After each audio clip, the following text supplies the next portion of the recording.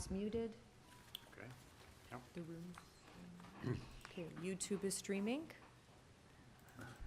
Okay, we're ready to go? Okay, great. Good afternoon, everyone, and welcome to the afternoon session of the Committee of Adjustment. I've got a bit of a lengthy presentation or introduction to make, but I'll try to move that along as quickly as I can. So what does this committee do? What's its jurisdiction? I wanted you to know that we hear applications for variances from the provisions of the zoning bylaw that applies to property. Minor variances, in essence. And that's one of the things that we do most often. And we can also give permission to extend or alter lawful non-conforming uses, and we can consent to sever property, to divide property, to create new lots. And before we're proceeding any further, we wanted to make a land acknowledgement. We wanted to say that we acknowledge that the lands that we're meeting on here today is the traditional territory of many nations, including the Mississaugas of the Credit, the Anishinaabe, the Chippewa, the Haudenosaunee, and the Wendat peoples. And it's now home to many diverse First Nations, Inuit, and Métis peoples. We also acknowledge that Toronto is covered by Treaty 13 with the Mississaugas of the Credit. Committee of Adjustment hearings are now conducted in a hybrid fashion, in person, if you're here in person today, but also virtually. So people may be coming in by phone or may be coming in by WebEx, etc. So some applicants are going to make their submissions in person, and others will participate virtually by electronic means through WebEx, as I mentioned. And these proceedings are also going out on YouTube, on the Toronto City Planning YouTube channel. Those who want to participate virtually and have registered in advance, they'll be connecting with their computer or their smartphone or their telephone, and they have the option if they want to participate by video or audio only. What happens is that the people who are appearing virtually, they'll be muted on entry. When your item is called, you'll be unmuted by the moderator, one person at a time, and we ask that you also mute your devices until you're called on to speak. Sometimes we get a lot of reverberation. Those participating by video appearance will be temporarily upgraded to panelist when your item is being held. During this time, your camera will be enabled, but you'll only be visible during your 5-minute allotted speaking time. At all other times, if you're on video, it's going to be disabled. For both in-person and virtual participants, Committee of Adjustment staff will share presentations that have been submitted in accordance with a written deadline. Those who are participating through WebEx are not allowed to use share screen or any other panelist control during a video appearance. The host will remove you from the panelist role if you fail to respect this instruction. All right, how do you receive a copy of the decision that committee makes today? People attending today who want to receive a copy of the decision must fill out a decision request form, and those participating virtually need to submit a written request for a decision by email. So please ensure that you include your name, address, and your email address, because this Committee of Adjustment will be sending out, and the Toronto Local Appeal Body will be sending out notifications and appeal updates by email.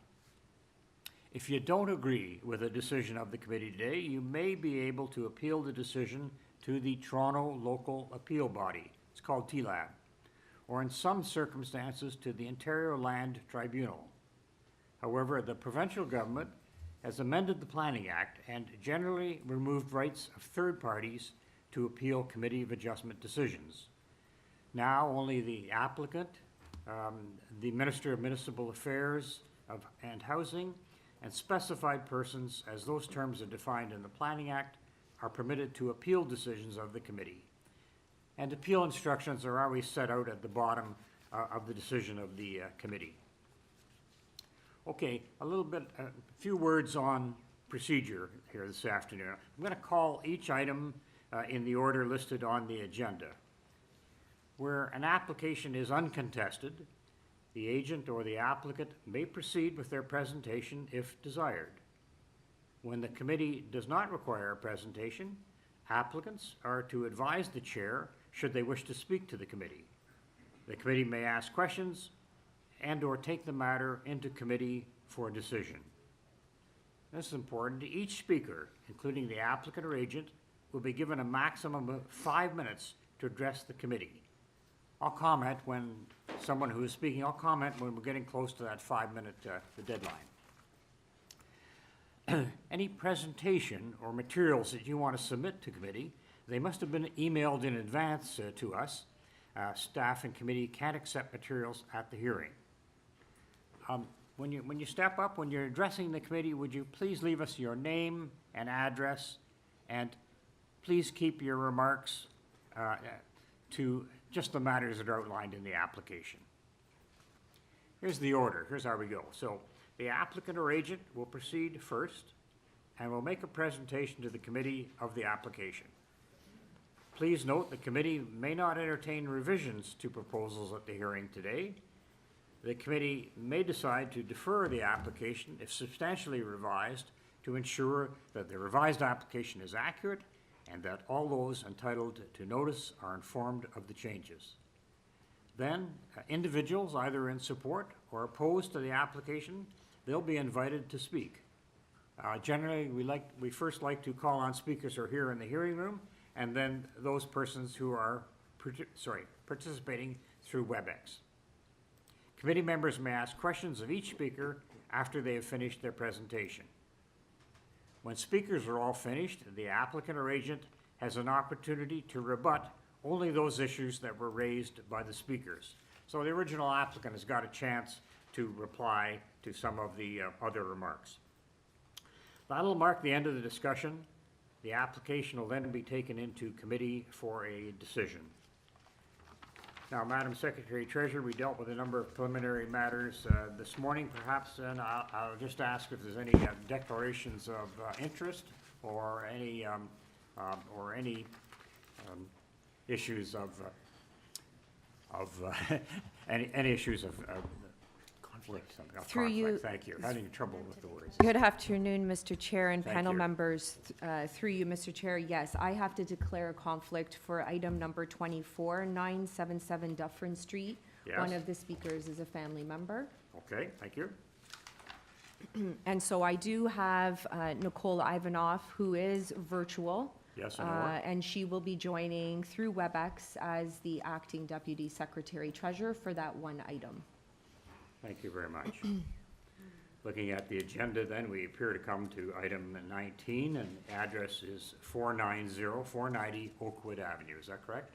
Yes, through you, Mr. Chair, there is a request for deferral on item number 28, but we cannot deal with that until after 3:30 this afternoon. I So, yes, we can proceed with item number 19 at this time. Thanks very much then for that reminder.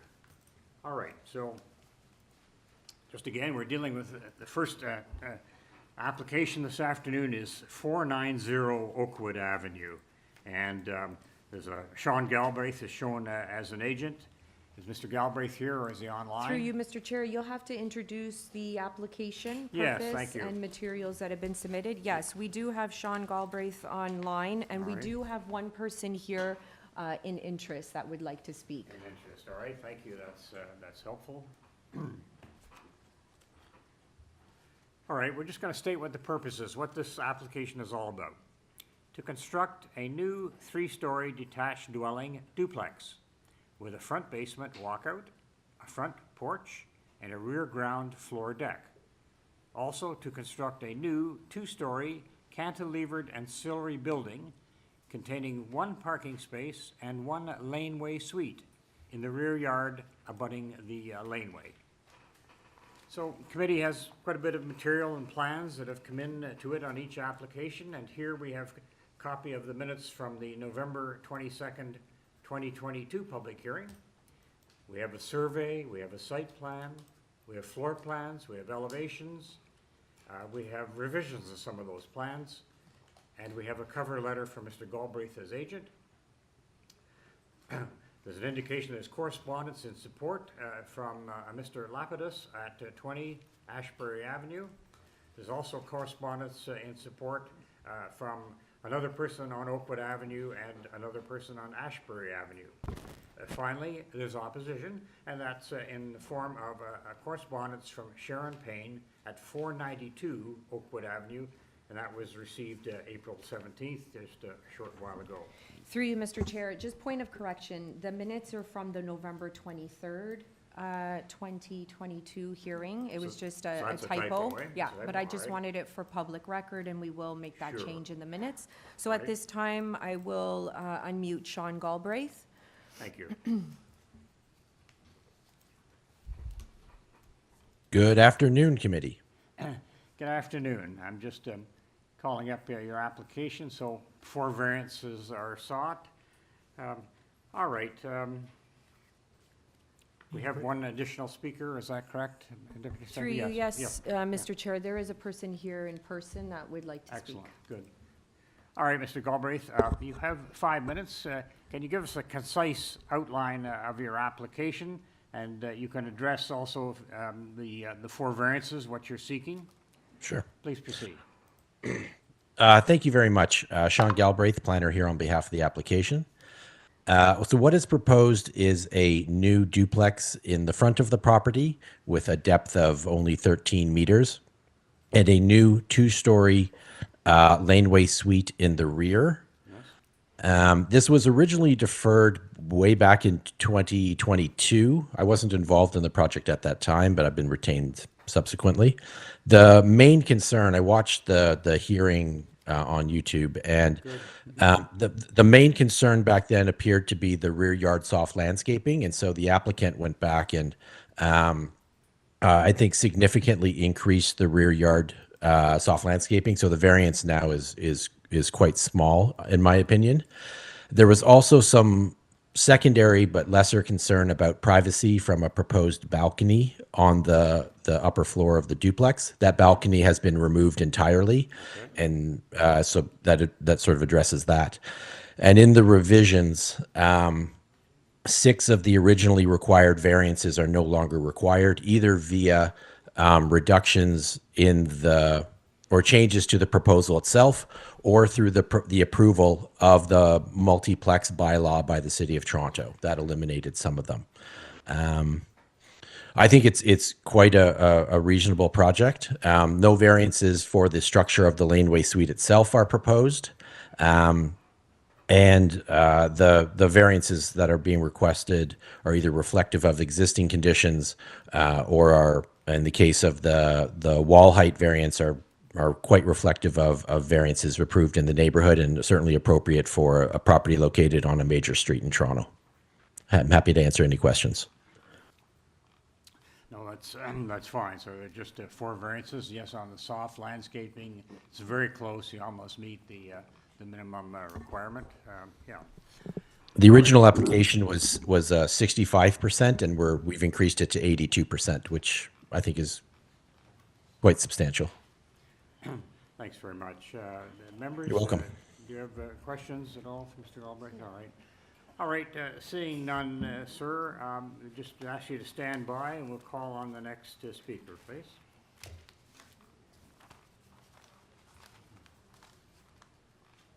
I'm sorry. Hi. Good afternoon, sir. Good afternoon. Nice I'm to see- Antonio Coutinho. All right, nice to see I'm some. living on the 486 Rockwood, neighbor from the 490. Okay, So yes. on the proposal, what we have in here, what they like to be done, or the principal on the garage, I'm against of this, because they they cannot, for me, you have no reason to be done nothing. Only put a creation there to put pigeons there to make a nest, that's it. On the house, Yes, just speak more slowly. So you're opposed to the application, that's, yes. Is that the correct? application. Yeah. Well, I'm, okay, the application, I can say what they have to do in the house. Okay, on the house, if the property name, the owner, what they're going to let the project done, if we have intentions, when they have this done, if lives in there, I'm in favor of that. If it's not be lived in there, I'm against that. That's it. Okay, all right. And why mostly are you against it? Does it affect you in some way? No. Okay, all right. Members, are there any questions for this gentleman? Yes, oh, Sir, I'm sorry, I apologize, it's me, and my hearing's not that good. When you, I didn't hear very well. you can't hear very well, so you and I are on the same page. Could I just ask you to repeat your major concern for me? Yeah, okay. Okay, where did it start, on the house or the garage?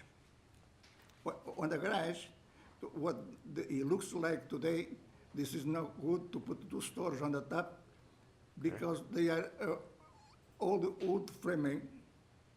And then where these people were going to live in there, were going to access to the driveway. Okay. On the house, I know no question to that. All what I say, if the property owner and the developer, if we're going to live in there after the project is done, I accept that. If it's not their intentions to reside in there on this property, I'm against this. Okay, I understand, thank you. Do you guys, yeah, any further? thank you very much. Thank you, sir. You're welcome. Any questions?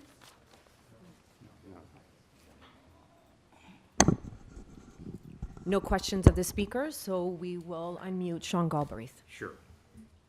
All right. Back to the agent applicant, yeah.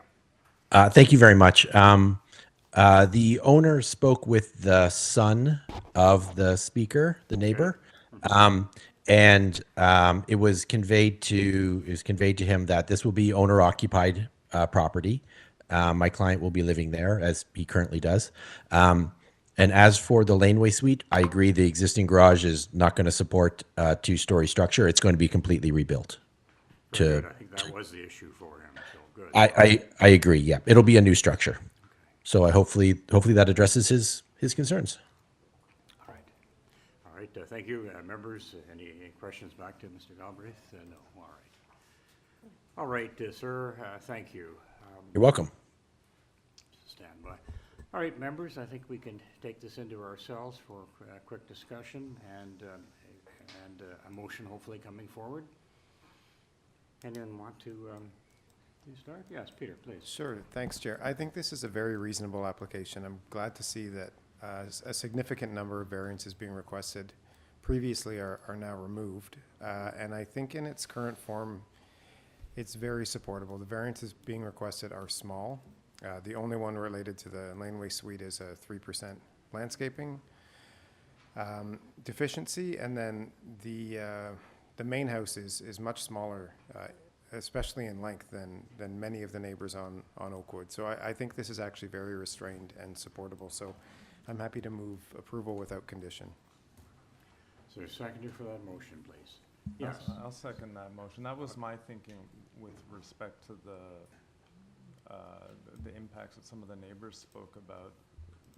I don't really see them as that significant because of the length of the house. It's not going to have as great an impact on the backyard use, let's say, of the adjoining neighbors. So I think it's a supportable application.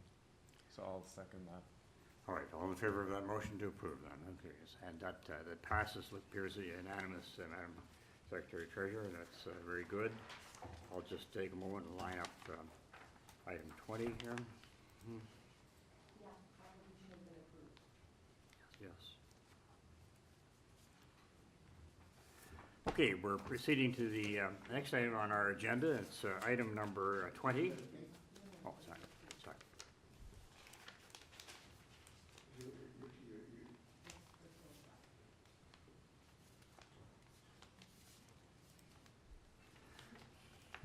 All right, so we're turning our attention to 1438 to 1440 Queen Street West. Here's the purpose of this application: to alter the existing 2-story mixed-use building containing retail space on the ground floor and 4 residential dwelling units on the 2nd story by constructing a rear 2nd-story addition and a complete 3rd-story addition. The existing retail space will be maintained and unaltered. There'll be a total of 16 residential dwelling units on the second and third stories of the altered building. Here's what committee has before us, what we've received, what communications. We have copies of the minutes from a February 28th, 2024 public hearing and materials. We have a plan of survey, site plan, floor plans, and elevations. We have a revised set of those plans. We have email correspondence from the agent. We have a rental housing demolition and conversion declaration form that was received on March 15th. And we have 4 photographs of the neighbor's property. In terms of agencies, and people that have corresponded with us, we have email correspondence from Transportation Services, and we have staff reports from the Heritage Planning section of the city, and we also have the Community Planning report. We note in opposition, there's correspondence from a Ms. Stone at 4 West Lodge Avenue. We also have correspondence in opposition from Harvey Wise, who lives at 34 Harden Crescent. Yes, all right. Those are the matters that we have before us. Through you, Mr. Chair, we do have the agent online as well as 3 registered speakers. Yes, thank you. Okay, so at this time, we will unmute Joseph. Hi, Mr. Battaglia, are you online? Yes, it's Joe Battaglia, 1050 McNichol Avenue, Unit 14, Scarborough. Okay, thank you. All right. Well, as our speakers for and against on this, you have 5 minutes, sir. Let's say in a concise way, just kind of outline what your proposal is about, and you can also discuss the variances that you're asking for from committee. We're adding a story to this existing building on Queen Street, and we're adding to the back and a second and a top-off story as well, going all the way from front to back. You've already read the number of units and what we're planning to do, and you have the drawings. I really don't have anything other than the possibility of answering questions as best as I can, if there are any. Last time we were here, we were in the process of getting a motion for it, but it was pointed out that this may be a concern of the Heritage Department. We communicated with the Heritage Department, and we were told that they have no issues with our design. So that that was the only real hurdle that was blocking this from probably making a decision in committee. So you're saying there's no heritage permit that you have to seek here then, is that right? No. Okay, all right. Just looking at your variances, there's I note that the altered building is going to penetrate the angular plane. That's always of interest to committee members. Can you tell us why that is the case here, and that also may relate to, I guess, adjoining buildings. So you're not able to keep a 45-degree angular plane here. We may be able to slope the last unit, slope the walls to try to avoid it, but that's not our desire. We can concede that. Okay, all right. Members, any questions for this applicant? Yes? No? All right. Through you, Mr. Chair, at this time, we'll unmute Tamara Stone. Thank you. Hi, Tamara, you've been unmuted. Hello, can you hear me? A little bit louder. I do not. Hi, Ms. Stone, can you speak up just a little more, please? I will try. I audio settings, microphone volume. How about now? Better, much better, thank you. Excellent. Okay, great. Yes. So I'll try and be brief. Thank you very much for the opportunity to take part in this process. I'm speaking in opposition to this proposal for the first two issues. One is the setback from the lot line at back, which is a minor issue. Second, the portrait on the angular plane. If I can ask you to get to bring up presentation number 2, I'll show you. And as they're doing it, I'm just going to interrupt for a second, and Stone, I should have asked you sort of for your full name and address, so we have that for the record. And Sorry, Tona Stone, number 4, West Lodge Avenue. for So West directly to the north across the alley from the proposed building. That's helpful. Okay, please proceed. You were asking that a certain page be brought up. Yes, presentation number 2, Okay. my name on it, which arrived yesterday. Okay. Must be in our supplementary material. All right. Yeah. Oh, yes, it's a late arrival. Sorry, it's a late arrival. Yes. Okay. And what points did you want to make? That's not mine. Just looking for it myself here.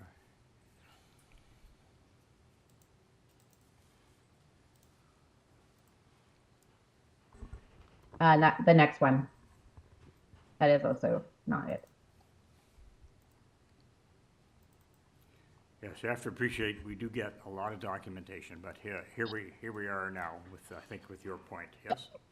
Here's the background. I live in number 4 West Lodge Avenue. It's been my home for more than 20 years. You can move on to the next slide. I just want to say, introduce that this is where I live. It doesn't look like much from the outside. Next slide, please. But this is the interior. So you can see from this image and the next one, if you move on, that there's a lot of sunlight that comes from the south into my yard and my home, all the length of the building. And, oh wait, yeah, okay. And so the 2/3 of the middle of the building are the length of my building run where the new development will be. So I think you've got the picture here. You can move on to the next slide. So it threatens to deprive me of the light to my home and garden through most of the year, spring, winter, and fall.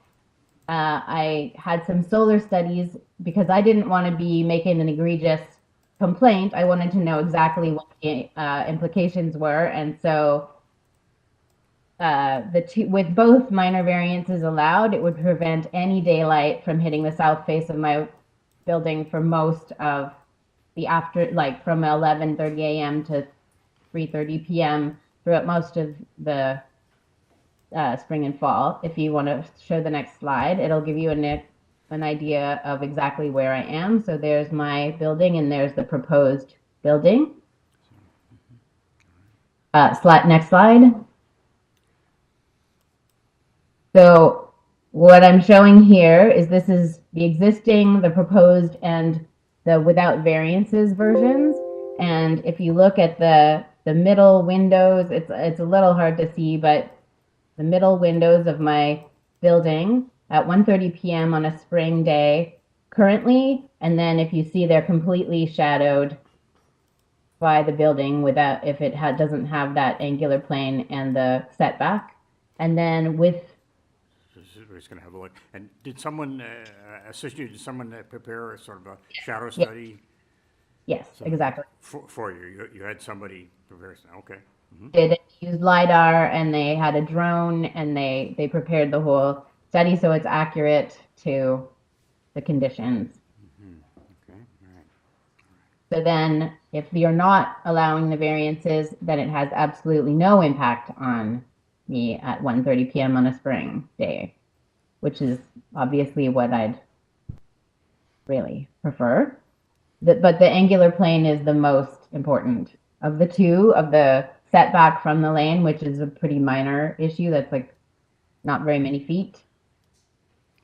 I don't know. Are you able to point to that? I don't know with the staff putting up these drawings? Which thing are you I- asking? You? Sorry. Yeah, hang on a sec, yeah. Yeah. We're just taking, oh, okay. Okay. Thanks, Miss. No, I just, yeah, wanting to know which drawing you were indicating. All right, okay. And any discussions with the applicant? Any way of modifying the situation? Well, the largest concern for me is that angular plane issue. Right. The setback is not so much of an issue. If you want to look at the next slide, that'll be 3:30 p.m. in the afternoon, where it's shadowing. The proposed building is shadowing a different area of my windows that are currently completely without shadow, and Okay. with neither variance agreed to, then it doesn't affect me whatsoever.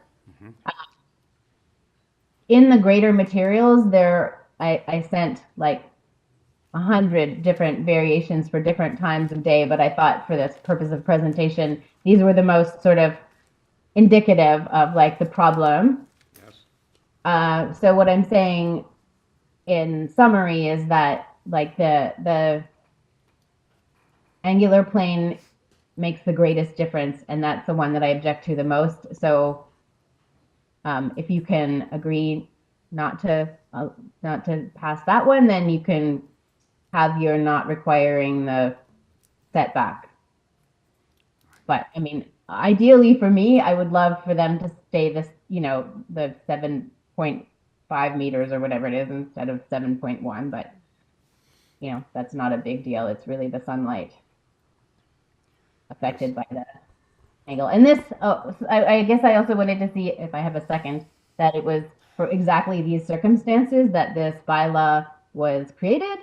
So I implore you to keep it enforced. And I don't believe it will economically disadvantage the developer in any way to have to adhere to this bylaw. So I don't find any reason to grant this variance. All right, thank you very much. Members, are there questions? No? Through you, Mr. Chair, we'll unmute the resident at 1438 Queen Street West. All right, thank you, Ms. Stone. Thank you.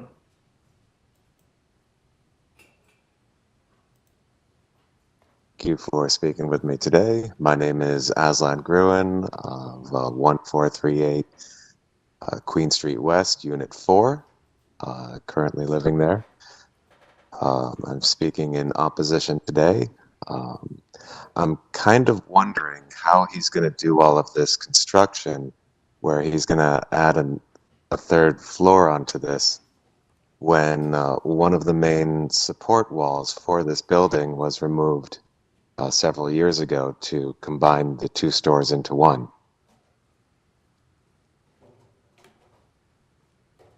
And I would wonder about the safety of the structure with an extra floor on it, given that the main supporting wall has been removed previously. I was also trying to make sense of the east side on the third floor where there is a window of the east side adjoining building, if that would be blocked by the current plans of the construction, because it looks like it would just butt up to the existing building on the third level on the east side. All right, anything further on that?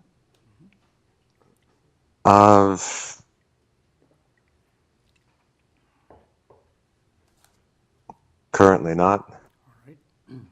All right, thank you, sir. I'm just going to ask if there are any questions from members of the panel.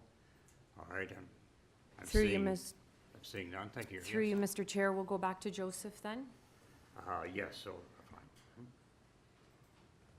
fine. Hi, Joseph. Yes, sir. So we're back to you as agent, and you've heard those comments, so could you reply to Yes. those, please? I looked at the shadow study. I just want to know if we can put up the picture of the adjacent building in the lane there to see the relationship between the existing, our existing, and that one. Can we put that up on the screen? There was a picture of the adjacent building with the big fence on the roof.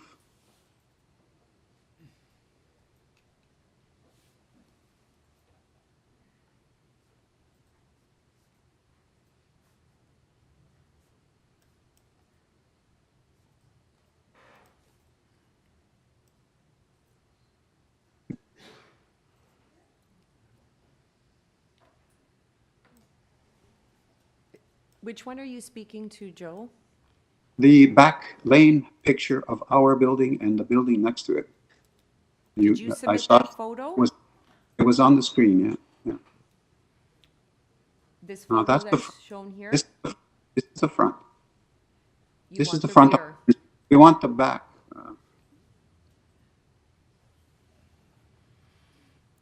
Okay.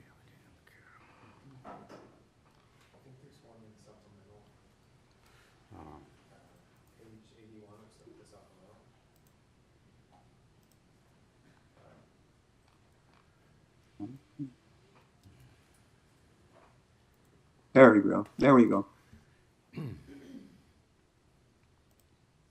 All right. What this shows is the height of the adjacent building. Adding a story would take us to the top of this fence, which already is right on the lane. So conceivably, we can slope the roof a little bit. That is to say, the actual floor would have a lower wall at the end of that last unit at an angle. And so our building would be flush with this. And if you look at the shadow study that she has, they maybe purposefully set the building at the same at a lower height than ours is going to be, so that it looks like that she's going to get a lot more shadow than is probably going to happen. Now the sun shines in the afternoon directly above our heads, so the shadow distance from the back wall shining down, she says 1 o'clock, would probably not be as much as indicated on her study. And on top of that if they set our roof higher than it was, then obviously she's going to get a different answer than what is actually going to happen. In any case, as I said at the beginning, we can try to slope the last unit wall so that we don't block too much of her sunlight, if any. So if that's okay, for that one, we can proceed with adding that as a condition. The other thing that this fellow mentioned is the structural aspect of the removing the wall, and that is handled in the building department. We have to make sure that, and the building department has to make sure that any structure will be able to be supportable. It's not the Committee of Adjustments duty to make sure that it complies with the building code. So, which is what we will try to do if we had to add columns. The wall was removed and replaced by columns and a beam. So it was possible to remove that wall without damaging the structure of the building. So it was done a while ago, and it's still standing. So when we add another floor, we will also have to make some structural modifications in order for it to be possible to do it. I believe I've answered both questions of each of these objectives. Joseph, just for my clarification, just so I understand, the picture that's up on the screen at the moment, sorry, is that the back of your building? Or, The back, that's not the back of my building, that's the Okay. back of the next door building. My back is where the stairs is, that steel stairs. I you see the stairs, yes? But we would be roughly flush with this in terms of height. I see. Whereas if you look at the shadow study, they've actually put the adjacent buildings as being lower in height than ours. So Sure. that's all I can say. If you look at it, you see that the building looks like it's lower than ours. Okay, than ours. sir, Yeah. You see how, sir, you've indicated an interest or at least a willingness to Yeah. angle your rear third story. Yeah. If you were to do that, would you still need variance number 2? I think the variance has to do with the setback.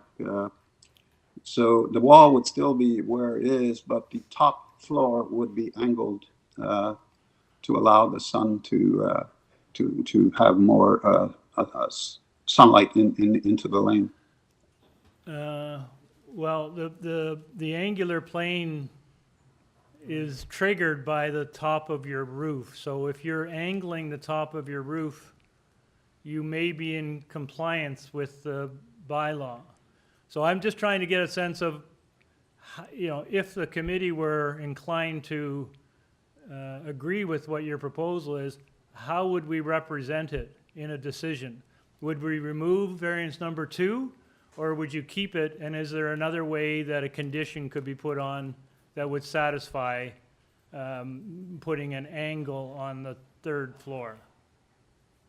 Well, you're right. That would be removed by saying that we will follow the angular plane as indicated on the elevation. So you'll see we still have 2 feet 7 or so from the end of the wall, so that the interior of that room will be just slightly angled. The wall will be slightly angled. Okay, So so you're asking to have variance number 2 removed?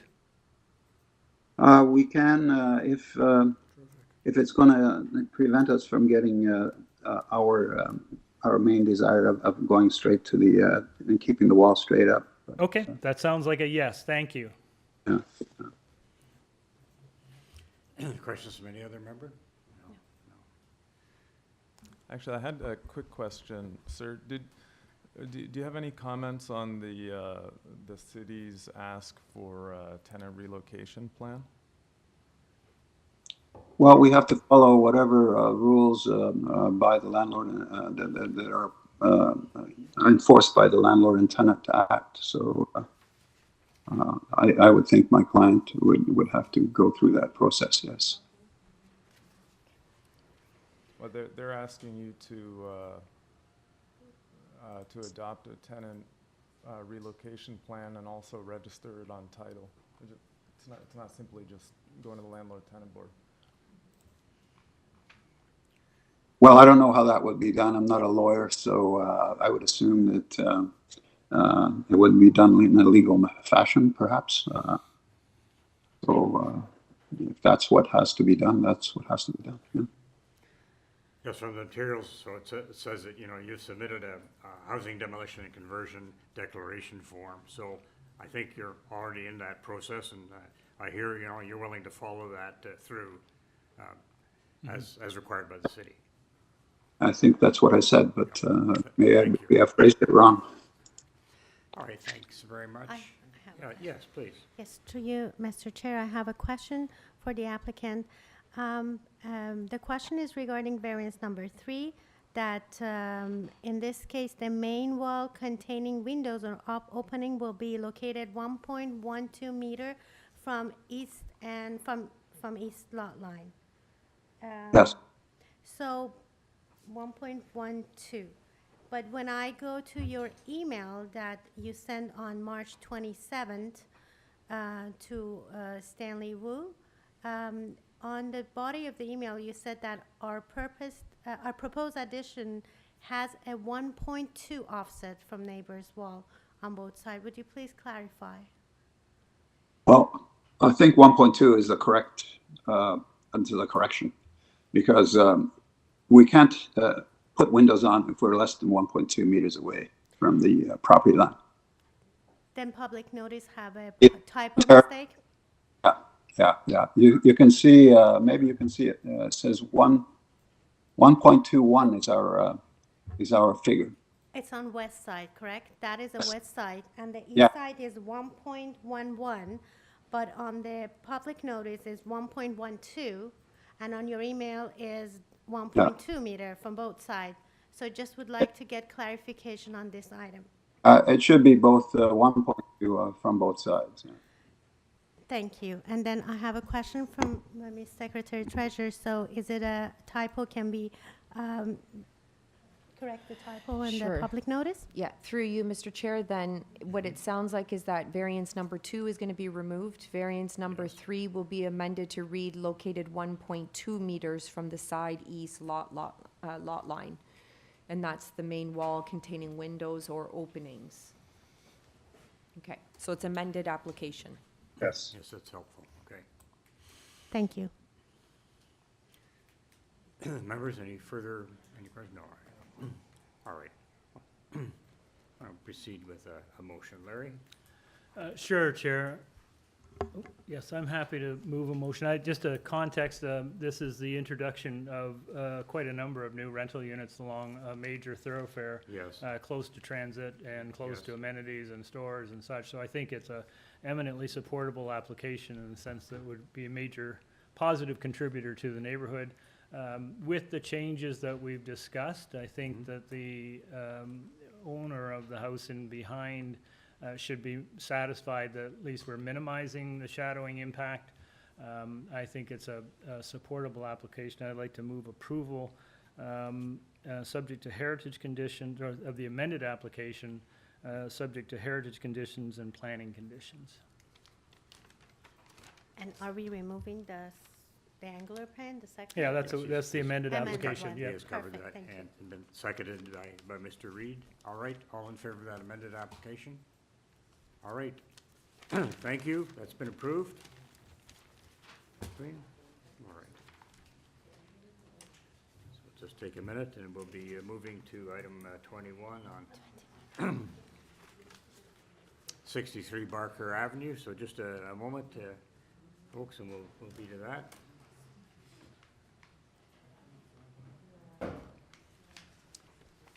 Hello? I guess we just need a staff moment for a moment.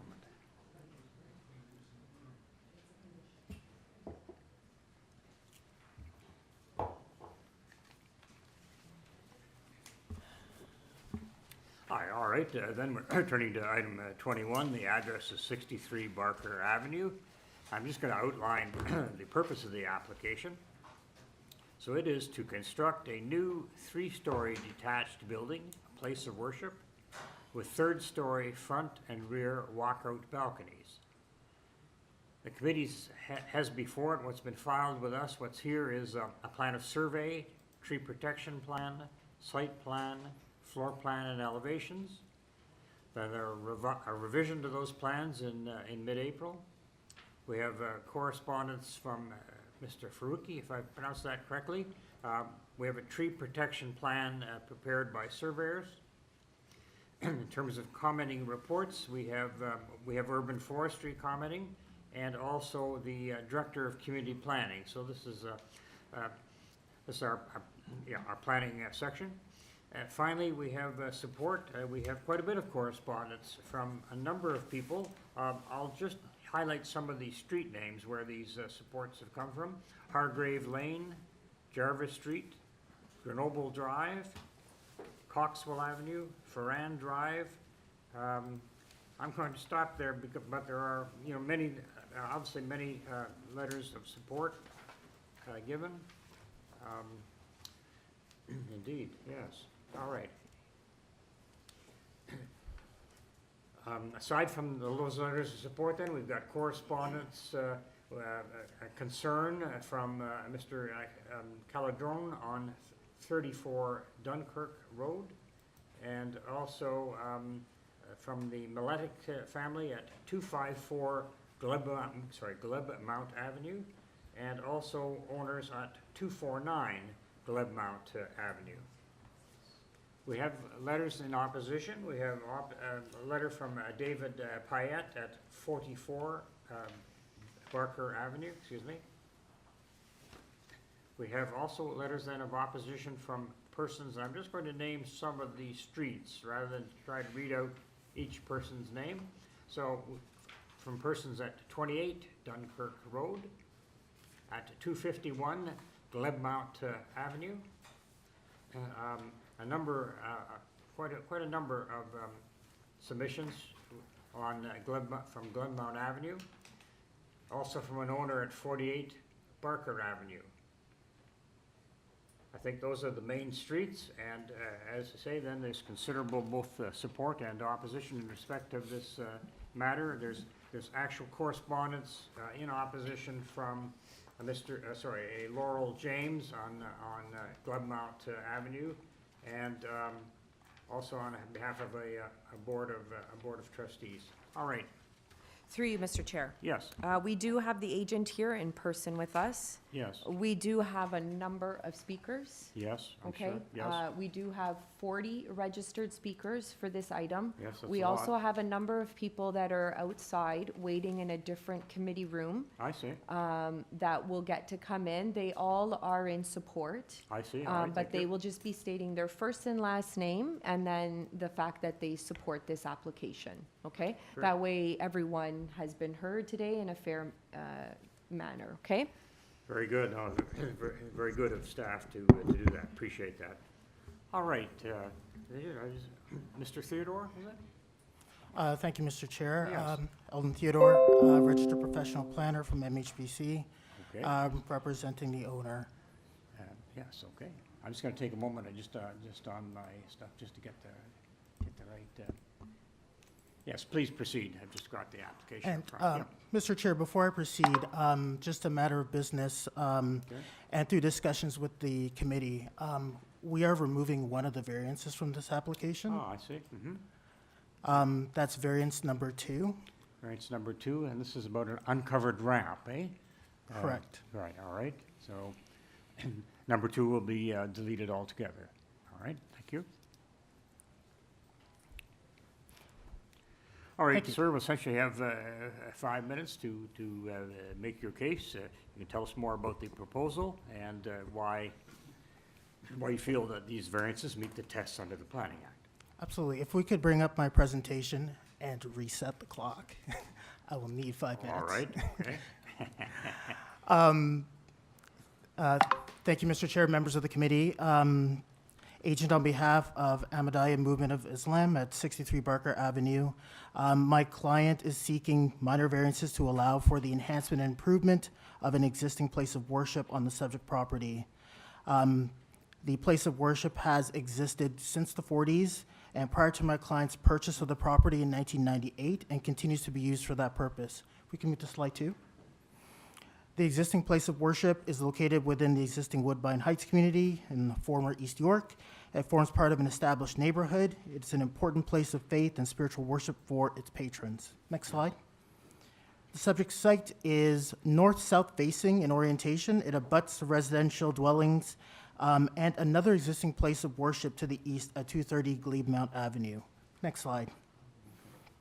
So my client is looking to improve their place of worship to serve the existing patrons and adding new upgraded options and functions, including dining area, multipurpose room, library, prayer area.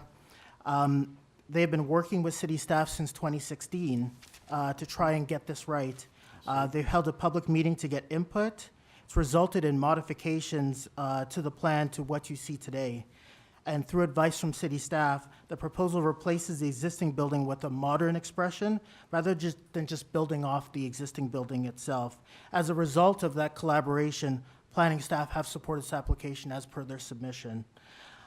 Because the place of worship exists today, most of the variances generally recognize the existing condition, and this is what this chart here shares.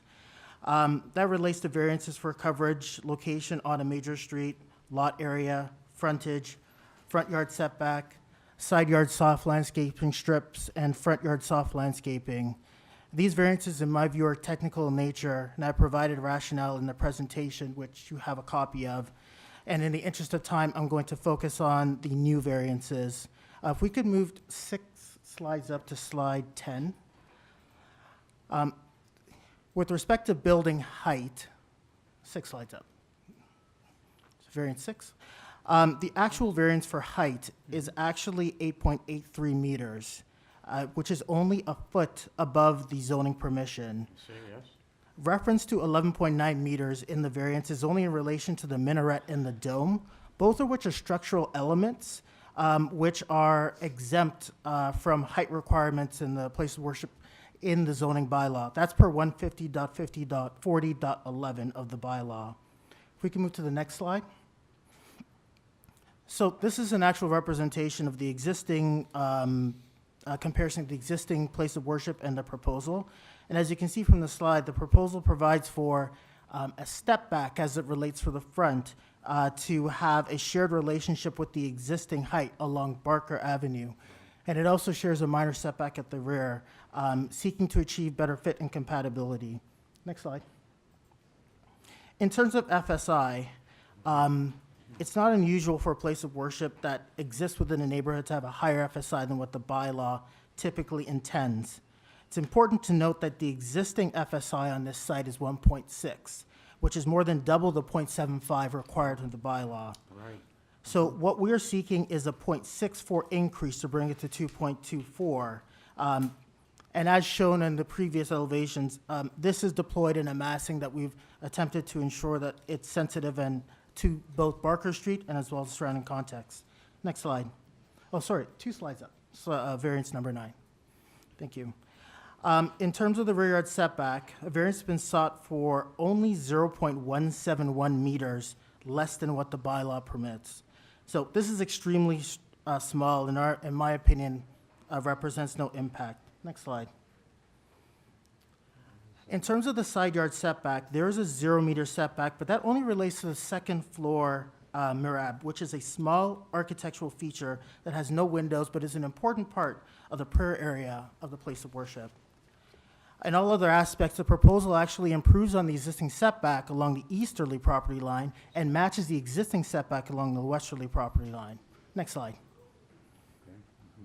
And last, with respect to the platforms and decks encroachments, what I'll note is that as it relates to the it relates to the staircase, it's only a 0.4 meter increase in terms of encroachment. And as it relates to the platform, the building has been designed with screens built in both at the front and at the rear. So concerns over privacy and overlook relative to side yard encroachments have been mitigated as it relates to that. So just quickly in conclusion, Thank you. we have a positive staff report. In my opinion, this application meets the 4 tests. The variances are reasonable and they represent good planning. I'm happy to answer any questions you may have. Chair, and Yes. I know we have an awful lot of speakers here, so we'll probably come up, but I want to get something I understand right off the bat. Most places of worship function in other ways for the community, provide meeting space, other sort of thing. So it's not just Sunday mornings or whatever day is important religiously. Do you have any sense of what the use of this facility, like when and how much, how intense the use will be of this facility? Through you, Mr. Chair, I'm probably not the best person to answer the specific function. I know there will be Is there someone that will be speaking to us and be able to deal with speaking. that? Okay, that's helpful. Okay, that's probably what I'm mostly interested in. The second thing is just about what are the parking aspects with respect to the site. It appears there's no on-site parking.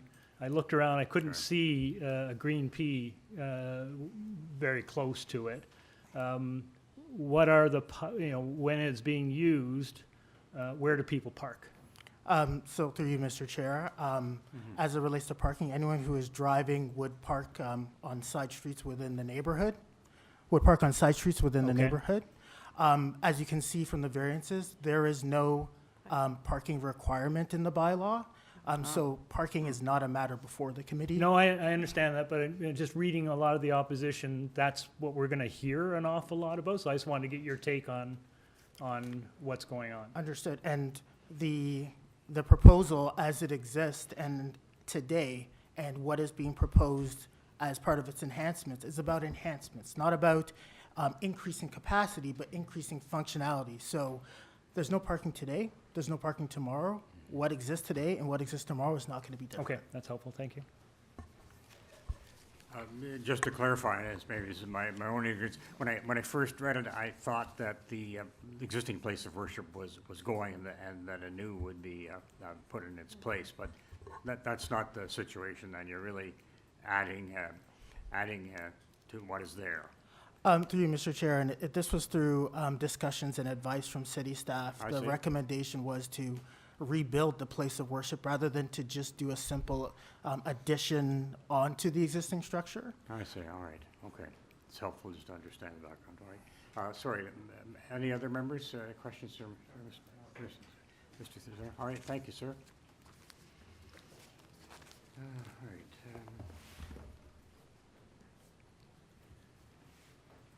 Through you, Mr. Chair, at this time, we're gonna have those that are waiting outside I see, yes. come in. All right. They will state their first and last name, Okay. where they reside, and that they support this application.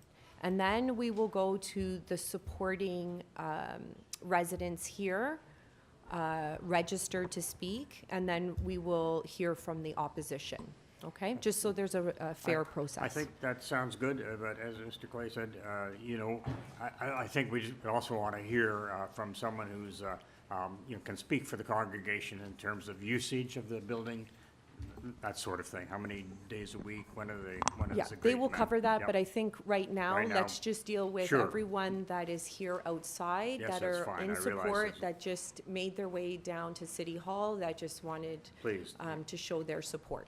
terrific, thank you very much.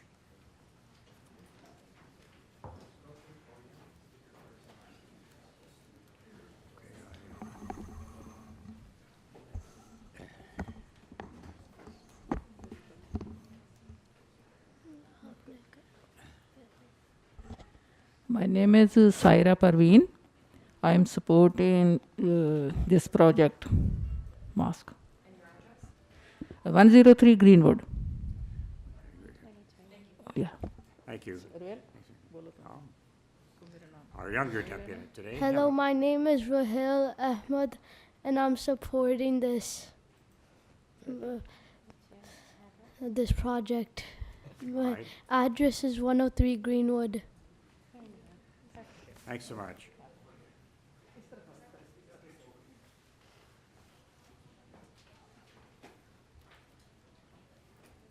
Hi, my name is Anya Ahmed. I support this. My name is Anya Ahmed. Yes. I support this project, and my address is 103 Greenwood Avenue. Thank you.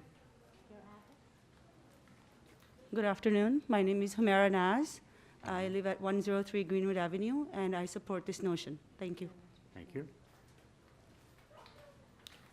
Good afternoon. My name is Sajida Afzal. I support this project. Yeah, 434 Lumsden Avenue. Thank you. My name is Zahida Chowdhury. I'm living at 434 Lumsden Avenue. I fully support this application. Thank you. I'm Parveen Akhtar. My address is 17 Jinnah Court, and I am supporting this project. Thank you. Thank you. Hi, my name is Asma Iram. My address is 54 Jones Avenue, apartment 3, and I'm here in support of the mosque project. Thank you. My name is Aziza Raja. I'm living in the 29 Redwood Avenue. I'm supporting this project. Thank you. I am Bushra Begum, and I very much support for this project and pray from. And your address, miss? Address. Say. Street address, miss? Oh, my sister. Hello. My first name Amtul, my last name Shaheen. I am living 96 Binswood Avenue. I strongly support to this project. Thank you. Hello, my name is Kalsoom Akhtar. My address is 106A Newland Avenue, Toronto, Ontario, M1LIS2. Hi, my name is Sadia, and I'm from Toronto, so I support this project. My address is 106A Newlands Avenue, M1L1S2. Hi, my name is Rehanna Ghazal. I'm from 26 Watson Street, and I'm in support of this project. Thank you. My name is Rizwana Maqsood, 265 Main Street, postal code M4C4X3, and I am support this project.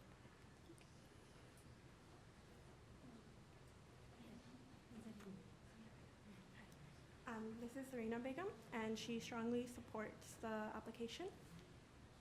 Address? 3 Coxwell, 330. 330 Coxwell Avenue. In Coxwell, yes? My name is Neelam, Humaira Neelam. My address, Coxwell, 330. Hi, my name is Samreen Maqsood. My address is 265 Main Street, and I strongly support this application. Thank you. Thank you. Hi, my name is Zakira Begum, and I strongly support this project. Thank you. And your address, please? 54 Jones Avenue. Thank you very much. No Jones Avenue. Thank you. Hi, my name is Maha Munawar. I strongly support this project. We love it. 53 Monroe Street, close to Queen and Broadview. Banks Drive. I support it. And what's your name? Sarman. Sarman. Sarman, yeah. Thank you, Sarman. This way, this way. This is Nabila Chaudhry, 15 Brookbanks Drive, and I strongly support this project. Name is Malika Parveen, 15 Brookbank Drive. I support this project. My name is Raida Nassar. My address is 26 Thornycliffe Park Drive. I am strongly support this project and application. Thank you. Hi, my name is Raisa Ahmed. I live in 126 Cleanside Road. I am supporting this project. Thank you. Hi, my name is Shumaila Rizwan. My address is 14 Pinebrook Avenue, and I am fully support this application. Thank you. Hi, my name is Rahat Parveen. So I am from 17004 Victoria Park Avenue. So I am supporting this project. Thank you. I am Nusrat Abdul. My address 87 Farron Drive. The postal code M3C3Z2. I supported this project. Hi, my name is Amtul Shafi, and my address is 87 Farron Drive, and I strongly support this application. Hi, my name is Amtul Mateen, 279 Jarvis is my address, and I strongly support this application. Thank you. My name is Myra Badra. I live at 106A Newlands Avenue, and I support this project. Hi, my name is Rashda Akmal, and my address is 63 Cleanside Road, and I am supporting for this project.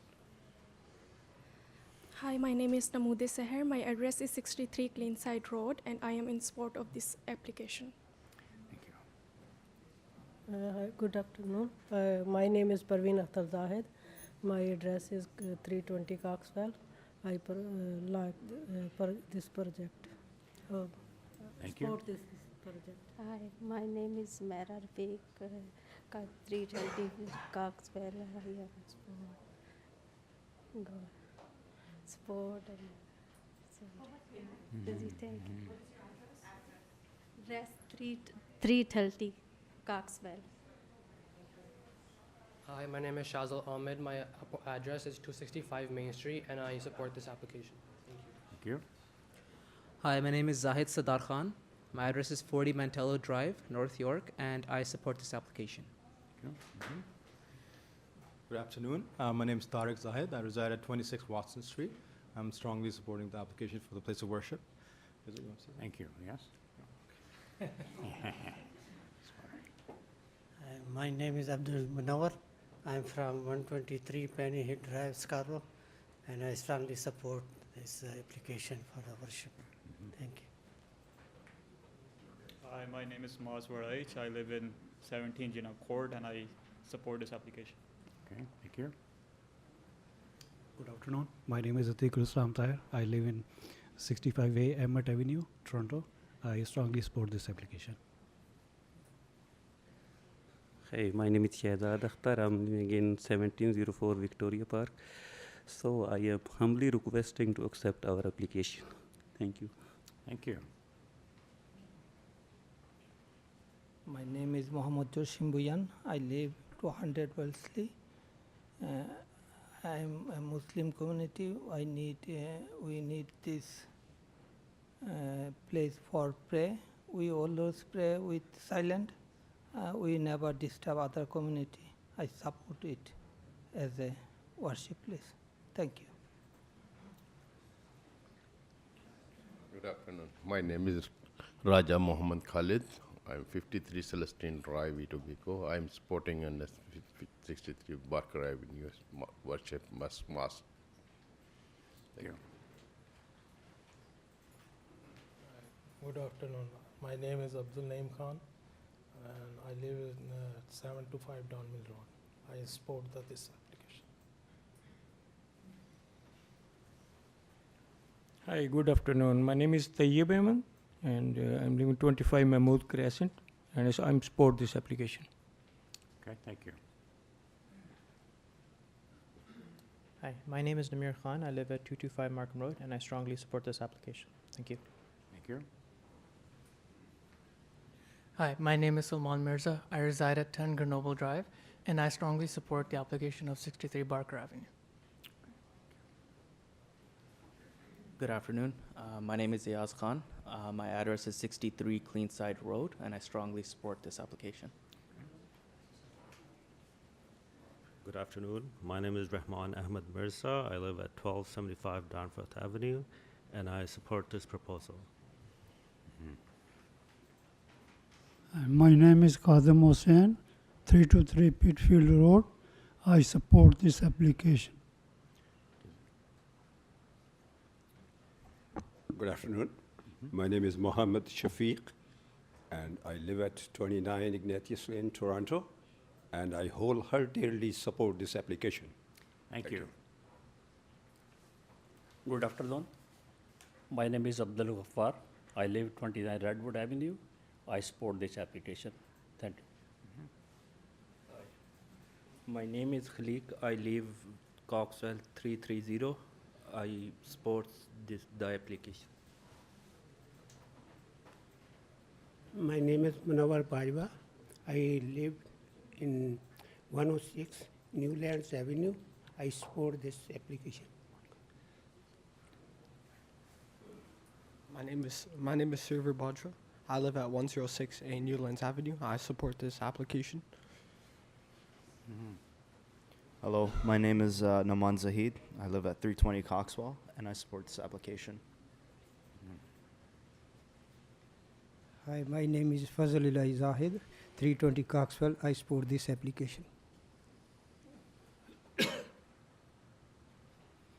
Good afternoon. My name is Syed Ahmed, 15 Brookbend Drive. I support this motion for mosque. Thank you. My name is Mirza Abdul Aziz. I support these applications living at Islington Avenue. Sorry? 703 Islington Avenue. My name is Ali Zulfikar, support the application, and 2123 Land Heights Drive. I am Syed Ahmed.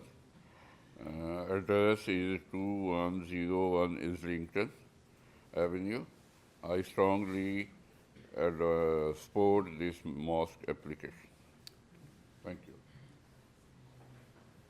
Mina Muhammad Latif, Gerard Street East, 1604 Gerard Street East. You support me. My name is Sohail Warich. I live on 103 Greenwood Avenue, and I support this. Syed Abdul, 151-270 Timberbank Boulevard, Scarborough, M1W to M1. I support for most. Good afternoon. My name is Kashif Ahmed, 126 Cleanside Road. I strongly support this plan.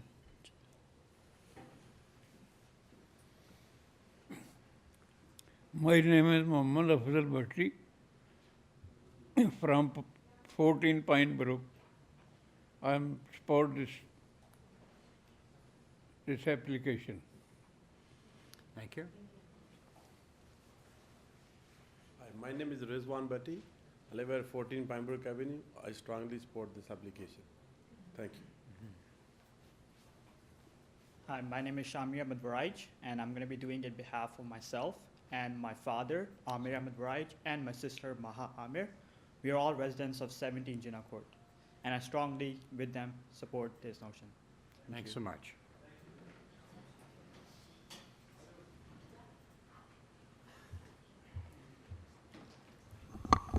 Through you, Mr. Chair. We will now start with all the registered speakers. Right.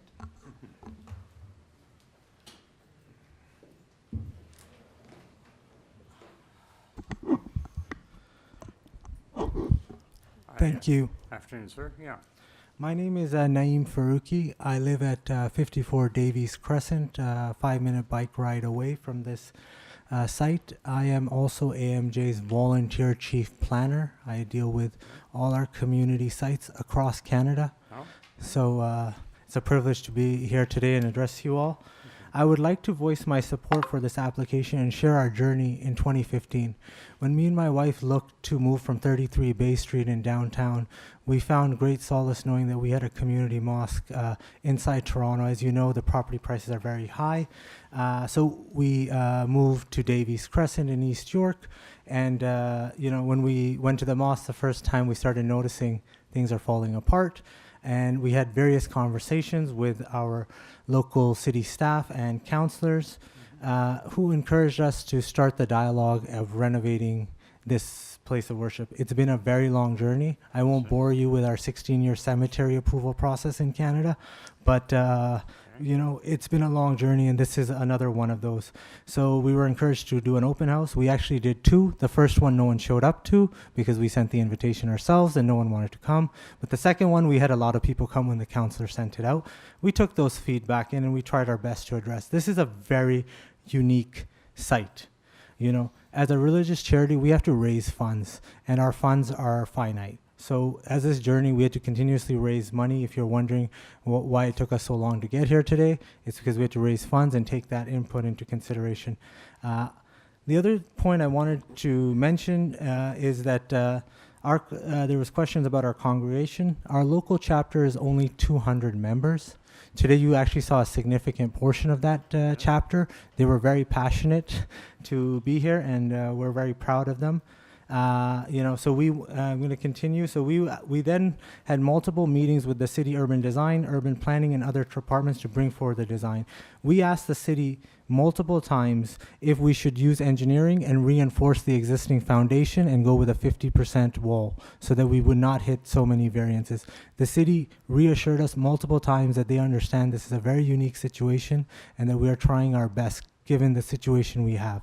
As you know, property prices in Toronto are very high, and that is why we're trying to redevelop. And to approve a place of worship in Toronto is a big challenge. This is a unique situation. So a majority of our variances, 3, 4, 5, 8, 12, 13, 14 are existing conditions, which our representative mentioned earlier.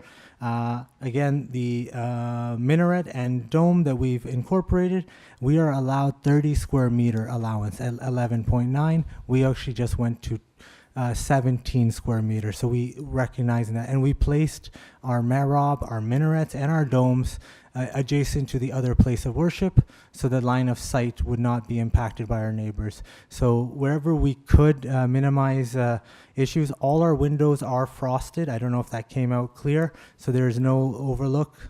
We just want natural light as we conduct our spiritual prayers.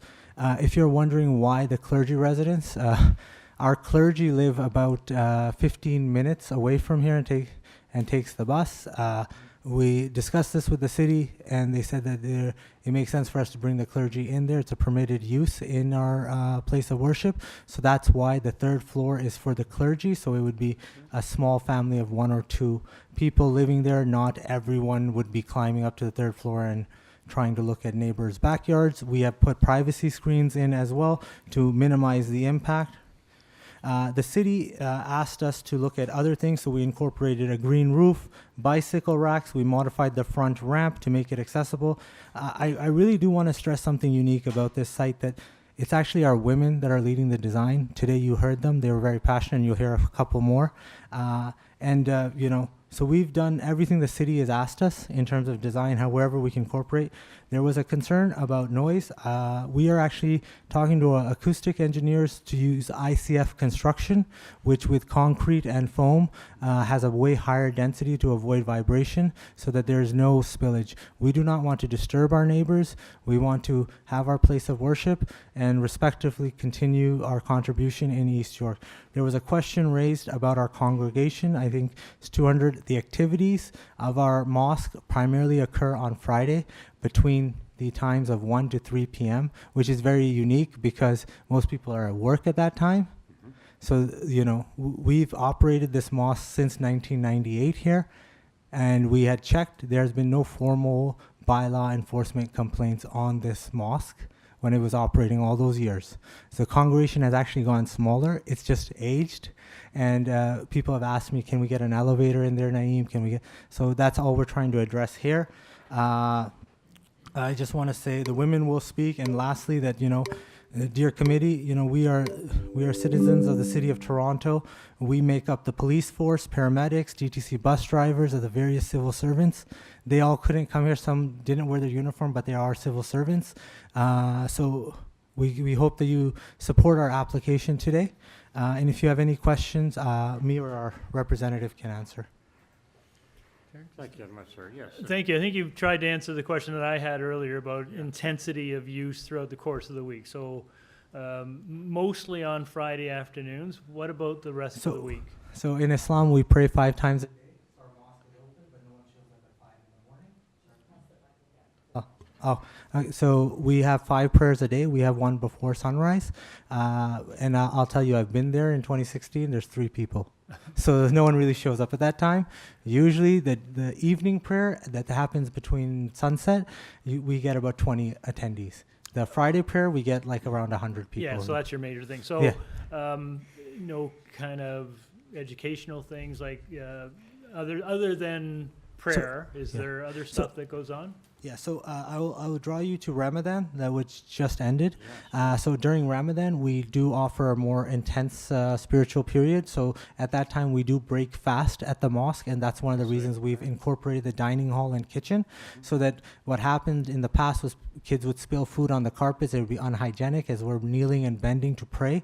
The space was not good for us, so that's why we separated that. So rest assured that the use of the mosque is for the same people. They're just using it differently from a programming standpoint. Thank you. That's very helpful. And your congregation, I take it, is drawn from all over Toronto and other than. No, it's drawn from East York. We do have the oddball people who come from the downtown core on Friday. So we have professionals that come in, and I've spoken to a few that have come. They usually take the TTC subway and then take the bus up to our spot because they don't commute into the city. So. Thank you. Other members? Any questions? All right. Thank you so much for your time and for explanation. Thank you.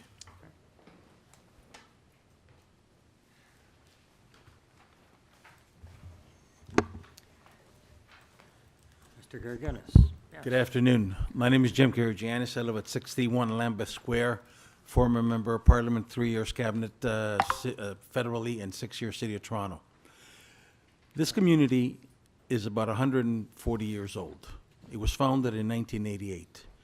There is the Old Testament, the New Testament, which is called the Bible, the Quran after that, and then Prophet Muhammad said, I'm going to be the last prophet and there's no prophet after me. Unfortunately or fortunately, in 1888, there was a fellow in Qadian, India, who said, I'm the new prophet. And since then, this particular Muslim community has grown to about 30 million around the world. There's not one country that's not prosecuting them. The only safe haven they got is in Canada, the US, UK. The rest of the countries where they're Islamic, they're being prosecuted because they say that they belong to this religion, that this new Messiah has come. This was a religious institution, and the people that are actually here today, they want to upgrade it because it's falling apart. There's going to be people that's going to be opposing to it, and people are going to speak against, in opposition regarding parking. Well, if all these people that were here today, I counted about 120, 130 people that came by, plus you got something like 300 petitions. If all these people that came here today were coming by car, the parking lot downstairs would be filled. I was the last person to come into this parking lot. The parking lot is empty. Most of these people bicycle or they take the bus. This location is one of the two locations that the community has in the east part of Toronto. There's one at Old Kingston Road and Morningside, and this other location. So the people that live downtown Toronto, plus East York, all the way to Scarborough, from this community have nowhere else to pray but here. This was de facto a former religious institution.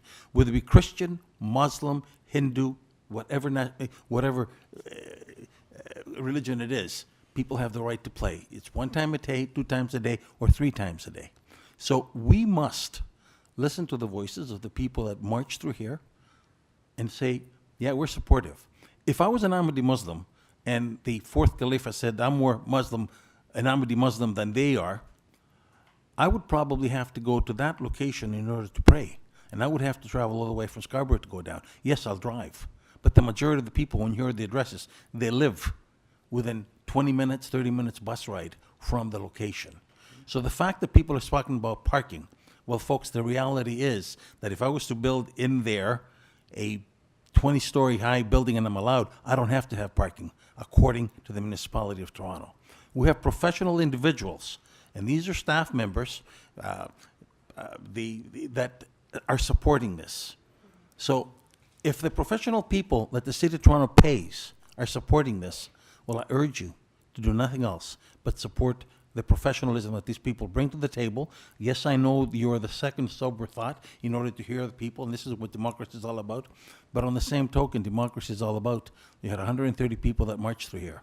If you wanted more, they would have brought out more. But these are all parishioners. They could have brought in 5,000 people. They could have brought in 10,000 people.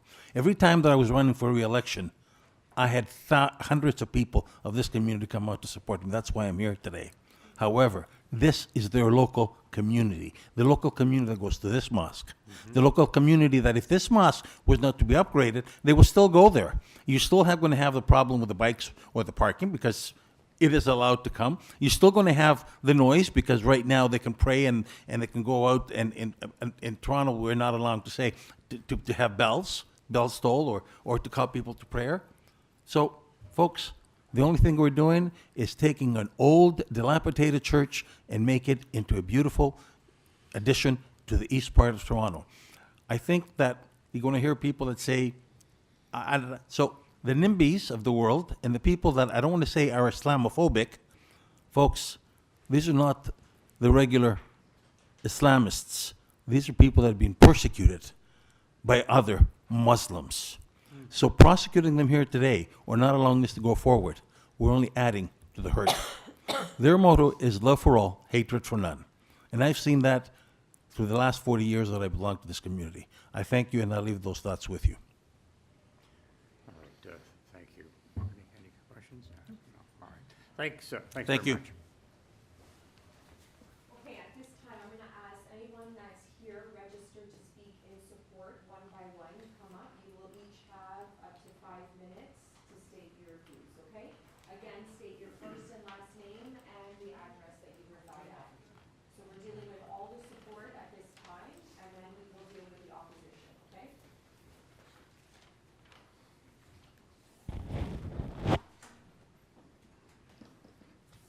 In the name of Allah, the gracious, the merciful, may peace and blessings of Allah be upon all of you. Good afternoon, everyone present here and those who are listening live. Thank you very much to the Committee of Adjustment for giving me the opportunity to speak to everyone today. My name is Nabila, and I live at 10 Grenoble Drive. As the former president of the Women Auxiliary at the mosque, I have witnessed firsthand the profound impact of the Bait al-Hanif Mosque on the community, which is located at 63 Walker Avenue. This impact especially on women, girls, and children, including my own children, my 19-year-old son, my 18-year-old daughter, and my youngest one, who is just 9 years old. Having volunteered for our community throughout my life, I understand the vital role our mosque plays in nurturing faith, fostering connections, and providing essential support. Having experienced life in countries like Middle East, where we had no financial challenges, but limitation to practice our religion, and in Pakistan, where building mosque was challenging, I chose to move to Canada with the belief that it's a welcoming place where we can openly practice our religion. The closure of our cherished mosque due to structural issues had been deeply distressing, particularly people like me, who see it as a beacon of hope, peace, and togetherness. The mosque isn't just a place of worship. My request to Committee of Adjustment is that this mosque is not just a place of worship. It's a sanctuary where my children and the children of our community members learn about their faith, connect with the peers, and develop essential values. Its closure has left a void not only in the life of my family, but many families in the surrounding community who all are listening to us right now. The impact on their spiritual and social development has led to escalation of mental health issues, especially in the seniors that you have seen right now. There had been certain concerns that were raised regarding the noise, and my colleague has already mentioned that the mosque has operated without any noise complaints in the past decades. And the presence of volunteers during gatherings is a testament of our mindfulness about the surroundings and our sense of community. I would like to point out here that this 63 Barker Avenue is not only a place of worship, but a hub where everyone from the surrounding community is welcomed. We do have arts and crafts activities, senior clubs. We do have educational programs where everybody from the surrounding community is welcome to attend. As a community, we're committed to maintaining harmony and contributing to the well-being of our neighborhood. I firmly believe that by fostering strong relationships with our neighbors and actively engaging in community initiatives, we can develop understanding and solidarity that benefits everyone. The restoration of Bait al-Hanif Mosque at 63 Barkan Avenue isn't about infrastructure. It's about restoring hope, resilience, and community spirit. I urge your support in granting permission for its rebuilding, as it's not just about the mosque, it's a symbol of inclusion, acceptance, and unity for people like me and those who attend the mosque on a regular basis. Thank you very much. Thank you. Are there any questions? Sorry. I think we're fine. Thanks very much for your presentation. Yeah. All right.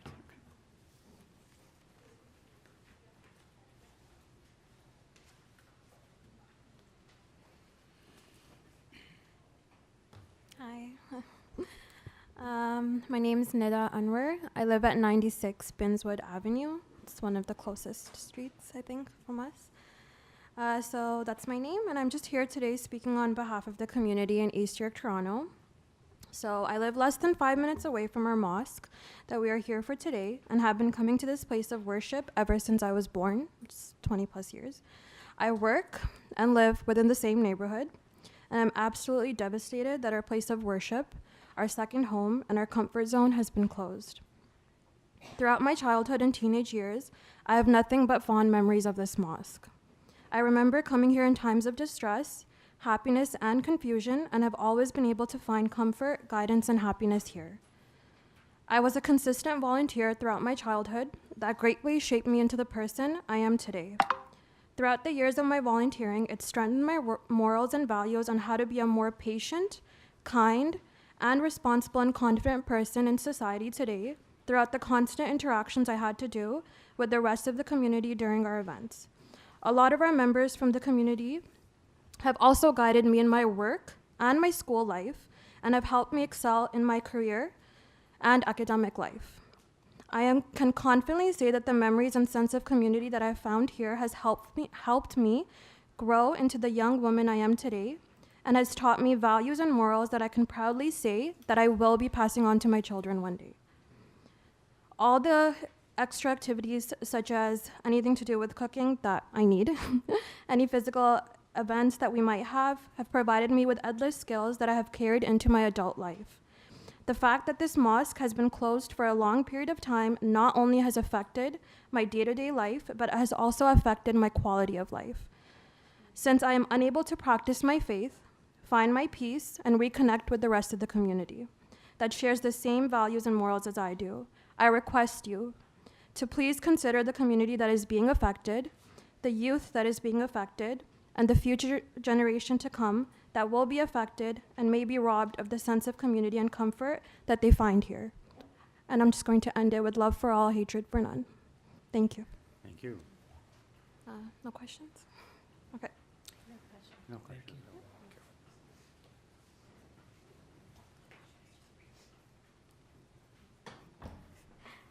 Good afternoon. My name is Zartashia Ahmed, and I live at 126 Cleanside Road. I would like to thank you for this opportunity that you have given us regarding this matter. As a member of this community, I am here to speak to you to stress the importance of why this mosque should be built. I have been going to this mosque for almost 18 years, and we have faced significant challenges with our current mosque, which has been closed for 3 years now. Barker Mosque has served as a spiritual and communal center for many years and has fallen to a state of disrepair, posing not only safety risks but also significant implications for our community's well-being. The mosque's structural deterioration has made it hazardous for congregational prayers and other religious gatherings. Visible signs of decay, such as wall cracks, roof damage, and foundation compromise, have emerged over time. These structural issues not only endanger worshippers but also diminish the sanctity and functionality of the mosque.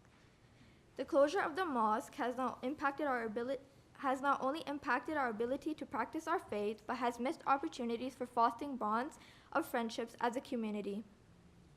Before the mosque being closed, the mosque served as a central gathering where individuals came together to worship, learn, and socialize. The mosque was a place where friendships were forged and bonds were strengthened through the same values and experiences. With the mosque now being closed, these valuable opportunities for community building and worship have been lost. The absence of regular congregational prayers, religious classes, and communal events has created a void in our life, leaving many feeling isolated and disconnected from their fellow community members. Personally, my connection with this mosque is that I have been volunteering with the local community for 6 years. It has made me the person who I am today, and it has impacted me deeply as I can no longer help on the same level. In the past, I worked with the younger members of the community, and I have seen it firsthand the way that the closure has impacted our children. It is difficult to engage with our younger members to help educate them about our faith and offer our support to them, and they miss out on valuable experiences within the community. As a member of our vibrant and diverse community, it is crucial to address this matter promptly. Reconstructing this mosque will not only restore a sacred place of worship, but also reaffirm our dedication to religious freedom and inclusivity. Moreover, a reconstructed mosque will symbolize hope and solidarity for many residents, nurturing a sense of unity and belonging that transcends culture and religious boundaries. We humbly request you to take this request into consideration and approve our application to rebuild our mosque that holds significant meaning to us. Thank you. Thank you, Ms. Thank you.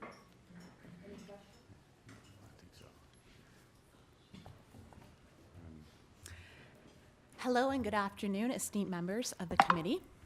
My name is Sharina Hussain, and I'm a resident of 54 Davies Crescent, a short 15-minute walk from 63 Barker, a walk that I fondly remember now that this place of worship is no longer functioning due to disrepair. I come to you in a different light. I'm a convert of this community.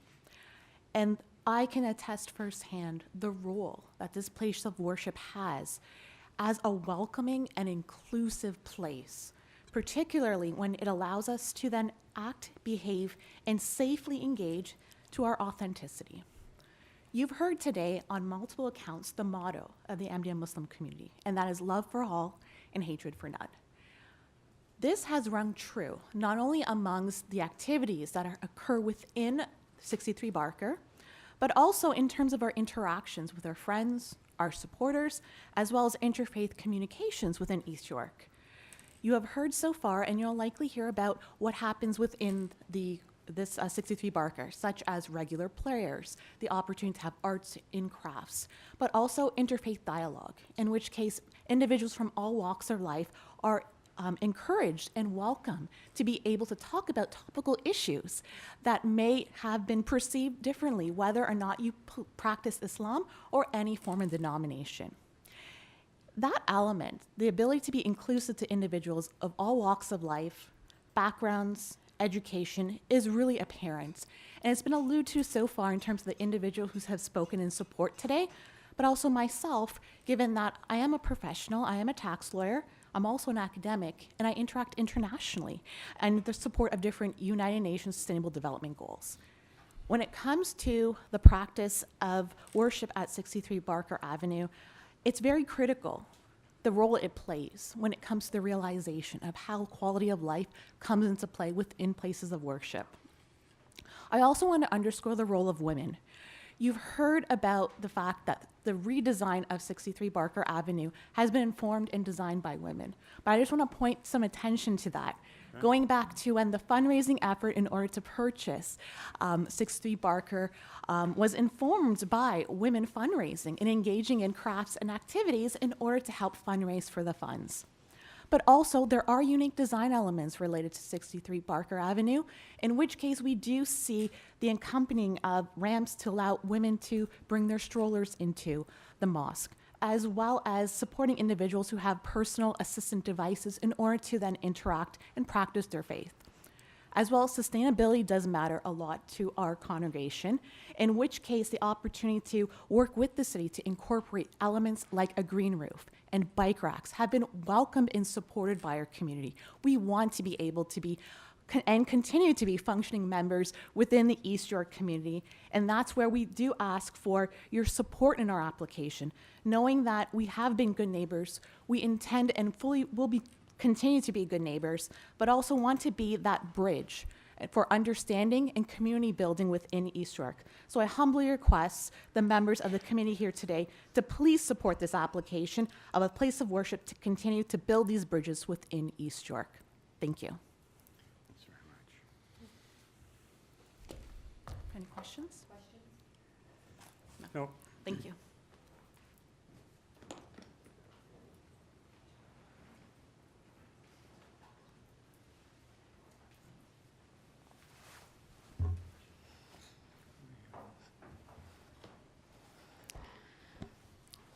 Esteemed members of the COA, good afternoon, and thank you for the opportunity to speak today on this matter. My name is Tuka Youssef. I am a member of the mosque, and currently I reside at 26 Thorncliffe Park Drive. As someone who has personally experienced the transformative power of community support, I want to share with you the profound impact that our mosque has had on our community and why its rebuilding is of utmost importance. 7 years ago, I arrived in this country as a refugee, seeking solace and a belonging in a world unknown to me. It was here, within the walls of our beloved mosque, that I found not just a place of worship, but a sanctuary of warmth and acceptance. The mosque became more than just a place of prayer. It was a beacon of hope, a hub of community, and a haven for soul-seeking companionship. It was where we not only nurtured our spiritual selves, but also cultivated bonds of brotherhood and sisterhood that transcended boundaries. Within its walls, we organized initiatives that extended far beyond our own community, from food parcels for the homeless to blood drives, from food and clothes drives to engaging in campaign for politicians, our mosque stood as a pillar to service to humanity. Yet, despite those noble endeavors that unfolded within its halls, our mosque stands as a relic of the past, constrained by its age structure and limited space.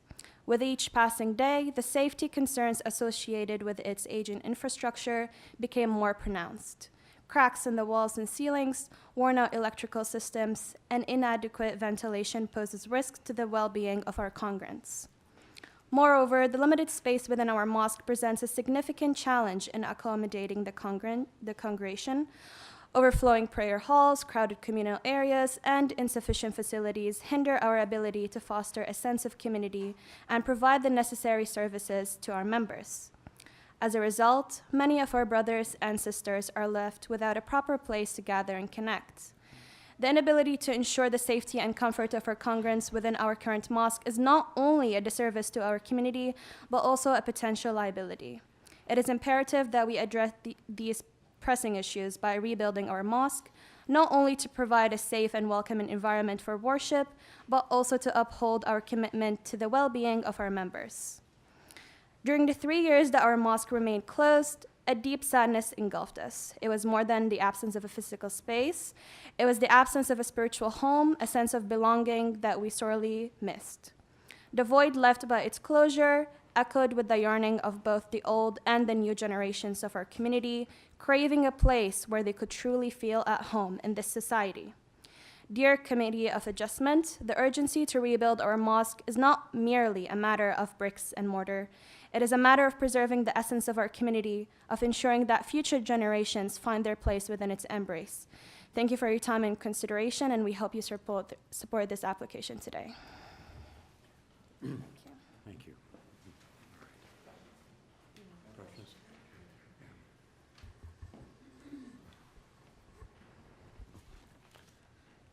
Dear esteemed members of the C of A, good afternoon. Thank you for giving me the opportunity to speak on this matter. My name is Zainab Abdul. I live at 87 Farron Drive, and I have basically since birth gone to the 63 Barker Avenue Mosque. It's always been a safe space, a place of spiritual reformation, but also comfort and acceptance, and a place for community to flourish. Despite the presence of institutions like school and work, it is a very, very different experience to connect with someone over your faith, because within a mosque, everyone is under the unity of being servants of God, and you all have one goal, and that is to be closer to your faith.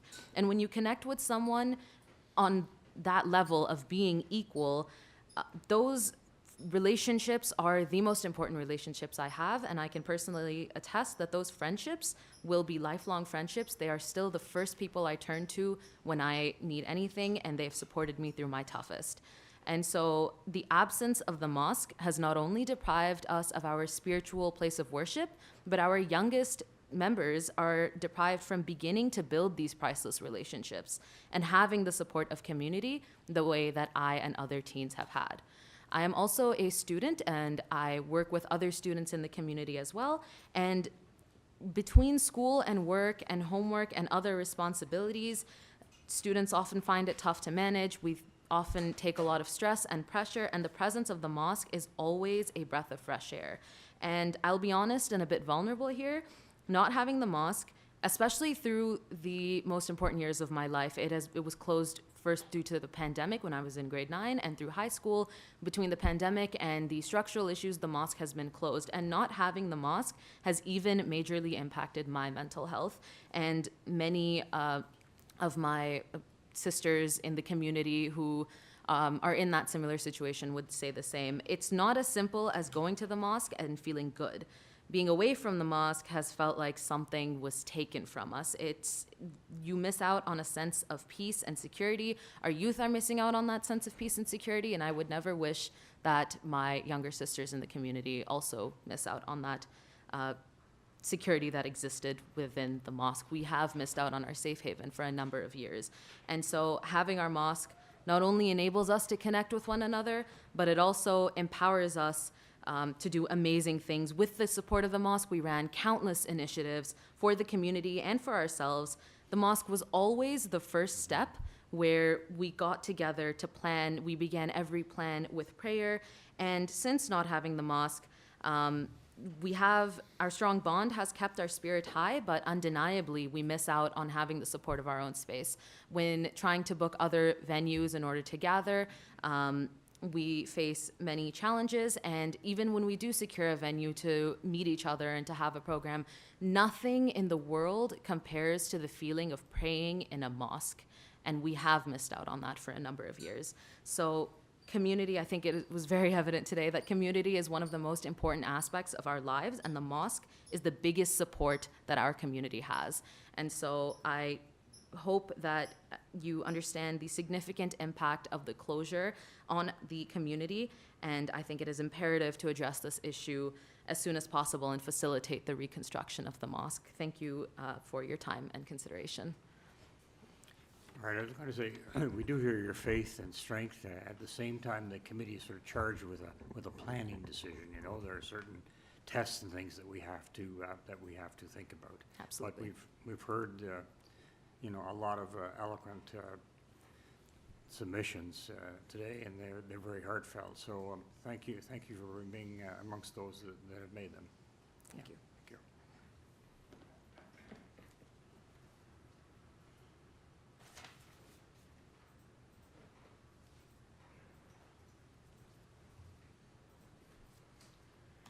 All right, good afternoon. May peace be upon all of you. Dear members of the Committee of Adjustment, my name is Fareha Shahid, and I am a regular attendee of the Beit al-Hanif Mosque. The Beit al-Hanif Mosque has played a vital role in shaping our values. It has been a source of harmony, love, togetherness for not only my family, but for our entire community. The rebuilding of our mosque will showcase our commitment to diversity and inclusion, and will provide a place for us to practice our religion freely, fostering a sense of belonging and acceptance for all residents, regardless of their religious background. Having experienced limited religious freedom throughout our lives, our mosque has been a beacon of hope and light for my family and individuals who have been denied their religious rights. We demonstrate our commitment to upholding the principles of religious freedom and tolerance that are fundamental to our society. It demonstrates that our community values the rights of all individuals to practice their faith without fear and without any discrimination. Through my volunteer experience as a youth programs coordinator and a health coordinator, I strongly believe and I understand the value of having our blessed mosque as a place to grow, as a place to bring people together, to build relationships, and to foster a sense of solidarity within our community. I urge you to consider the numerous benefits that a mosque would bring to our community as a collective.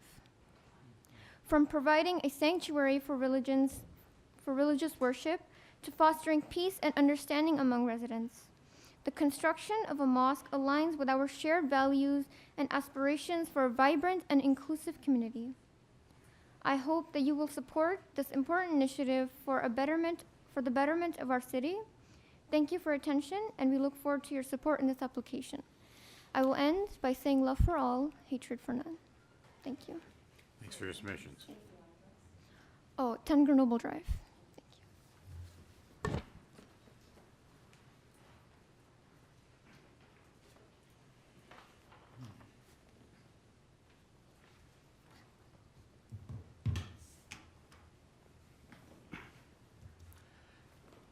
Good afternoon, everyone. Thank you for giving me the opportunity to come here and speak in front of you. I'm also part of the management committee of the Ahmadiyya community locally, so if you have any questions, happy to answer that as well. So, esteemed members of the committee, today we gather with a profound sense of purpose and unity, embarking on a journey that encapsulates the very essence of compassion, tolerance, and progress. We stand on the threshold of a decision that not only impacts our current generation, but the generations which are yet to come. I think a lot of my colleagues alluded to that as well. As many of you are aware, our beloved neighborhood mosque stands as a beacon of faith and community. For years, it has been the heart and soul of our community, providing solace, guidance, and a sense of belonging to all who need it. However, the passage of time has taken its toll, and the mosque is in a shape where it actually merits a rebuild. In acknowledging this necessity, we are not merely addressing the structural concerns. We are reaffirming our commitment to fostering an environment where individuals, regardless of creed or background, can thrive and find sanctuary. It is in this spirit of inclusivity and mutual respect that we propose the approval of the new mosque in the neighborhood. The construction of the new mosque will not only address the practical requirements for a place of worship, but will also serve as a testament to our unwavering dedication to religious freedom and cultural diversity. It will stand as a symbol of our collective strength, resilience, and determination to overcome adversity. Moreover, let us not overlook the tangible benefits that a project of this scale will bring to the community. From job creation and economic stimulation to the enhancement of our neighborhood's aesthetic appeal, the positive ripple effects of this endeavor will be felt far and wide beyond our community. Let us not allow ourselves to be swayed solely by pragmatic considerations. At its core, the approval of the new mosque is an affirmation of our shared values as human beings, values of compassion, empathy, and solidarity. It is an acknowledgement of our duty to uphold the rights and dignity of every individual, regardless of faith and background. I know several members raised the issue of parking. I'll address it very directly. I know, sir, you also asked it. We do not have any change in our membership. So and I think Jim also alluded to that. The members we have today are the same which were probably a decade ago. In fact, they've already gone a little bit less. Most of them are now commuting by bus or other TTC. So there is no issue of parking. There's not going to be any change in the parking situations. I just want to be very clear on that. In closing, I urge each and every one of you to embrace this opportunity with open hearts and open minds. Let us come together, not as disparate entities, but as members of a vibrant and dynamic community, united in our pursuit of a better tomorrow. Let us approve the construction of the new mosque, not simply as a practical necessity, but as a testament to our collective spirit and enduring commitment to each other. Thank you very much. Thank you. Sure. My first name is Munib, last name is Guman, and I'm at Hargrave Lane in Toronto.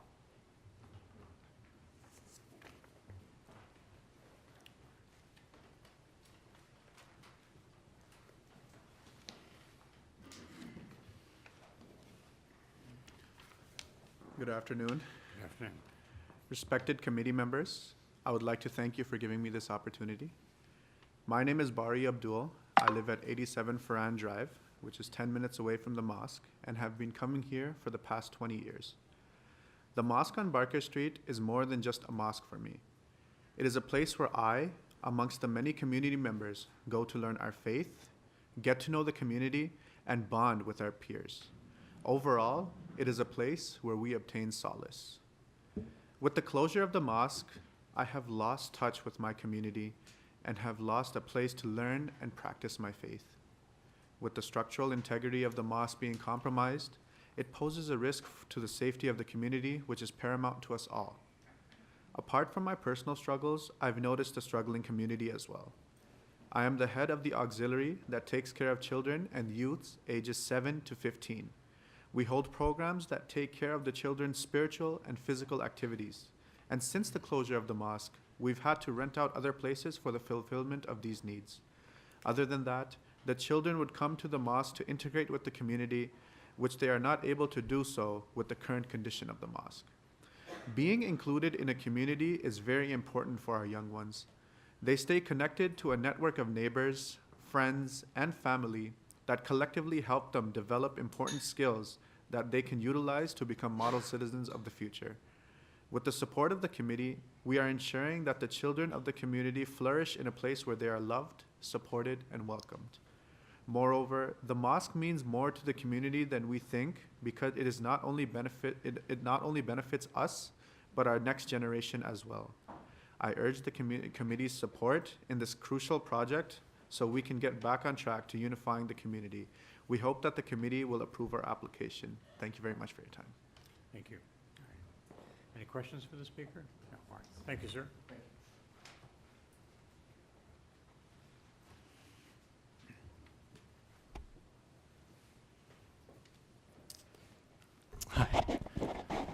So my name is Haris Khan, and I live at 162 Coxwell Avenue.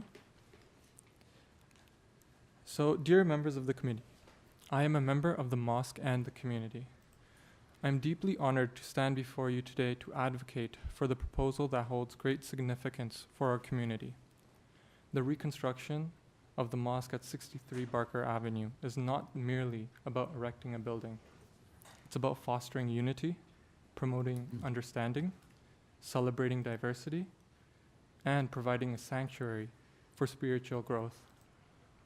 For the past few years, the mosque has closed due to the structural integrity of the building decaying rapidly. This has led to multiple problems, as there is no place to hold community events. I specifically remember on Canada Day, we would always hold a get-together barbecue that everyone was welcome to. Not only could you eat good food, but it was also a place to come together and celebrate Canada. We also were able to run campaigns, such as food drives for the people in need. There are many such examples that show how the mosque has not only helped the community, but was also helping society. Unfortunately now, there is no home for this community to serve society. As members of a diverse society, it's imperative that we create spaces where people of all backgrounds feel welcome and respected. A mosque serves as a beacon of inclusivity, inviting individuals from various walks of life to come together in prayer, reflection, and mutual support. Moreover, a mosque is more than just a place of worship. It's a hub for community engagement and social outreach. It offers educational programs, charitable initiatives, and opportunities for interfaith dialogue, fostering bonds of empathy and compassion that transcend religious differences. The reconstruction of this mosque is not merely a matter of convenience. It's a testament to our commitment to uphold the values of tolerance, respect, and unity. By providing a dedicated space for Muslims to practice their faith, we affirm our dedication to religious freedom and cultural diversity. I urge you to consider the profound benefits that the reconstruction of this mosque will bring to our community. Let us embrace this opportunity to build bridges of understanding and cooperation, enriching the fabric of our society for generations to come. Thank you for your time and consideration, and I ask for the support for this committee to make this project successful. Thank you. Thanks very much, sir.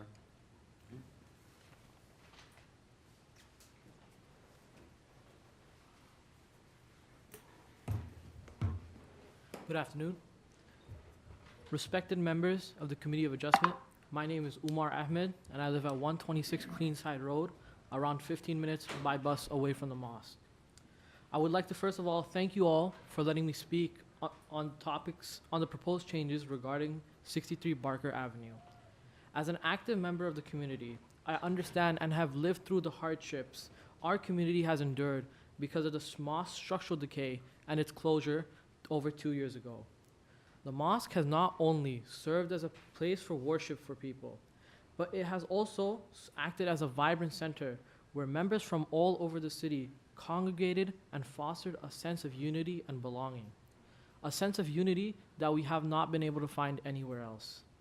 Beyond the daily call of prayer, the walls of our mosque echoed with laughter and educational discussions. It was a place where our younger generations could learn and foster a sense of pride in their religion. A place where young children could run around and foster friendships that would last decades. A place where no one, regardless of their age or ethnicity or religion, would be afraid to ask any questions. And most importantly, it was a place where elders imparted wisdom and passed down their knowledge to the younger generations so that they may do the same in their old age. Furthermore, the mosque has served as a cultural hub. This helped me make who I am, and it has imparted lasting moral and ethical values, as well as the ability to think critically and engage with diverse perspectives. The sense of community and belonging fostered at the mosque also played a significant role in shaping my identity and worldview. Moreover, the mosque acted as a beacon of hope and compassion, where charities, food banks, and blood drives were set up to help those in need. Whether through food banks or donations for Humanity First, our community would unite and step up to help those in their time of need. As a heart of our community, our mosque not only strengthened our connection with God and our faith, but it has also enriched many of our lives through the bonds of friendship and the pursuit of religious and worldly knowledge. It is evident that the continued closure of our mosque has left a void in our community, and thus I wholeheartedly believe that the proposed changes would restore the community to its original state and would allow future generations to have more enriched experiences and opportunities than we did. Given all the facts, I hope the committee approves the proposed changes. Thank you very much. Thank you.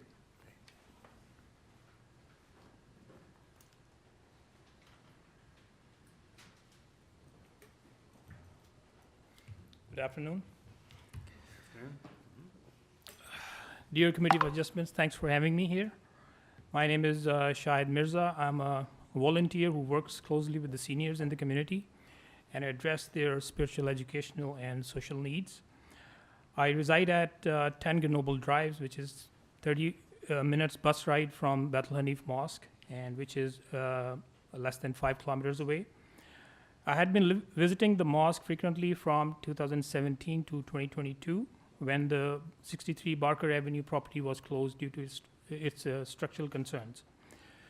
Since its inception, the mosque has been playing a vital role in bringing the seniors together who had the opportunity not only for worship, but also to meet and greet 5 times a day, 7 days a week, and throughout the year.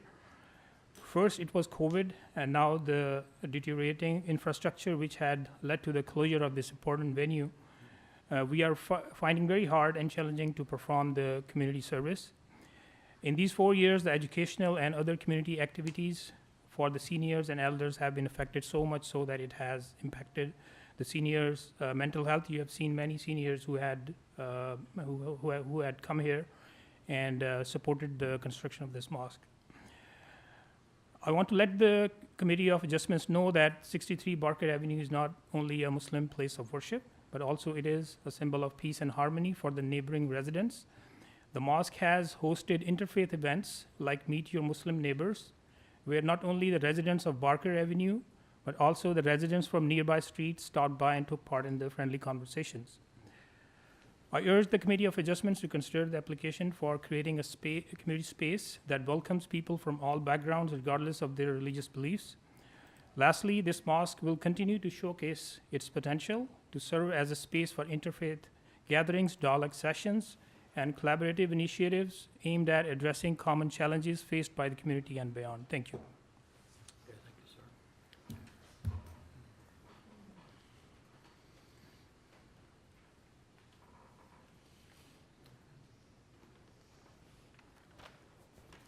Good afternoon, dear members of Adjustment Committee. I hope this message finds you well. My name is Muzaffar Ashraf. I'm living at 279 Jarvis Street and a profound member of the mosque community. I'm writing to express my strong support because it's more than a worship place. So I urge you to consider extending your cooperation and support.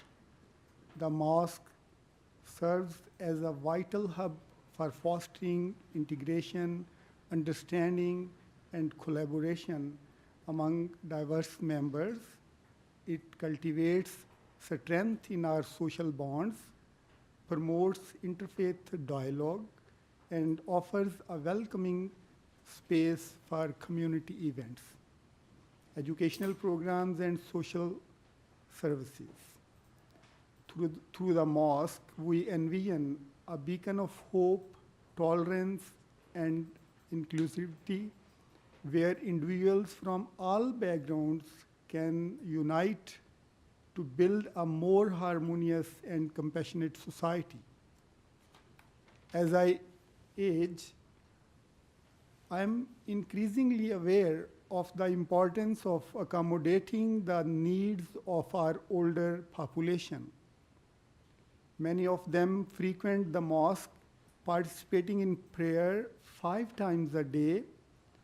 Beyond its spiritual significance, these visits provide physical activity, social engagement, and mental health benefits, mitigating feelings of loneliness and isolation, supporting aging in place, and fostering a healthy aging society.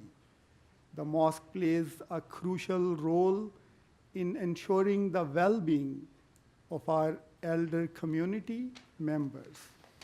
Moreover, the mosque facilitates strong community engagement through a variety of events aimed at promoting social cohesion, education, and community service. It serves as a gathering place where individuals can come together regardless of backgrounds to contribute positively to our shared community. However, the current state of the building poses challenges that hinder our ability to fulfill these important functions. The weakening infrastructure jeopardizes the safety and well-being of those who want to utilize its facilities. Therefore, I respectfully request the Adjustment Committee to consider the importance of these factors and make necessary accommodations to the mosque's ability to fulfill its role as the cornerstone of our community. Thank you. Thank you, sir. Just,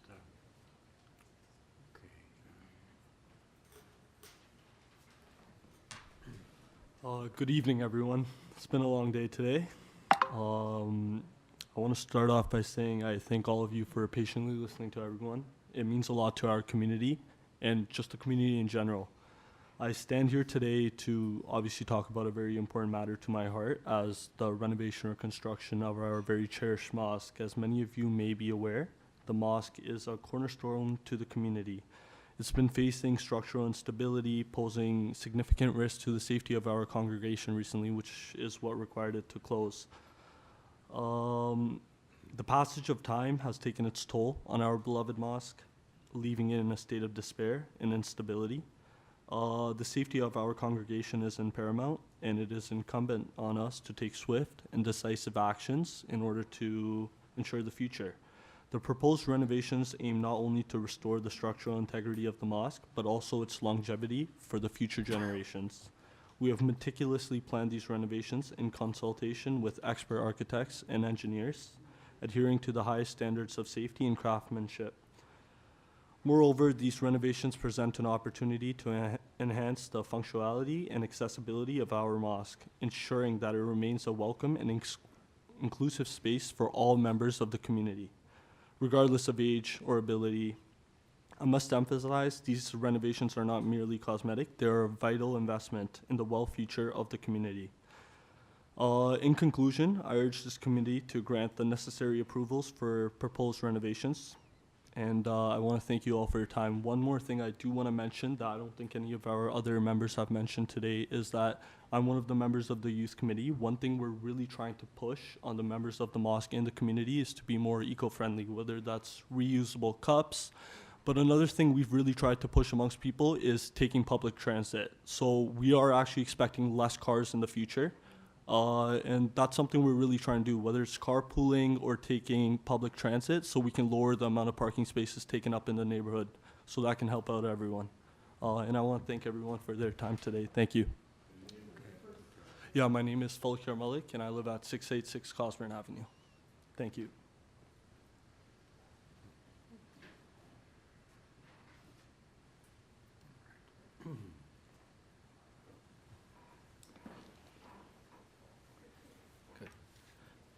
Assalamu alaikum. Peace be upon you all. My name is Farhan Khokar. I'm the National Vice President of the Ahmadiyya Muslim Jamaat Canada. I'm here to speak in favor and support of the application. This community is present in East York for many decades. During the 1970s, the first missionary that served the entire GTA lived in an apartment not far from the current place of worship.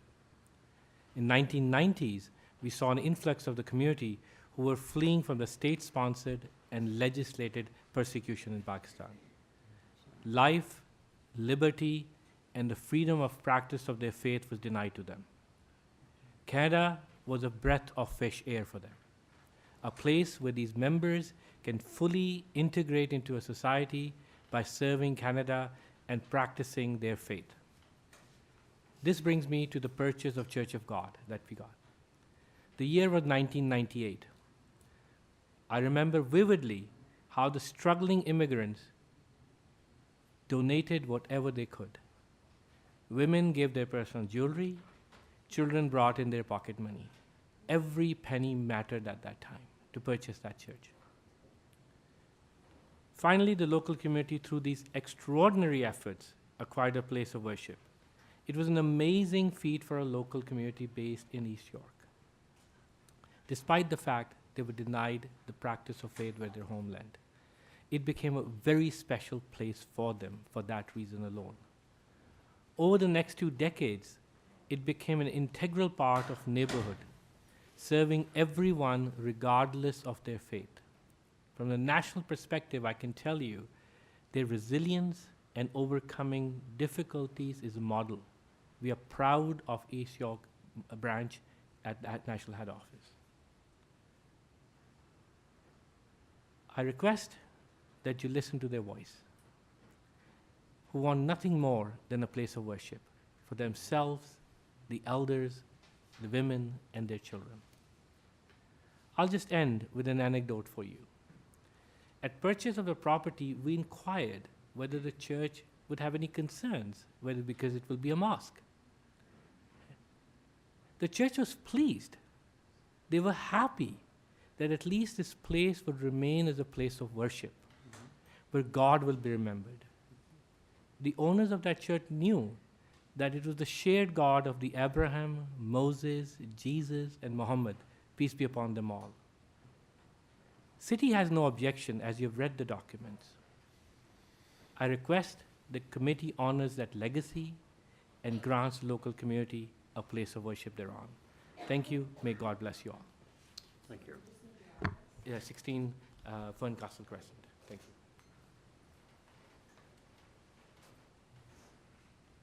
Is that it for the support? Okay. So then at this time, I'm going to call up those who are here to speak in opposition, one by one. Again, you'll come to the podium, state your first and last name, address, and then you'll each have 5 minutes.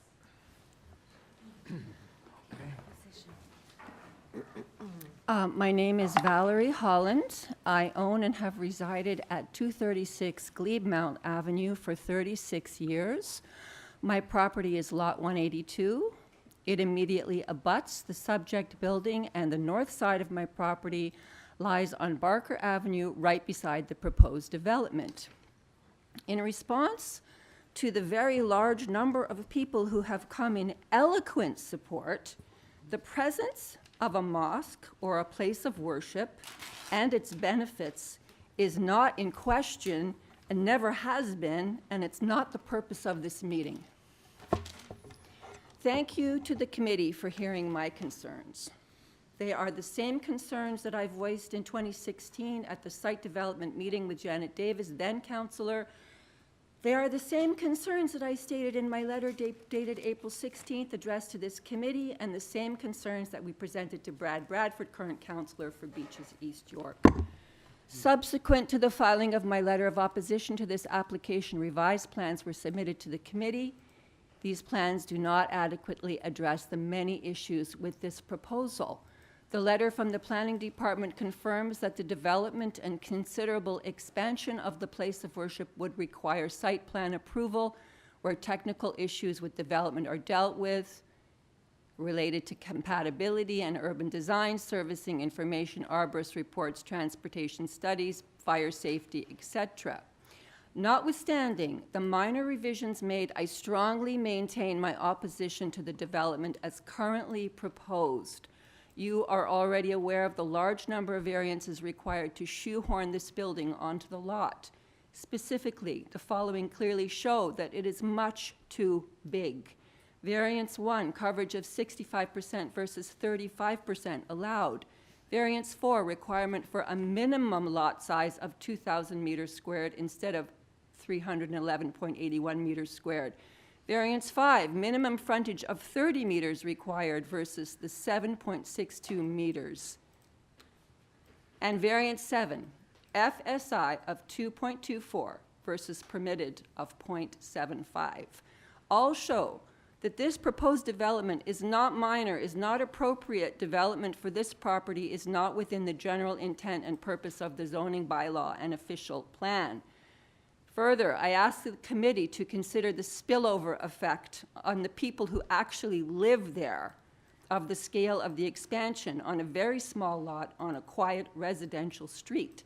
An FSI of 2.24 versus permitted 0.75 indicates a greater capacity and intensity of use. This has a much greater impact on the immediate environment, specifically raised noise levels, parking and traffic, idling of vehicles, exhaust fumes, and safety, both on the sidewalk and on the road, especially in winter when snow and ice crowd the existing space. Parking is already an issue in the immediate neighborhood. We have an expansion of Michael Guerin as it serves the whole neighborhood. Although the applicant has indicated that members of the place of worship will walk to the building, I think that it's not fair to them to have to walk in all kinds of weather. Realistically, they would prefer to drive and park as close as possible. The parking spots are simply unavailable. As to the matter of overlook, approximately 15 new windows on the east side of the building will look onto my property. Though promised to be frosted, there is still a psychological effect of that overlook, which affects my right to privacy. In closing, I would like the Committee of Adjustment and the Planning Department to consider a thorough site plan review for parking, sunlight, trees, water, runoff, and traffic. The place of worship at 63 Barker is an accepted part of the neighborhood as legal nonconforming at its present scale.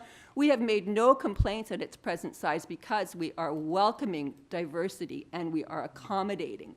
With all due respect to the applicant, the proposed expansion is of a scale that is too large to fit on a lot that is too small, with a frontage too narrow on a street that is minor, without seriously infringing upon the rights of homeowners and residents, rights that the bylaws, the zoning code, the general intent, the purpose of the official plan exist to protect and defend.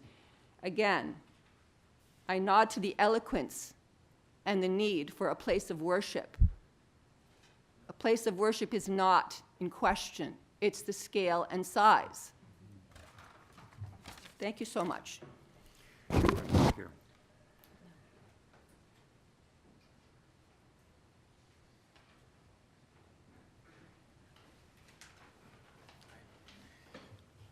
Before I begin, is it possible to put up the data matrix from the revised plans?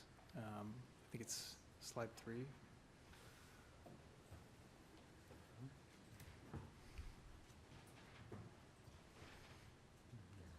Yeah, if it's possible to zoom in, specifically where, yeah, just a little bit further, where it says existing and new.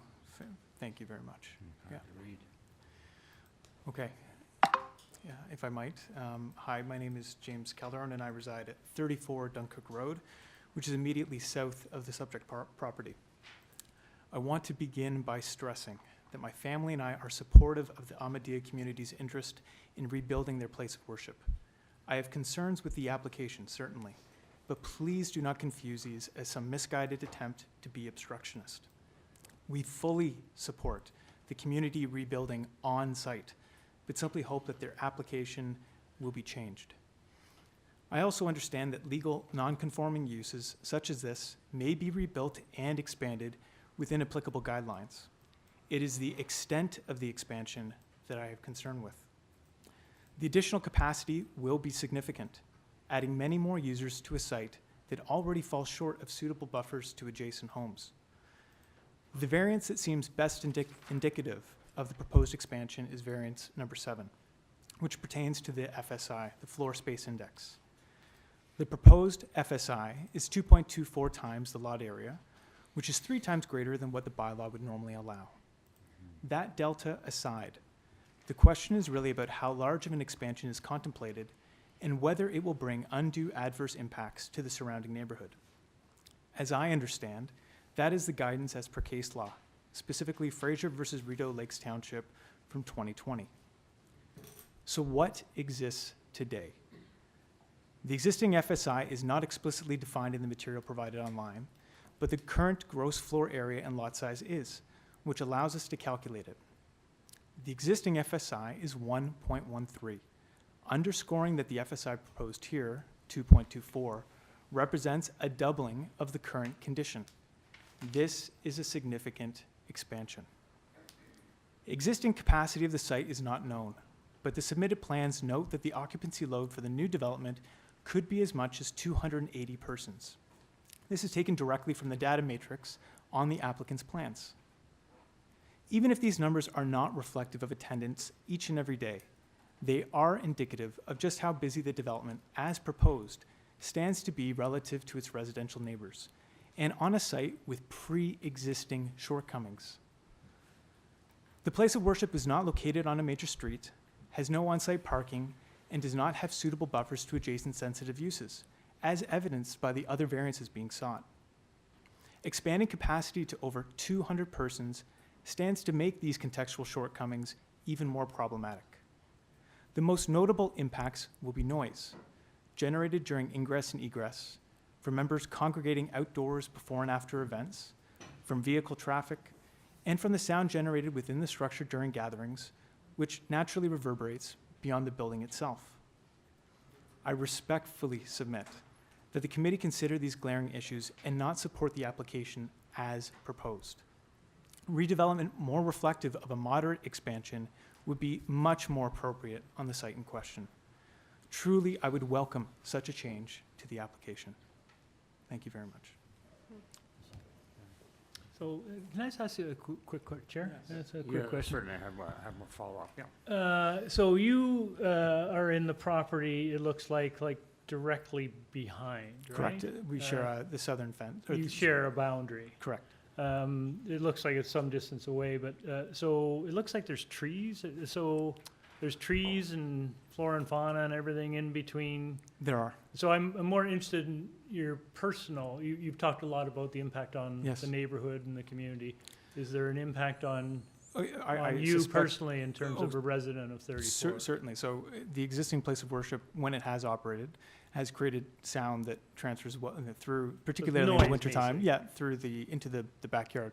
It's never been to the point of needing to call authorities or anything like that, but it's certainly pronounced. I would also say that given the additional utility space that's contemplated, dining space in the basement, with a walkout to the backyard, we fully expect the backyard to be a place of gathering during certain times of the year. And given, again, the additional capacity that's proposed, more people in that backyard utilizing it, I suspect will result in, again, additional noise that will be heard by me and the surrounding neighbors. Good, thank you. Oh, sorry. I have a question. It's to you, Yes. Mr. Chair. Yes, please proceed, yes. You mentioned that the FSI existing is 1.13 Yes. times. Yep. But earlier we listened to the agent and he mentioned was 1.6 times. Mhm. So I where do was you very get the- surprised to hear that, and which is one of the reasons I asked for the data matrix to be put on. The current gross floor area is specified there, and the lot size is 311 meters as per the application. If you do the math of In the same way that the new FSI is being calculated, the 694 divided by the 311, that gives you the 2.24. The 355.1 over the 311 is the value that I specified. I was very surprised to hear the applicant make reference to the 1.6. Okay, we later will ask the I'd be happy agent, to, But yeah. thank you very much. Yeah, thank you.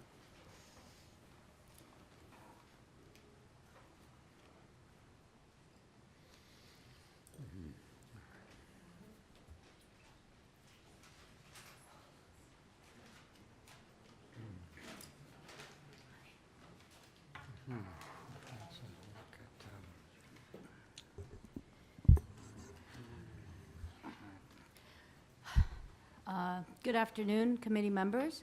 My name is Sharmila Ramgulam, and I own and reside at 61 Barker Avenue, the house directly next door to the property, which is seeking permission to construct a new 3-story building.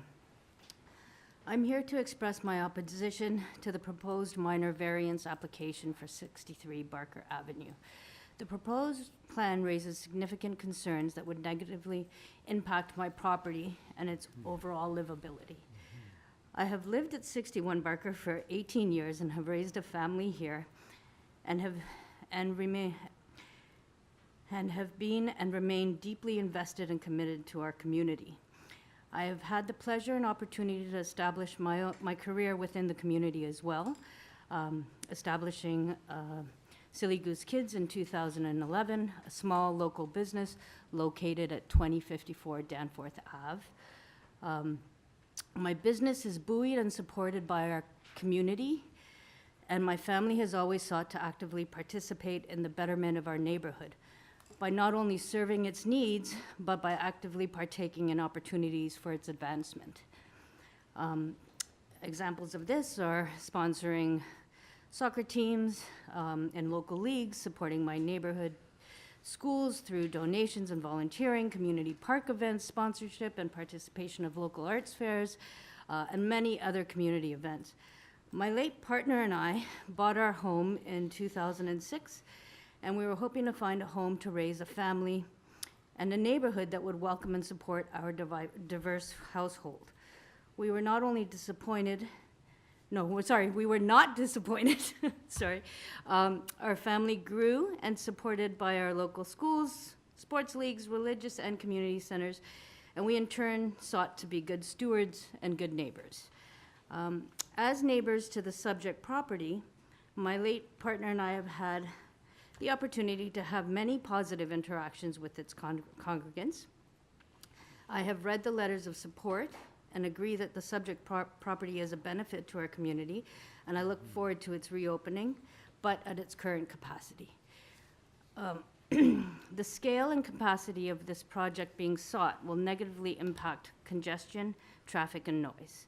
As well, will have an impact on the character and livability of the neighborhood. The capacity increase of this size would lead to significant increase in traffic on our already congested streets. This will make it more difficult for residents to get around and could pose a safety hazard for children and pedestrians. It will adversely affect parking availability and increase noise significantly. In addition, I share a property line with the subject property, and a significantly larger structure would drastically reduce the privacy I currently enjoy in my own home. Over the last 18 years, my late partner and I have curated a lovely backyard oasis, and we spend a significant amount of time there, my family and I. A 3-story structure with balconies would hinder my privacy, as well as look into my children's bedrooms. It'll also impact the natural light in my home and potentially affect my plants and its gardens. In closing, I would like to state that I do not dispute a renovation or rebuild, but I urge careful consideration of the proposed scale and occupancy of the structure. While I applaud the renovation, the proposed plan goes beyond reasonable modification. I urge you to carefully consider the negative impacts of this project before granting approval. There are other ways to develop this property that that consider the well-being of the neighborhood and its residents. Thank you. I think any questions here? Thank you very much for your submission. I'm sorry. Sorry, what was Please. her address? Right next door. 61. Yeah, 61? I just Directly saw it, next yeah. door. We share property line. Yeah, on the side, yeah. Anyone? No?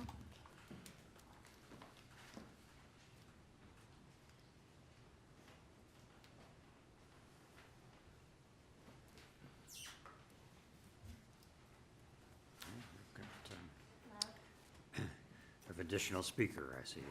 This might be a first for the committee. This baby is 5 weeks old. So he couldn't be left at home with my other kids. So thank you. I wanted to thank you so much for the opportunity to speak here before you today.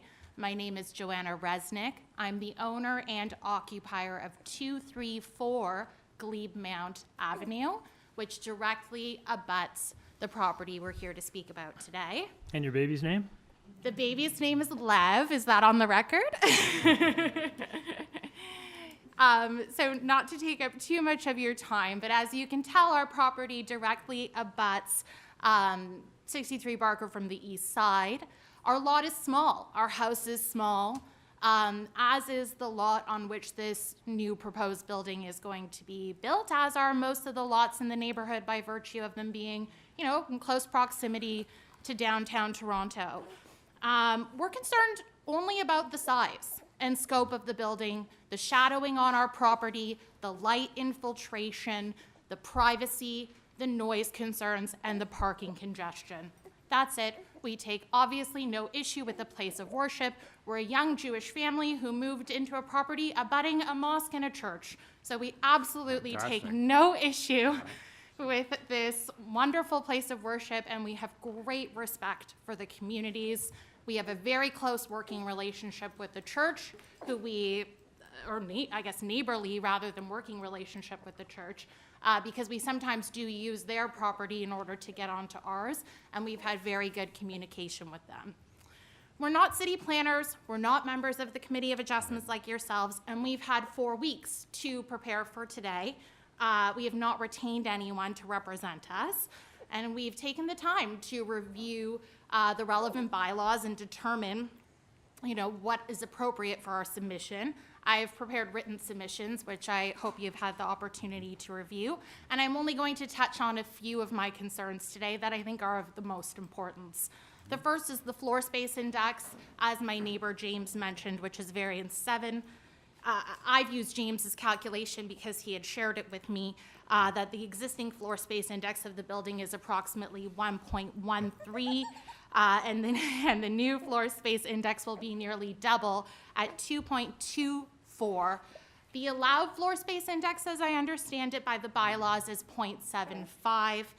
The proposed structure seeks to double the current floor space index, which will significantly intensify the use of the land, and that is our primary concern. The proposed building, as you've heard, will be a community hub, as is exemplified by the number of people who were here today in support and who spoke to the new and improved services, education that's going to be offered to their community. We live in a small residential neighborhood. Increasing the occupancy will increase noise, congestion, and vehicle congestion, as you've heard. Our other concern is with respect to variance 6, which is the height of the building, and I'd like to take you to slide 10 of the applicant's supporting PowerPoint presentation if I have the time. I'm going to just speak while you find that slide, if that's okay. It is suggested that the elements of the structure that are 11.9 meters tall are architectural in nature, and that they will not have privacy or shadowing concerns. But given where our property is located, there will undoubtedly be shadow concerns and sunlight concerns onto our backyard and into our property from the proposed dome. There's just no question about it. I have not prepared a shadow study, but it's 12 meters high. We're concerned about the many windows planned for the side of the building, as you can see on slide 11. Yes, which will look, I appreciate their intention is to be frosted, but they will ultimately look into or overlook the neighboring properties, of which there are many. I believe it's into 4 or 5 different properties. So we're also concerned about the lights from the building into our house, into our property. When the lights are currently on in the current structure, we can see the light coming into our property, but it's only at our, on the first floor, right? It's not into, sorry, I don't think I'm allowed to be interrupted while I'm speaking. I didn't interrupt you. From our backyards and windows, we also have the pleasure of viewing many mature trees, which are now slated to be removed. There are 2 in particular, a Manitoba maple and another maple. My husband could tell you the name of it. If you don't mind, if I could have a few more seconds, Yes. that are slotted to be removed, and we have concerns about that as well. We have spoken with city planning, we have spoken with our counselor, and it has been suggested to us that this building may just go ahead as planned. But what remains unclear is whether the impact to the neighborhood and the neighboring properties has been seriously considered. The proposal seeks to do away with a small building which has had little activity in the last few years and put in a very large structure that will obstruct sunlight, impact privacy, remove trees, and add to the congestion of the neighborhood. I would like to echo the sentiments of all of my neighbors that we are more than welcoming to a revised proposal that has a smaller footprint. Thank you. Thanks very much.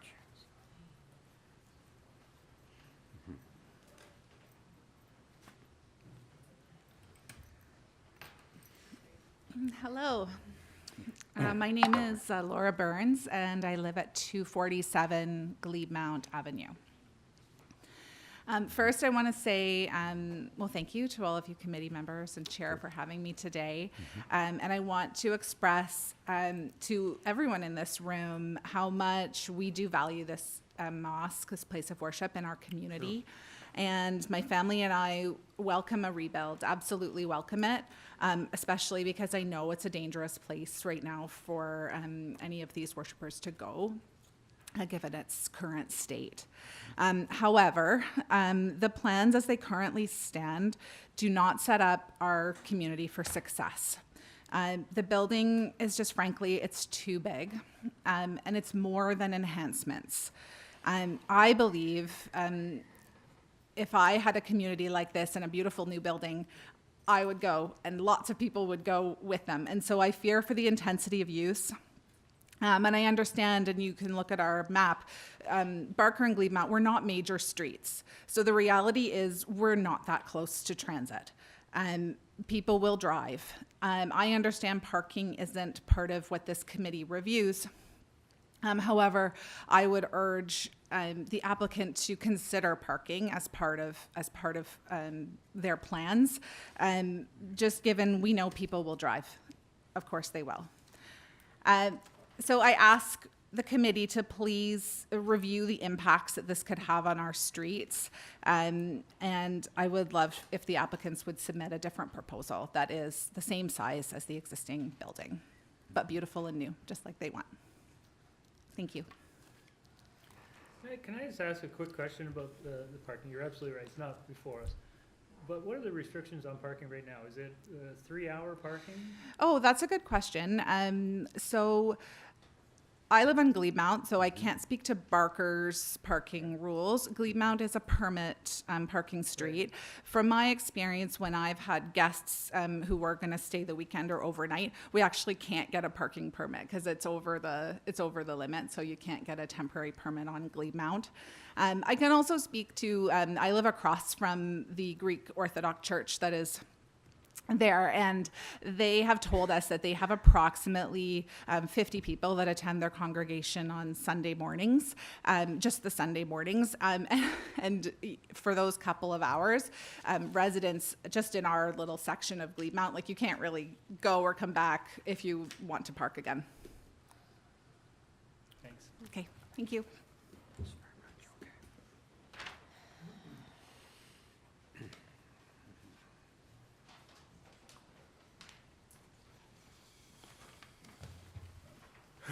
Hello. My name is Mark Furman. I live at 228B Glebe Mount, on the just south of the other place of worship on Glebe Mount. Thank you. Thank you for allowing me to share my concerns as a member of the community that will be directly impacted by this proposed development. My biggest concern and concern for my family, and the reason I'm here today to voice my opposition to this proposal as it stands, is in regards to the size, and specifically the floor space index that's described in variance 7. States which states, as you've heard, the new building will have a floor space index of 2.24 times the area of the lot, which again is 3 times larger than the bylaw should allow. While this is said to exist for some places of worship, when looked at in conjunction to variances 3 and 4, it becomes a significant issue in my opinion. It does not abut a major street, as we've mentioned, nor is it located within a lot with an area of 2,000 square meters. Bylaws help to define what kind of building usage is appropriate on different locations within the city. We believe the proposals should be reworked so that it better aligns to the bylaw from variance 7. With this significant increase in size in the floor space index, this implies, again, an increased number of people that would use the building. And this increased number of people brings more vehicles, more foot traffic, more noise to our residential neighborhood. Increased traffic and again, existing parking issues. It is going to exacerbate those things. I fully support that renovation is needed at 63 Barker. As a property owner who looks onto the rear of the property, I have seen the disrepair take place over the last few years while the property has been unused. We understand that it has been difficult for members of the place of worship not to have a place to gather over the last few years. I'm requesting that the scale of the renovation be reworked to better align with the scale of the residential neighborhood. Thank you. Thanks very much. Questions, members, gentlemen? Thank you very much, sir. Great.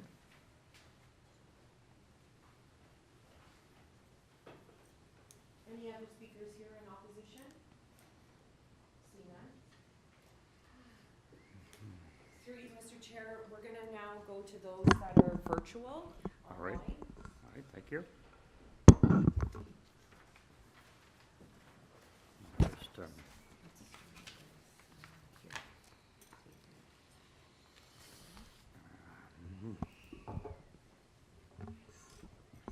So the owner at 44 Barker Avenue, you've been unmuted. Okay, yeah, my name is Dave Payette. I'm at 44 Barker. And I have a terrible echo. I hope you don't have it. No, we don't, but if you could just speak a little bit louder because we can't hear you quite well. Okay, so I live at the corner of Binswood and Barker. And you asked about the parking. On Binswood, it's not allowed from 3 to 5.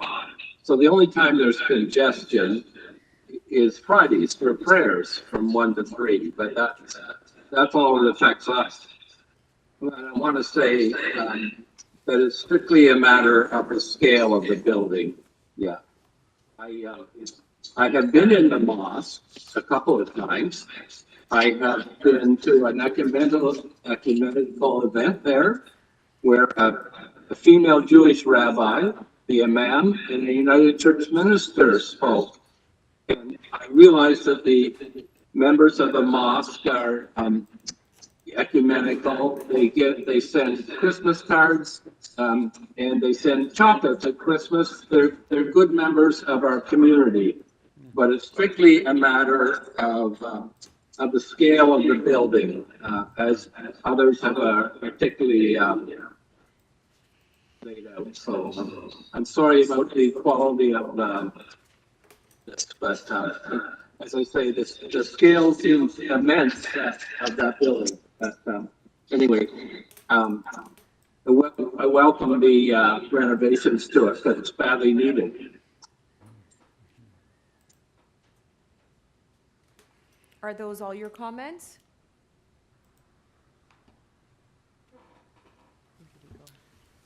Hi, still on the line, sir? Yeah. Okay. Sorry, you- David, is that all your comments?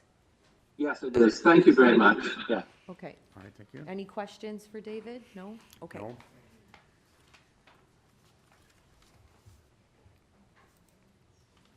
Hi, Catherine, you've been unmuted. I have no comments. I don't know why I was unmuted. Okay, so you're just observing then? I am. Thank you.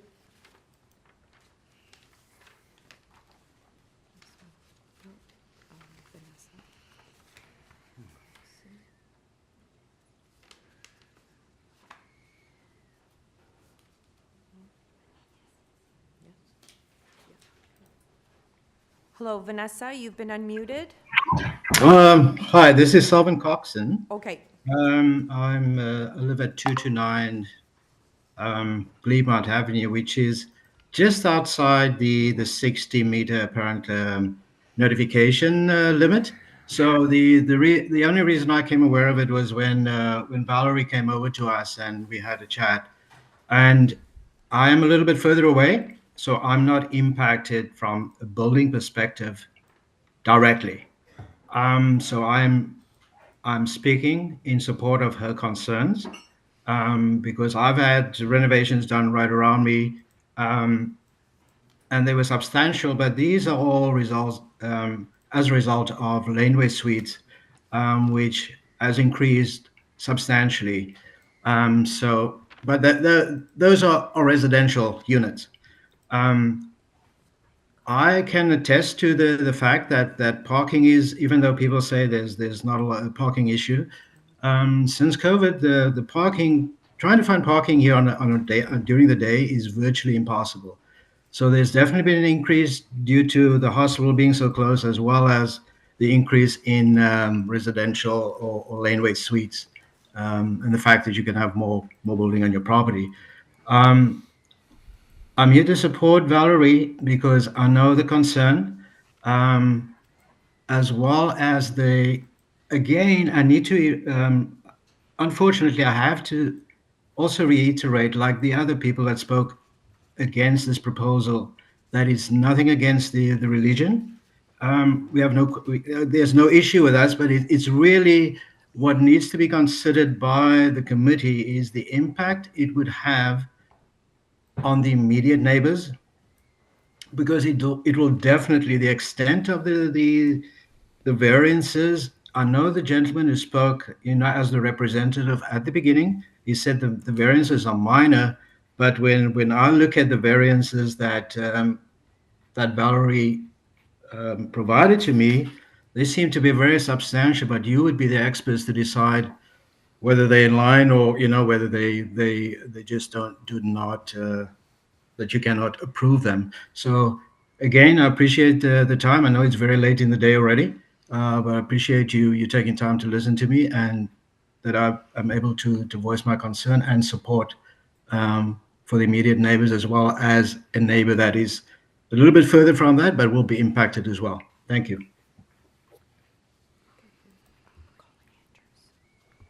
Thank you. Colin Andrews, you've been unmuted. And my representative, Lee English, is on the line, and I would like for him to speak in my stead, if that's okay. If Okay, you could so unmute him. at this time, we'll unmute Lee English. Great, thank you. Hi, Lee, you've been unmuted. Thank you for accommodating that request. I'm here today on behalf of Colin and Jennifer Andrews, the owners of 57 Barker Avenue. Excuse me, I'm just going to get my timer going. I have a lot to say, and I'll need all the 5 minutes. So I'm here today to ask that the committee refuse this application. I don't envy your responsibility today. It's a sympathetic application. But what is proposed is this is not a minor variance application. This is a zoning bylaw amendment application. The current building, notwithstanding all the submissions so far, is not a non-conforming use. The use has been interrupted, and non-conforming permissions only apply to those buildings that are expanded or extended, not new builds. So this is a fresh application for amendments to the City of Toronto zoning bylaw. And I want to emphasize that a decision to refuse this application doesn't mean that the applicant cannot bring forward a proposal to redevelop this site in this manner. It should be done through a zoning bylaw amendment, and that option remains available, or as the applicant, if the decision is to refuse, they can appeal to the TLAB and we can have a day to discuss the complex legal issues that are associated with this application. So first I'll discuss the issue of non-conforming use, and then I'll move to the minor variance tests. So while this property was historically used as a place of worship, that use continued at least 4 years ago. We heard that was the pandemic and the structural issues which ceased the continuing use. So we've heard today the closure has had a significant impact on the community, but it also has a significant impact on the ability to claim non-conforming use. So the table referring to existing conditions in the applicant's presentation is incorrect. These are all new requests, and the city staff report that says this is a permitted use is also incorrect. I note the city staff report doesn't provide much assistance to the committee as it doesn't evaluate the tests. So as the chair noted at the outset, the committee can approve extensions or alterations to a non-conforming use. This is a new build. So there's 3 flaws with the non-conforming use argument. The use ceased at least 4 years ago, as both section 34 subsection 9 and 45 subsection 2 of the Planning Act clearly state the use must continue at the time of the application. By ceasing the use, the non-conforming protection is gone. And secondly, again, the powers of the committee under section 45 sub 2 are limited to enlargement or extensions of existing buildings or structures. This is a new build, doesn't apply. And in any event, the applicant has the onus to bear the use as non-conforming. They haven't done so. The application is based on the assumption that it's the case. I'll now turn to the minor variance tests. The application is not minor. There's 13 variances. It's significant, begs the question as to whether the application is minor. Mostly, this is not a permitted use in the residential single detached zone. It's a conditionally permitted use. The variances seek to exempt all of the conditions and then go on to permit the use and seek significant deviations from the applicable performance standards. So to be permitted in this zone, a place of worship must comply with the specific use regulations in 150.50, and that, again, there are 9 variances from those. And it must be on a lot that abuts a major street. It's not. Has a lot that is at least 2,000 square meters. It's 311.81 square meters, which is only 15% of the required size. They would need a lot that's 640% larger than their existing property to permit this use in this zone. And finally, the frontage should be 30 meters. It must be at least 30 meters. And it has 7.62, again, 25% of the minimum required. The applicant would have to assemble an additional 3 lots with frontage equal to the subject property to satisfy this. In terms of the specific development standards, lot size, 643% variance, soft landscaping, effectively eliminated, causing ground infiltration, flooding concerns, all of that. Front and side yard setbacks are effectively eliminated. Floor space index, 298% variance. Lot frontage, 400% variance. Lot coverage, 186% variance. Not minor. Decision to refuse doesn't prohibit the development of this property with a place of worship. It should be a zoning bylaw amendment application. 1 minute. Wow. Okay. So purpose and intent of the city zoning bylaw doesn't satisfy it. Section 510.1.10 of the zoning bylaw addresses conditional use. Specifically, it says, if the zone regulation identifies a use as being permitted use with conditions, and the conditions require compliance with the specific use regulations, the specific use must comply with the regulations for the zone. The variance can't change that. It doesn't seek to, doesn't satisfy the purpose and intent. On this basis alone, the application should be refused. Again, purpose and intent of the OP, City OP 4.1.5, this is in a designated neighborhood area, talks about prevailing size, configuration of lots, heights, massing scale, density, dwelling type, prevailing building types, setbacks, patterns of rear yard. All of these are affected by the application, none of which conform with or maintain the purpose and intent of the OP. This is not a desirable or appropriate. Again, parking has come up. Parking can be evaluated properly through a zoning bylaw application, not this application. Soft landscaping, also a challenge. Okay, I'll just ask you to sum up. Yep, please. That's it. I'm happy to answer any questions. I know I spoke quickly and raised a lot of novel issues, but I appreciate the opportunity. Thank you. I'll just jump in there quickly to say this is an application for a minor variance under section 45. I don't agree that what's been triggered here is an application to, say, extend or enlarge non-conforming use, which are on some other subsections under 45. We're dealing with a straight minor variance application. That's my position. Is that I have an opportunity to respond to that, or is that just a statement? I don't mean to be. I'll give you 30 seconds to respond. Certainly, and sure. So the application relies on the non-conforming use to say that these are existing conditions. But because this is not a non-conforming use, and it is not an application to extend or enlarge the existing building, it must be assessed as a new application to amend the city zoning bylaw. Well, it's a new minor variance application to, amend standards of the zoning bylaw. But anyway, it has been a long afternoon on this, so let's both I know. of us leave that and we'll turn to another speaker. Through you, Mr. Chair, we're going to unmute Annie Zahid. Hello?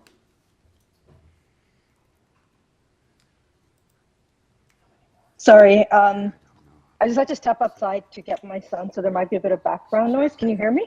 Yes, we Yes, can we hear can. you. A little Ju- louder, please. just a bit Okay. louder, yes. All right, thank you. So, dear members of the community, my name is Annie. I live on Hargrave Lane, and I'm speaking in support of the mosque. A lot of the points I had today, a lot of them, the community members have said, so I won't say them. I did want to mention that I've been part of the community, this in East York, the particular group, since 1991. And actually, an interesting fact is that, which I also recently learned, that the first community office in Canada was actually in Stonecliffe Park in 1997. So we do have a historical connection to Toronto, particularly East York. I won't go into the importance of having the mosque. I think it's been said extensively, and I think the people in opposition understand that as well. I did want to say, we do understand the concern of the neighbors, and we do want to mention that the mosque is going to be a beautiful structure, so it will enhance the beauty of the neighborhood. And then the other thing that I did want to discuss was just the increase of the traffic from us. And I think this has been said repeatedly from people who are in support of the mosque, is that the number of people using it is not going to increase. And I think someone mentioned there was a lot of people that came through to support. Yes, they did. We do have a large community across the GTA, but the people utilizing the mosque will be the same as before.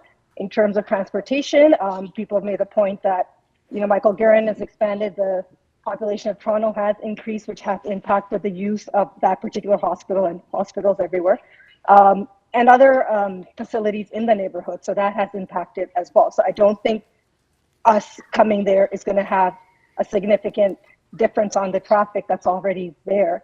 And again, since it's the same people that were using it before are going to be using it now, there's going to be no change in traffic from that sense.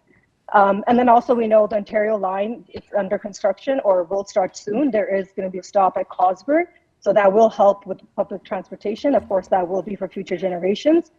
And also, like with increasing population, we see the changing landscape in Toronto. Even in this particular neighborhood, we see the new houses are different than what the traditional sizes of the houses. They're larger.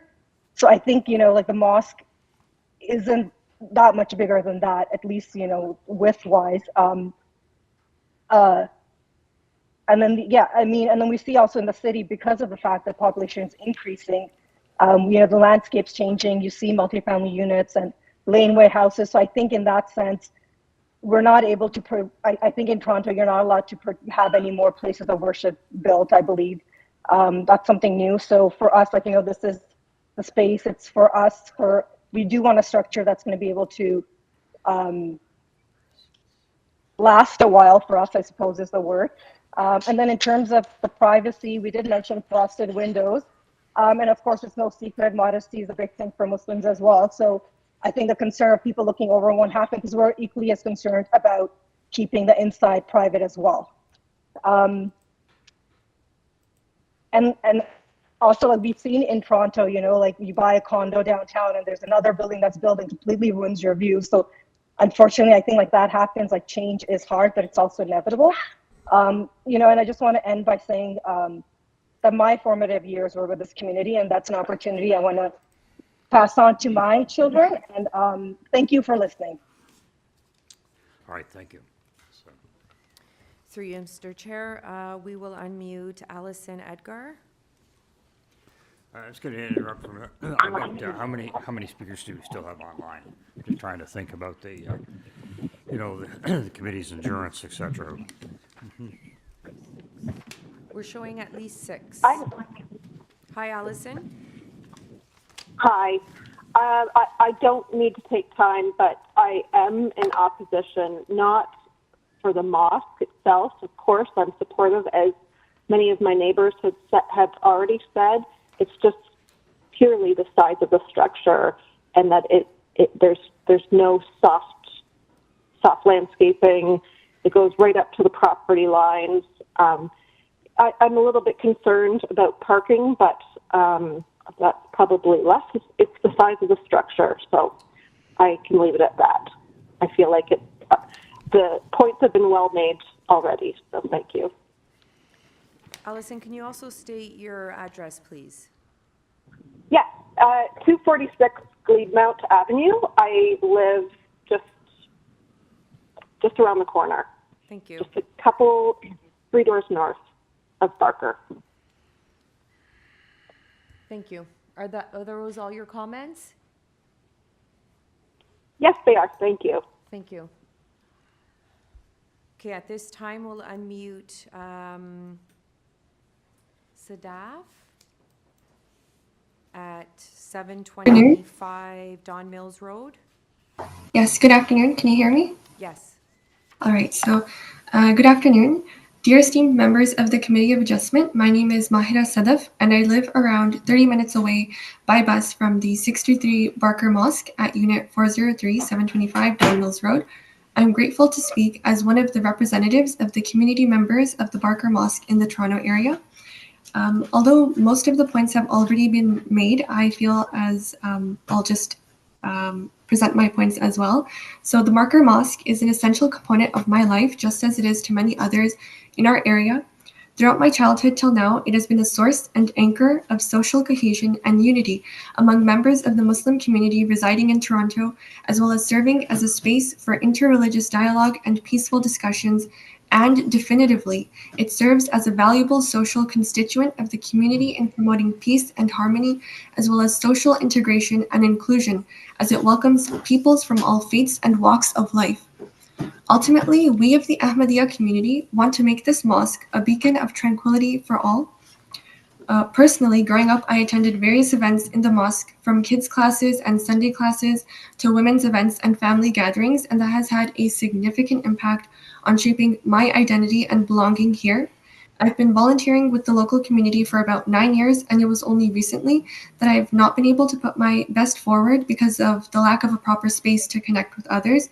The closure hindered my ability to gather students, as I was the local student affairs secretary for 5 years, and it was difficult to convene at other places, and there's only so much you can do on Zoom or Google Meet. Those platforms do not provide the same connection and joy or a sense of affection and affiliation that a person can foster when meeting face-to-face in a place we all can call our own. For my own part, this mosque is very close to me because it created a sense of communal and collective belonging, especially since we are living in diaspora. I, for one, have never been able to visit my homeland due to no family members being there any longer, and because of the threat of ongoing persecution, and as such, this community for me basically forms an extended family. And to be very honest, I'm somewhat of an introvert and meek, and this mosque has helped me at a very deep psychological and spiritual level ever since I was young, whereby I could find ataraxis and be more outgoing and gregarious, but by losing access to this mosque over the years, I have felt a huge negative impact on my sense of being, and there's a visible gap I feel and perceive in trying to reconnect with those I was once close with. Accordingly, ever since the mosque was said to be no longer functional or safe due to the structural issues, I haven't been able to socialize with the community members like in previous years, and I felt very disconnected from the community.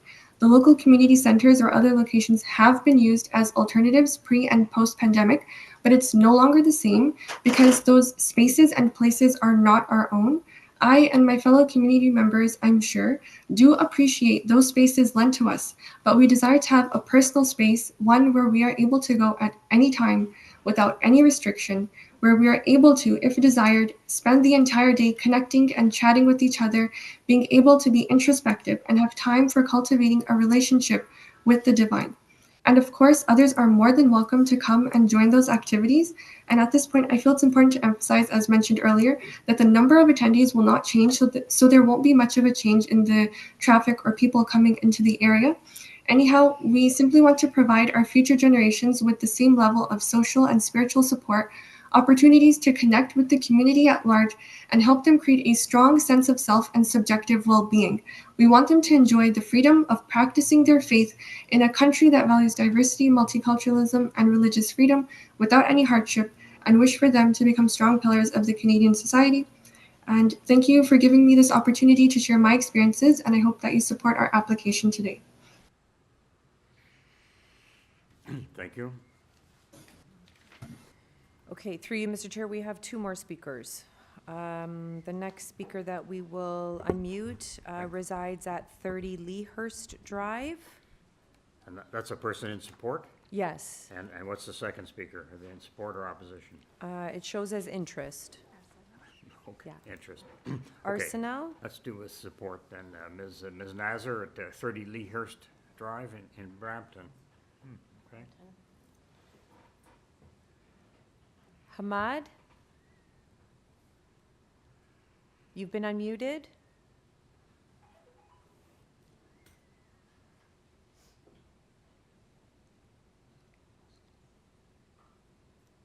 Try one more time. The owner at 30 Leahurst Drive, you've been unmuted.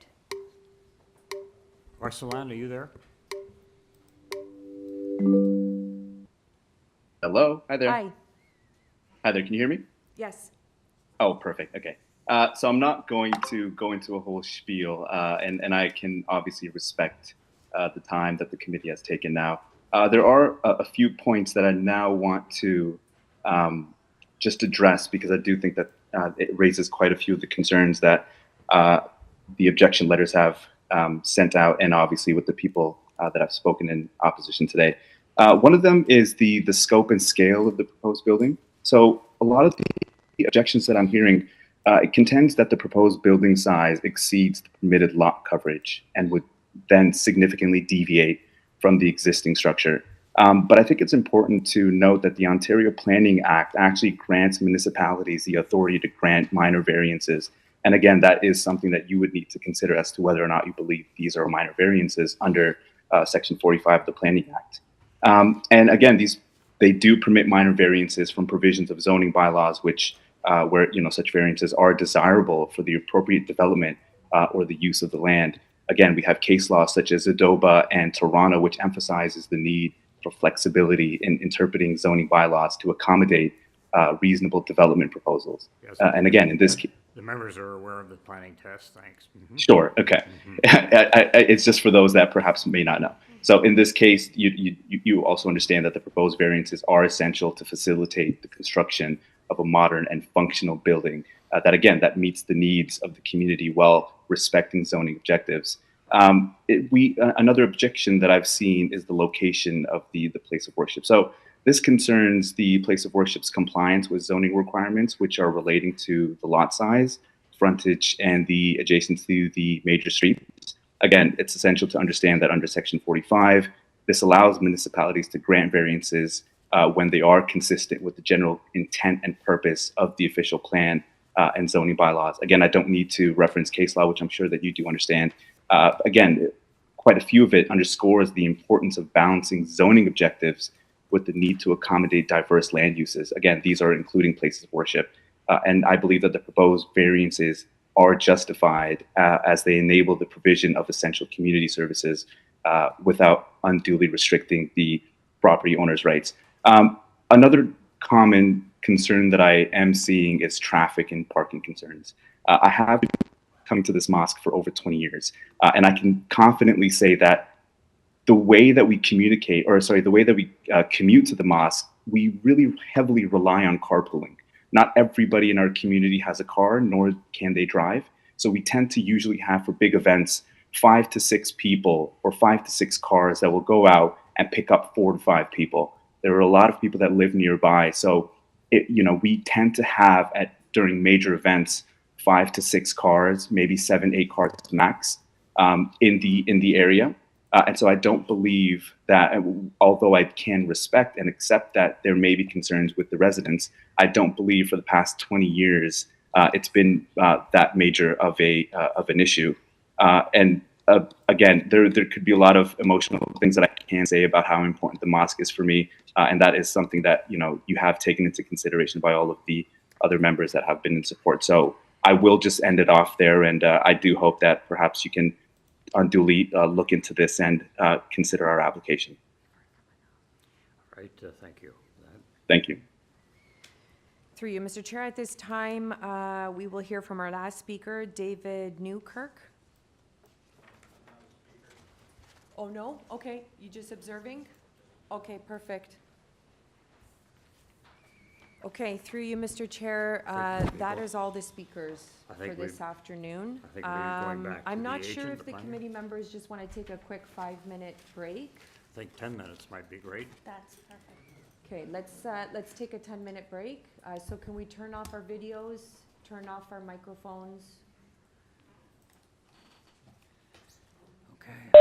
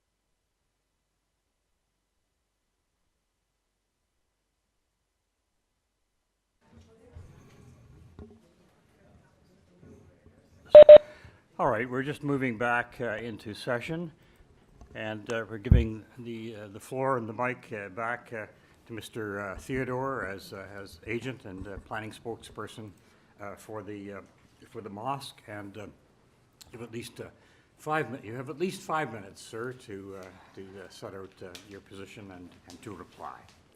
Thank you, Mr. Chair. And there were a lot of items that were raised, and I want to have an opportunity to kind of respond to all of them. Yes. First, I do want to speak on the FSI. I will confirm that the residents were correct. It is 1.13. That's my apology. I did a miscalculation. I included an additional floor in that calculation.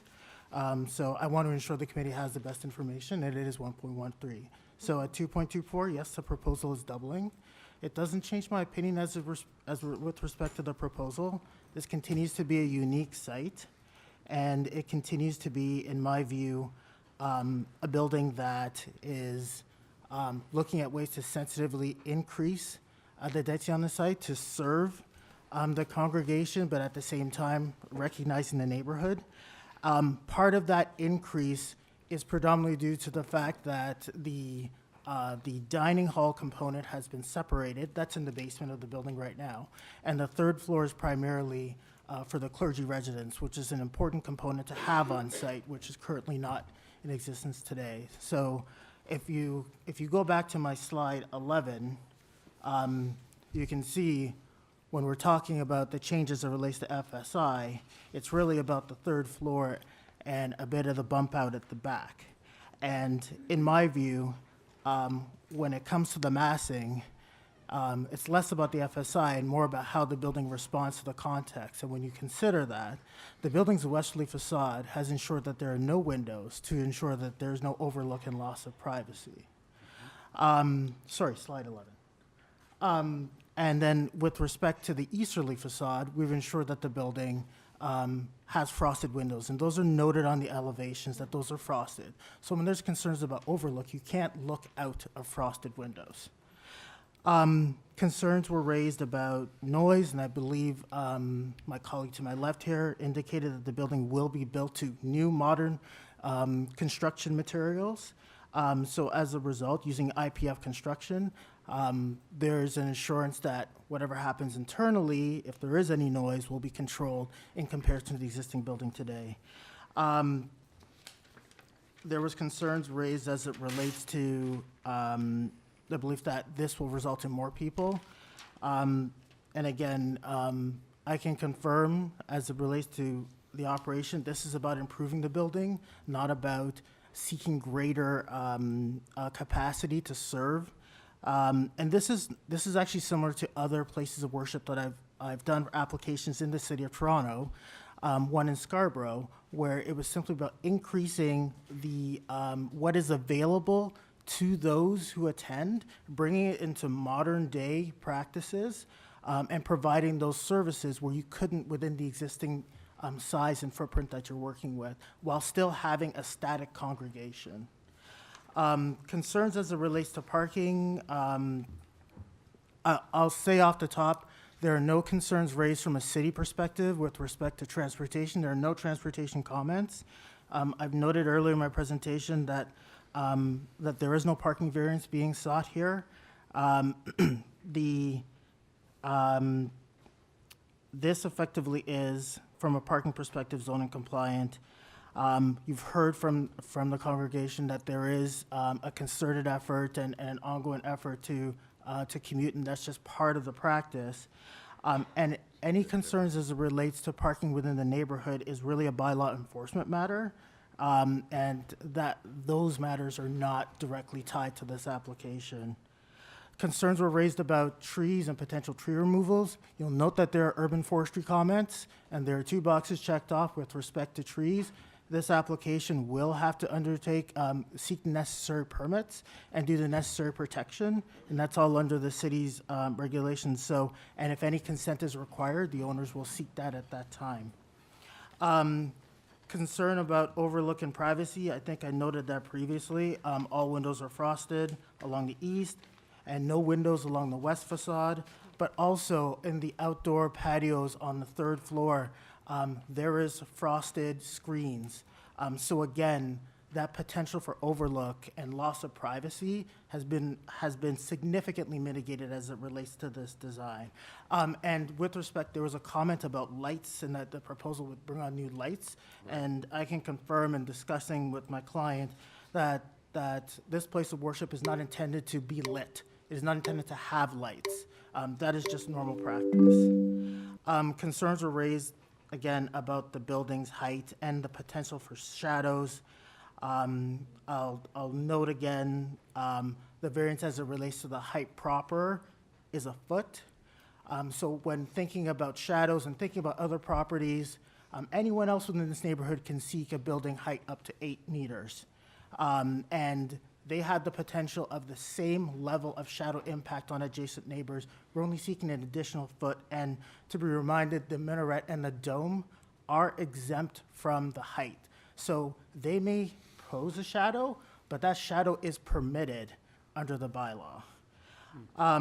With respect to the comment that this requiring a site plan is not a minor item, I believe that matter needs to be separated. Site plan is a normal practice, but it's completely separate from minor variance. Needing site plan doesn't mean that an application is not minor or an application cannot proceed, that it has to be kicked up to a zoning bylaw amendment. Minor variances are done all the time in order to advance application. I'm sure you, committee members, you're fully aware of that. But I will note that many concerns raised as it relates to the design, functionality, stormwater, all those other items will be captured through a site plan approval process, which is an obligation that my client has to go through.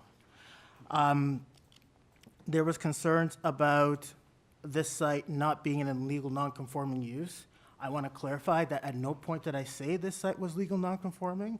We're going through an application of 45 sub 1, not 45 sub 2. What I've said is that I believe that those variances are technical in nature. That's a distinct difference than saying that they're legal non-conforming, but that there is an existing set precedent by the building that is there, and this variance is building on that existing building, and in my view, that represents a technical in nature type of variance that doesn't rise to the occasion of unacceptable.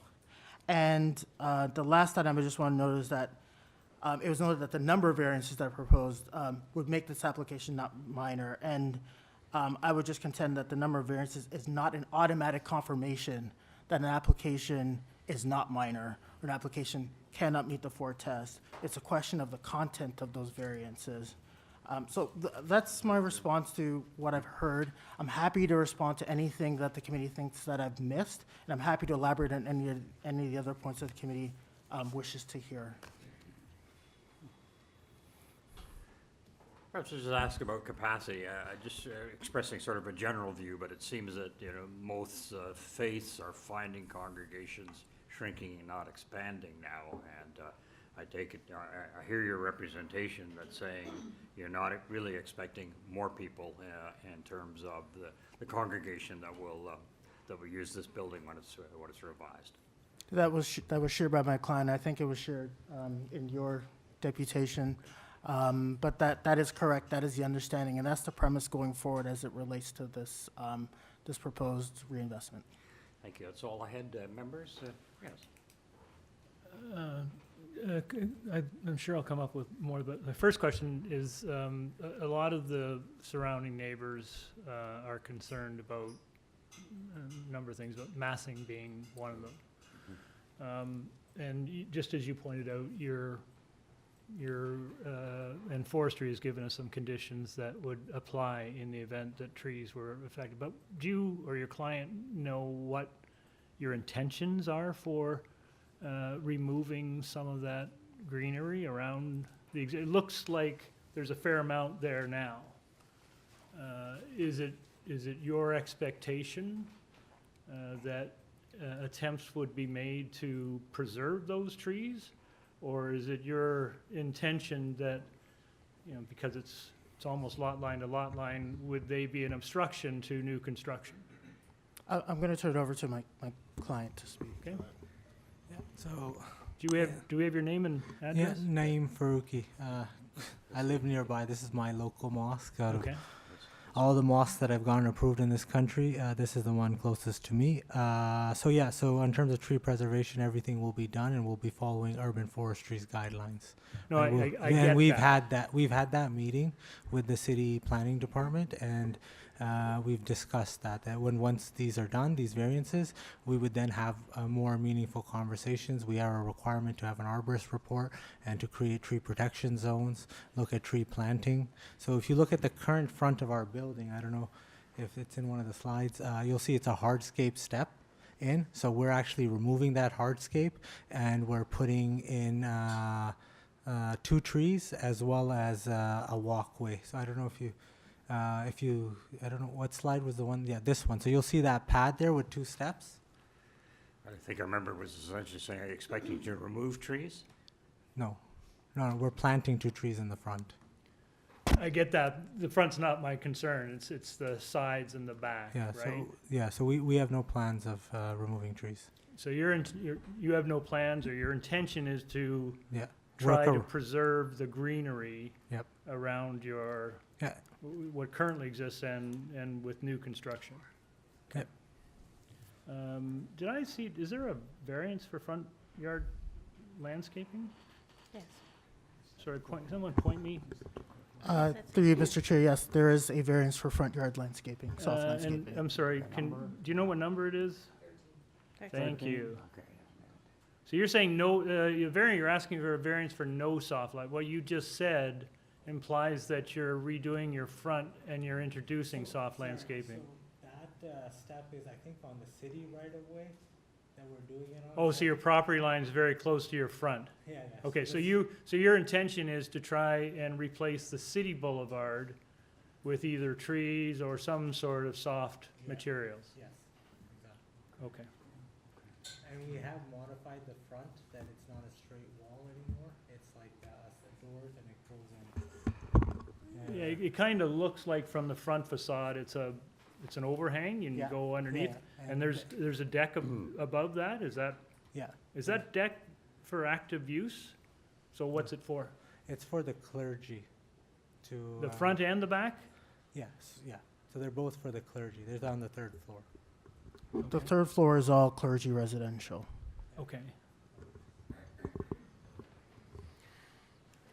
Yes, please. Thanks, Chair. If we could just go back to the tree question again. The staff just had on the screen a site plan that had several trees named and saying to be removed. So there are some that within your plan are considered for removal. There's some on the west side, and then on the east side, there are some that are closer to the front of the lot. These 2 Siberian elms, and then there's 2 maples on the east. I understand there's a process you'd go through with urban forestry to get that approval or not, but it appears that there are significantly sized trees that will be compromised as part of this application. Is that correct? And I think through that process, if there's an ability for trees to be preserved, then then we can make efforts to preserve those trees. But if there's a health issue as it relates to those trees, then that's also a consideration. But like through the direction of the committee, we can make efforts to ensure that, best efforts to preserve as many trees as possible, recognizing that the proposal is maintaining, for the most part, the existing footprint. Right. Okay, but you haven't had a comprehensive forestry arborist report that talks about the health of those trees at this point? Is that why you're unsure of that? Yeah, so we have not, because we have one from a few years ago in 2015. Yeah. So when we were directed by planning staff to complete the minor variances process and then go to site plan and go through the site plan control. So I can tell you, in our site plan control pre-con, we were told to do an arborist report and to preserve trees. So we are looking at that. All right, So that's different. Is planning recommending us tying it to site plan? Yes, No. yes, they are. Which actually identifies trees to be removed? So, And sir, unless there's a tree replanting plan in your materials, right? That talks about basswood, sugar maple. I guess these are new. Yeah, so we're fussing on this in part, I mean, there's other things we need to talk about, but we're fussing on this in part because many of the adjacent neighbors are concerned about massing. And, you know, foliage tends to mitigate a little bit of that massing. So I'm not sure what I'm hearing from you about trees. Maybe you can clarify. So with respect to trees, and again, through this application process, my client will be going through a more comprehensive arborist report. And with that report, the indication has been from city staff to ensure that we retain as many trees as possible. And I think there's an absolute ability to do that, given that we're working within existing extents of an existing footprint. Similar to that, if there's a direction of this committee to to plant additional trees at the rear, or to further enhance those opportunities, we're happy to consider that as well, and to address that component. But in terms of, I guess we're open to the committee providing a condition that would achieve that same, and allow us to direct that through the site plan process if the committee feels that that's appropriate. Mr. Chair, can I intervene 30 seconds? Any tree removal, can be private or public, has to be approved by city council. Yeah, we know. We understand that, but I think there's a little bit of confusion about the status of the trees. So this was the process that was before us when we went to the city. The city said, go through minor variance, then we will deal with all these matters at site plan. So this is the direction that we're coming with you today, to the best of our abilities. But you're hearing today that, you know, there's concern about the impact, and as my fellow member is suggesting, is that, you know, trees may be one way to soften that. And to that point, particularly trees that are boundary trees, we know that we have to have permission from the neighbors to remove those. So that in itself qualifies a certain component of trees. The second component, through that process, this committee can direct through the site plan process, even as a condition, to look for opportunities to plant additional trees. And we're very much open to that as part of a solution if that's a concern as it relates to the committee. All right. Yeah, so that was one conversation we did have with Urban Design, that Urban Design is going to make recommendations for trees to be planted in the rear. So we were discussing with them that there's interest from the community for a play school, like a playpen for kids to play outside. So instead we can go to planting trees in the backyard. Well, not to belabor the point, but trees also soften the noise impact, right, on surrounding residences too. Yes. Anything, yes, please. Yes, through you, Mr. Chair. My concerns are not regarding tree, but now that you're talking about trees, I just want to get clarification. So variance number 12, as you mentioned, this is existing to remain, and the variance number 12, I read it. 1.5 meter wide minimum stripes of landscaping must be provided along the either length of each side of the lot line. So I just want to know, with your explanation, and then it said east and west, but you want the relief from this variance. You want that in this case, the required strips of landscape will not be provided along the east and west lot line. So with your explanation, please clarify, you intended to remove this variance, or it will just the decision that you will just take whenever you get to that part of the application? So, through you, Mr. Chair, thanks for the question. So, the variance as proposed, the language, is as per the zoning notice, and that's how the committee has written it. It's very unlikely that that area is going to be paved in any way. In fact, it's just going to it's more the fact that the 1.5 meters cannot be met. It will still be of a soft landscaping. It just won't be the 1.5 meter width. And this is not a width where you can, function, particularly on the west end, where you can functionally plant anything other than to have sod or to have infiltration through through pebblestone or other types of material. But I think it's more about flexibility, about what happens within that space, that for the most part, and particularly along the west, is echoing the existing condition. Okay, thank you.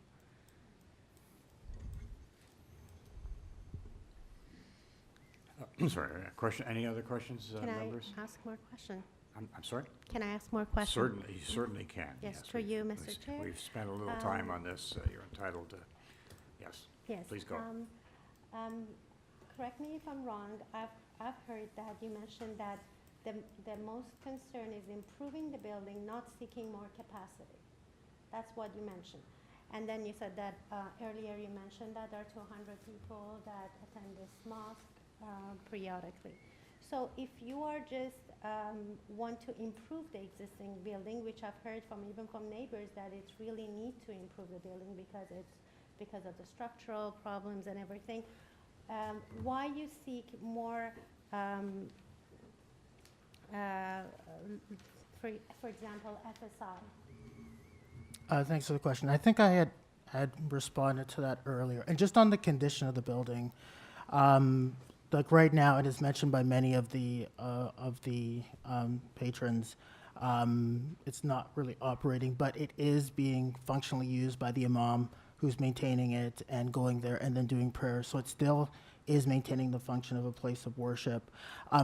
As I mentioned earlier, I worked on a Buddhist temple out in Scarborough, which sought to double the size of its facility, and really it was about providing more opportunities for the patrons. So adding new features such as a dining hall for the post meditation areas, and adding space for visiting congregants coming out of the country, and providing more like meditation spaces. And really it's about utilizing the space better for the existing congregants, which is really part of reinvestment. This is really what this application is about. It's about reinvestment in what you're providing for those who currently use the facility. And so I noted some of those additional items that would have been perhaps possibly merged and conflicted with the ability to be able to serve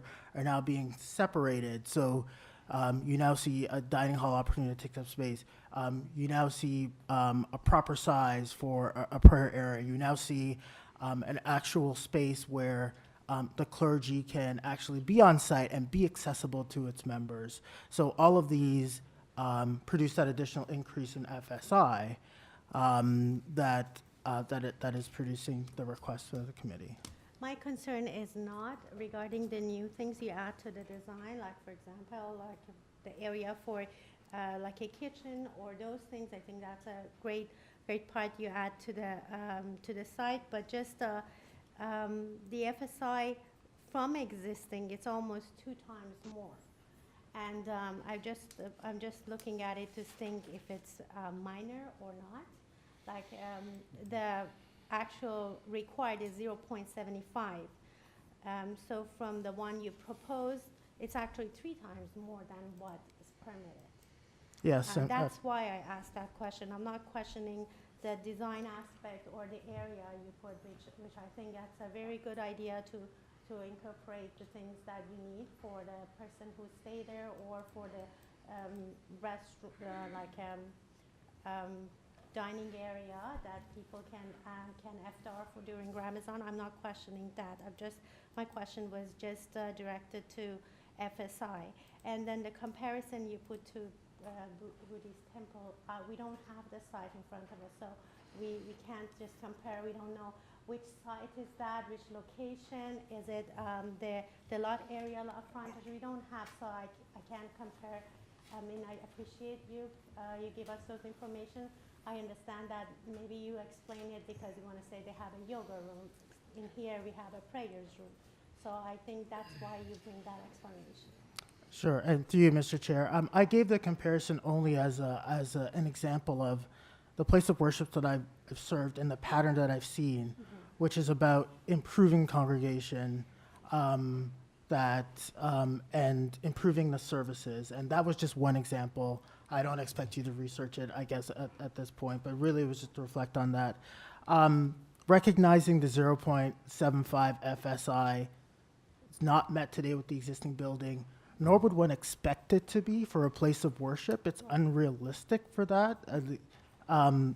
So in my view on this, seeking an increased density beyond what the 0.75 is and even beyond what the existing is, it's a question of can that built form mitigates against the potential impacts around the surrounding area. So is the 2.24 having an incremental impact? And in my view, as it relates to both the stepping back of the third story, providing the screening along the outdoor terraces to prevent for overlook and loss of oversight. The fact that the property itself is north-south facing, so when you think about shadows, it's not east-west in which someone is always in shadow, but in that they will still be moved quickly. The fact that the windows have been frosted to prevent for overlook and loss of privacy and no windows along the westerly facade. All those elements, in combination with the fact that it's not a residential dwelling, but an institutional type use, to me overall lends itself for the ability to consider an FSI that's higher than typical in order to accommodate that. Sure. So, you're sort of following on that line, I mean, you know, you think about what you're proposing one residential unit, right? So part of your FSI is eaten up by having accommodation for clergy or for Correct. imam or whoever's actually staying there. That's correct. I just want to clarify, I heard some different things throughout today's proceedings and to the point about intensity of use. And I think I'm trying to tie it back to FSI.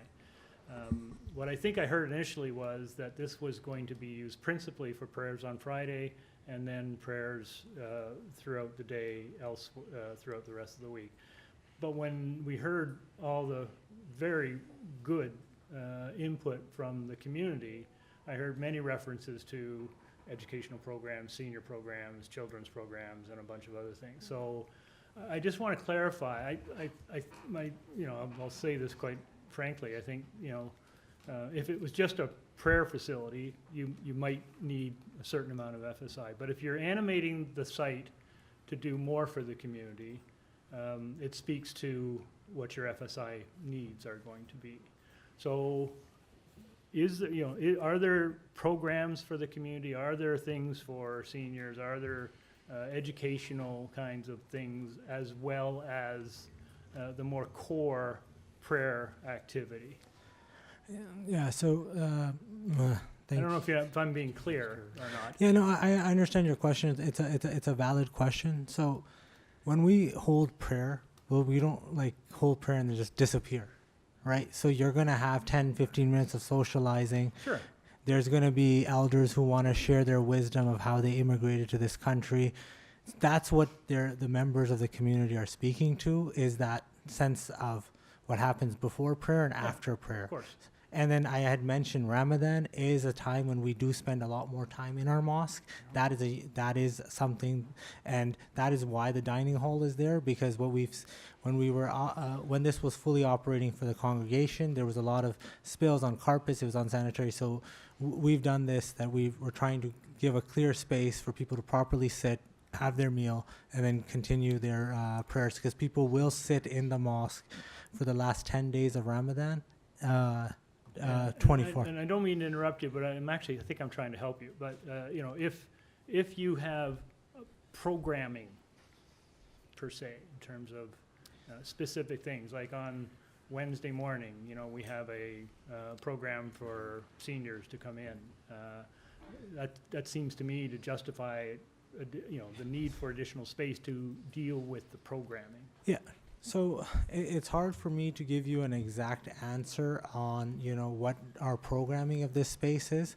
Our mosque is primarily used just as a place of worship, and then there are events that we'll do. Like one of the events was, you heard about our food bank drive. So during Ramadan, we collect a tremendous amount of food for the local food banks that are stored there. Kids will drive them down, unload them. So like your question on what we do inside our mosque, like apart from our prayers, it's a little hard for me. Like we don't have a set calendar that like there's a Sunday Yeah. school. Again, I don't want to interrupt you, but I thought I heard from many Yeah, of the yeah, no, no. congregants that many of the benefits of this facility have been a whole range of things in addition to prayer. Yes, and that's why I cannot speak for how the locals fully interact and have gone to this place. But you know, we use it as a place of worship with supporting activities of like elder speaking, education. So we have something called a sermon that runs on Friday for about an hour, and that's where there's a lot of interaction. So, you know, we can't play basketball. The youth can't go and play basketball on this site ever, right? So they'll organize activities there for themselves to go off-site and do. Okay. Right. Thank you. One, I think, maybe, hopefully the last question for me anyways. I heard a number of the surrounding residents not only talking about massing, but about noise.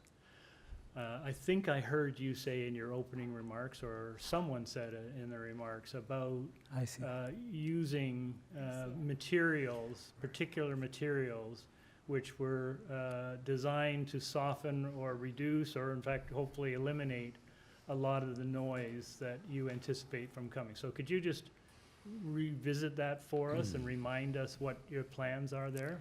Yeah, so the structure would be built out of ICF, which is insulated concrete form. So that allows us to minimize the disruption to the site. So they would pour the entire thing. So this wouldn't be a wood structure. So this would be a poured insulated concrete form. So this form is concrete and foam. And you can, I don't Google this, but we've spent some time with acoustics experts who have told us that ICF foundations and structures do not allow vibration. And as vibration is one of the key factors of creating noise through the building and echoes, so this structure, by using this method, would minimize the impact of noise coming from inside the building to outside. No, you can't. I'm sorry, you can't. Yes, I can't at this point.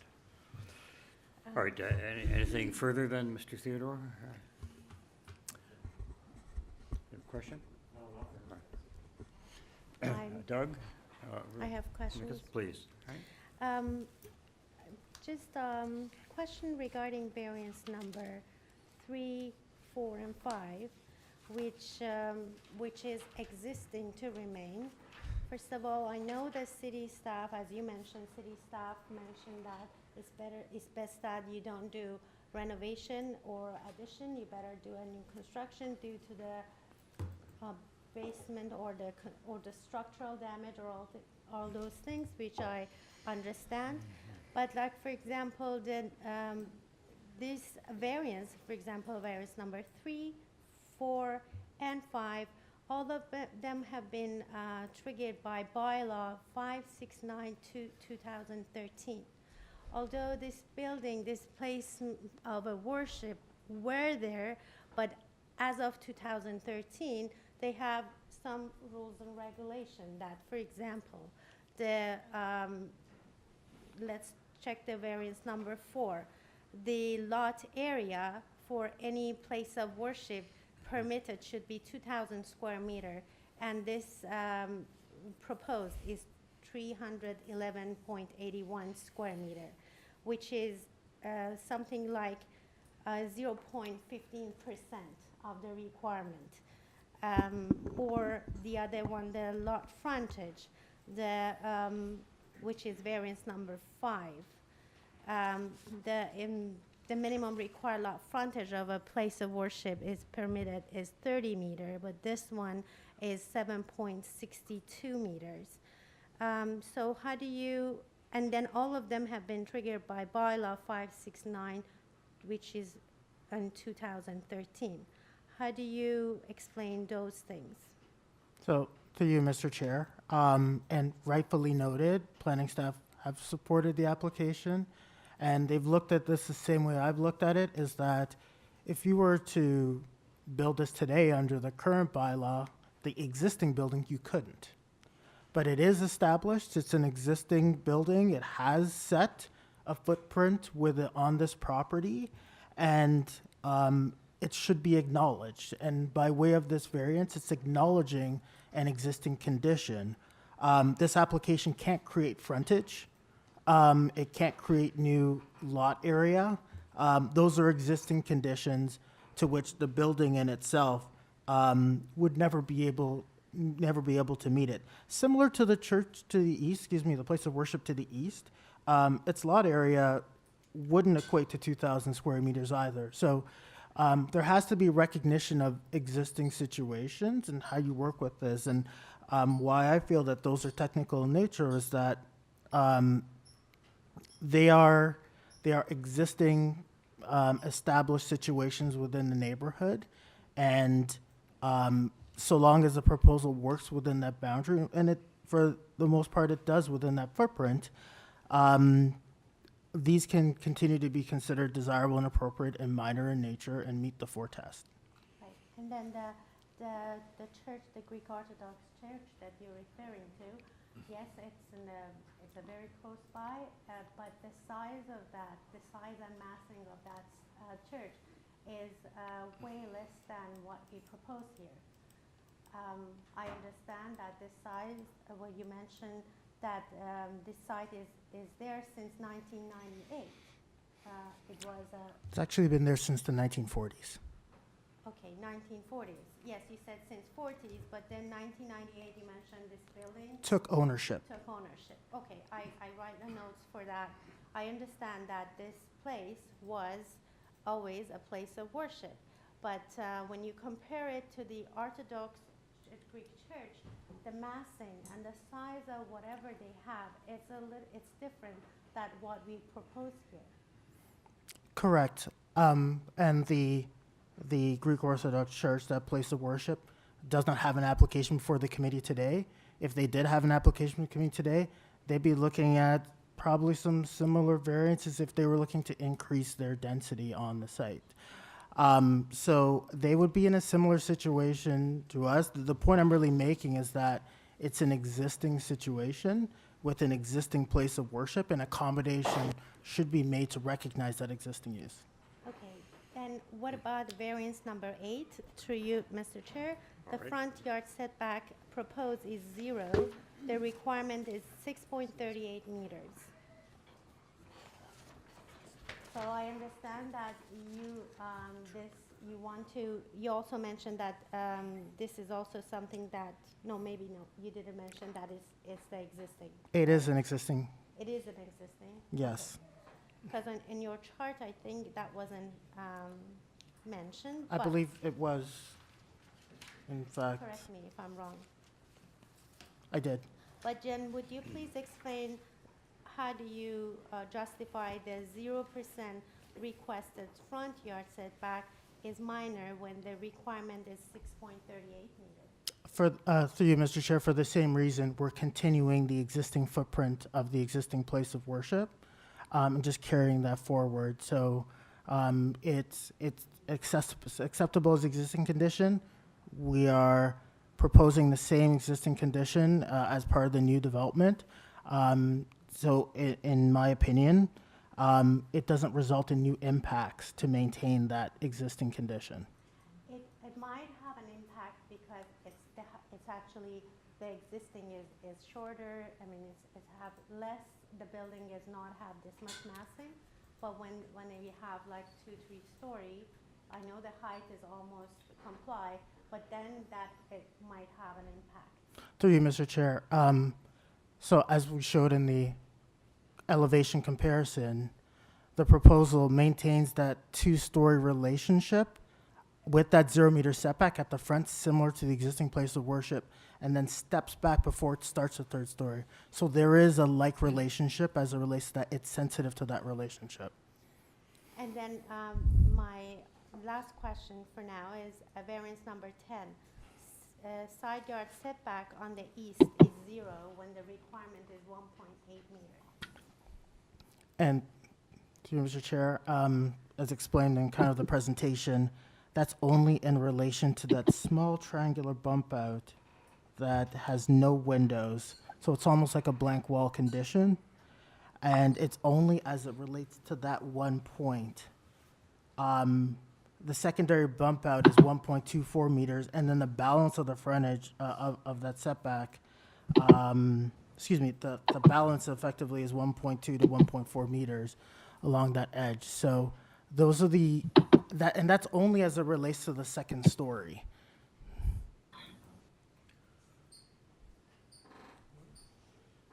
We're actually improving that setback in the new design. Actually, I think you've got a difficulty, you're sort of waffling between new and existing. Let's say this parcel of land is vacant, the mosque owns it, and you want to build a new mosque on this parcel.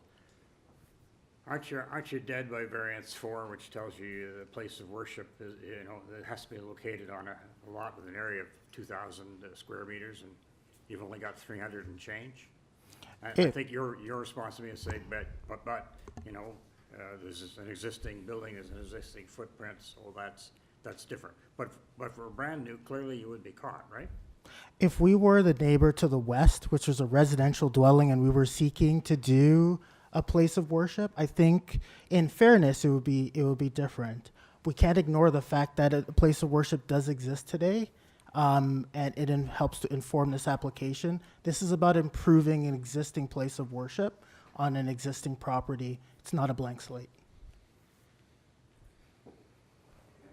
But on a blank slate, you've got to have, Mr. Yeah, Chair, go ahead. we've spent many years with the city's planning department on this exact issue that you've raised, and they have told us that this is a very unique site. If we tried this anywhere else, they would never let this fly. Because this exists, they understand the situation. They're in support, and these setbacks exist.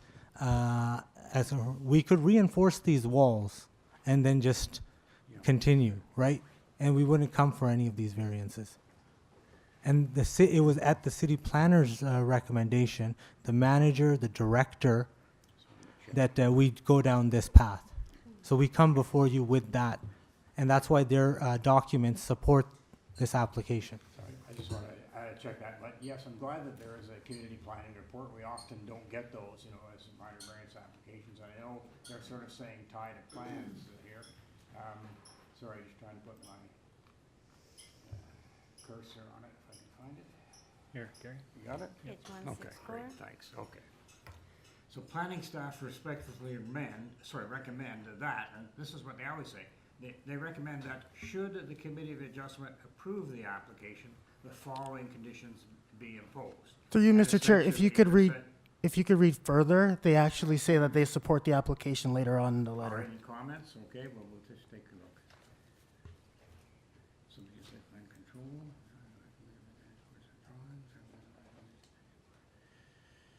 Well, staff recommend that plans submitted for building permit shall be substantially in accordance with drawings A102 and 103 to secure the articulation and side yard setbacks along the east main wall. If you look at the last sentence of the first paragraph, Yeah, basically say they have no objection. No objection. Okay, staff reviewed, Right no there. objection. They have Yeah. no objection to the request for variances, however, so they're making conditions. So Right, okay, I think the agent makes a fair point. fair enough, I agree. Okay, they say no objection. just further to that, staff reinforced their position on it through a subsequent communication that was submitted. I think it was received on 4/13, where staff reinforced in response to the residents that planning position has not changed, and they continue to have no objection to the variance proposed for the current proposal for the place of worship. That's a response to a resident or objector, was it? Yes. Well, it's in your system. Well, It's very late and it's not before. well, Oh. well, It's in your committee. It says by Committee of Adjustment 4/13. well, Mr. Chair, it's part of a very late submission. well, I'll accept- And it was not part yeah. of the material. I won't that take, the I won't committee take the had document, but I'll allow the, the verbal, verbal submission. Okay. All right, gentlemen and ladies, yes, Doug, for a question. I just have a quick question.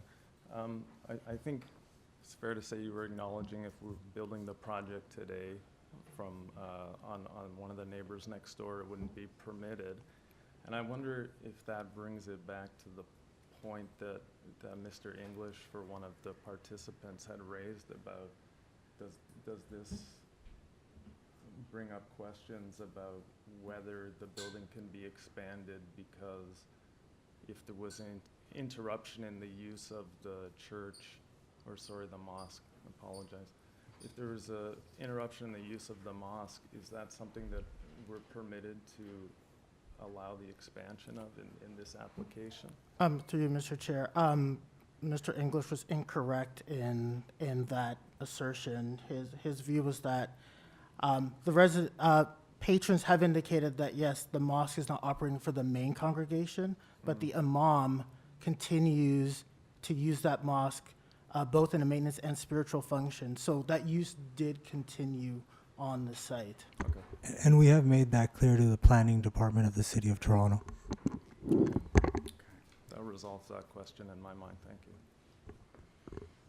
Well, we've had a very fulsome discussion. I think we'll take the matter into the committee, unless anyone wants to still put a further question.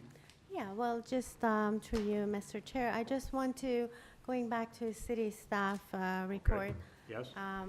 which is in front of me, dated April 17, 2024. In the comment section, the city staff about the subject property, they said the site is designated the neighborhoods in the official plan.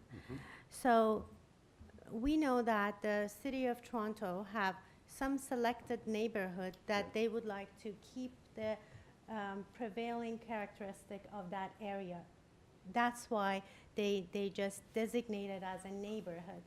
So if this site is in a neighborhood designation, so based on the official plan, I'm not sure if the general intent and purpose of official plan maintained, if we just know that this is a neighborhood designation and we just want to propose something which is not the prevailing characteristic of that residential. We don't know, would the neighborhood designation allow a place of worship? I expect so. It does. That sentence goes on to say which permits the proposed use. Okay, all right. That's correct. Members, it's been a fulsome and difficult discussion. Thank you, gentlemen. I think we'll take this matter into committee for discussion, and we'll see where we can go from there.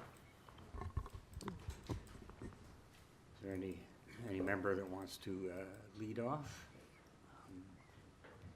It's a difficult application, and indeed we've heard from a ton of persons. Yeah.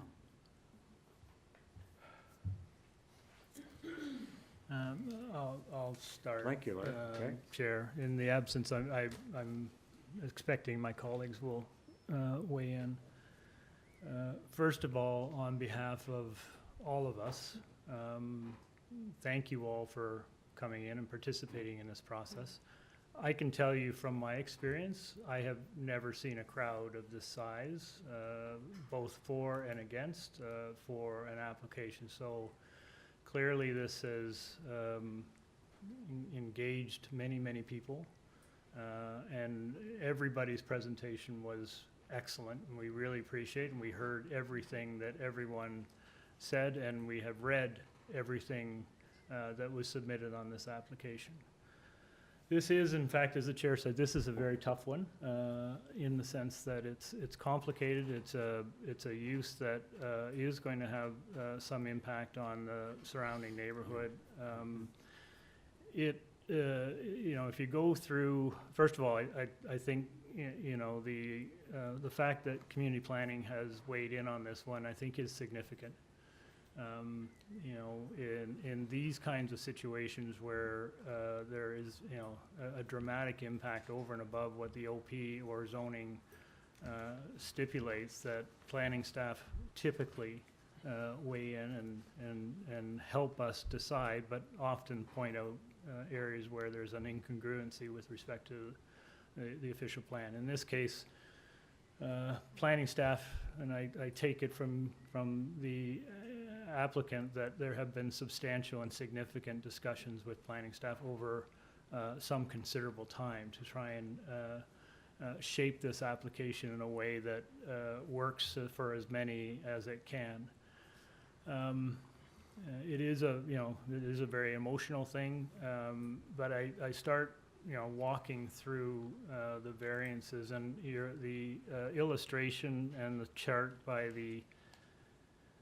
in the presentation materials, I think, was very helpful to me in the sense of articulating and dividing which of those variances were existing conditions and which of those variances were new.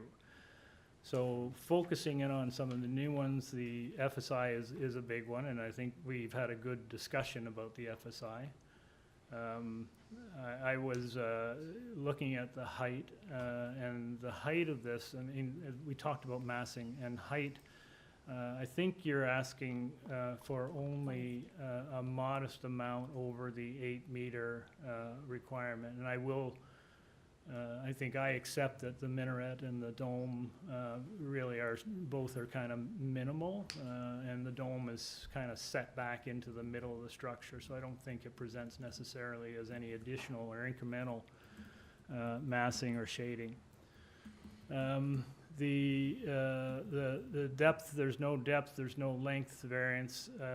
The rear yard setback is pretty close to what the requirements were. It wasn't a huge one.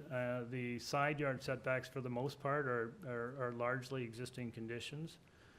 And the front yard is an existing condition as well. So those were the variances that I was focusing on personally. I'm sure my colleagues will weigh in on their thoughts as well. But I look at the variances in and of themselves, and the variances, with the exception of FSI, but I'm in my own mind justify it by virtue of the way that the facility is going to be animated going forward, is fine. It is a small site, arguably. So parking is beyond our purview. I do appreciate, and I think most neighborhoods have parking issues, and I would hope that the proponents, if this were to get accepted, and it may not, would do everything they possibly can to reduce the impact of traffic and parking on those who live there full time. On the trees, we had a good discussion about the trees and the foliage, and I think I heard the applicant say that they would do everything they possibly could, and I think we would hold them to that. I think the adjacent neighbors deserve that. And also, introducing new and additional trees into the rear yard, both for screening and for noise attenuation, would be, I think, good. So I fully appreciate that this is a very unusual site, a very unusual application. It's rare that we see this kind of an application in an existing neighborhood. But I appreciate the fact that your congregation and your community has come out to support this, and it was heard very, very clearly, but they don't live next to it, right? So that's an important consideration. So, things that can be done to reduce that both direct and ambient impact on those that have to live there is critical to the success of this and to going forward. So those are my thoughts. I don't know. I'd be curious to see what my colleagues say. Thanks, Chair, and thanks, Larry. I agree with everything you've put forward, and also my appreciation to everyone who's come out on both sides for very thoughtful presentations. This is a difficult application, and I'm seeing it as, I think variances 3, 4, and 5 around basically essentially prohibiting new places of worship in the city based on pretty difficult to meet lot requirements. I see those as being not easily pushed aside, but the fact that there is an existing place of worship here, I think goes to kind of address those. And I mean, as we look at this site and the redevelopment of this site, I think I was looking around the neighborhood as well, and you know, the development of this neighborhood has changed over the years since the houses were built, whenever in the 40s or 20s, or all these waves of development. And I think those houses have gotten bigger over time. And I think this is kind of representing that, right? Like this church that was a one-story church is now, sorry, my apologies. This place of worship is proposing to expand. And I think that is reflective of just this reurbanization of the neighborhoods writ large. In terms of some of the actual variances, I think that Larry touched on it. The height is very close to what's permitted, and the rear yard setback is very close to what's permitted.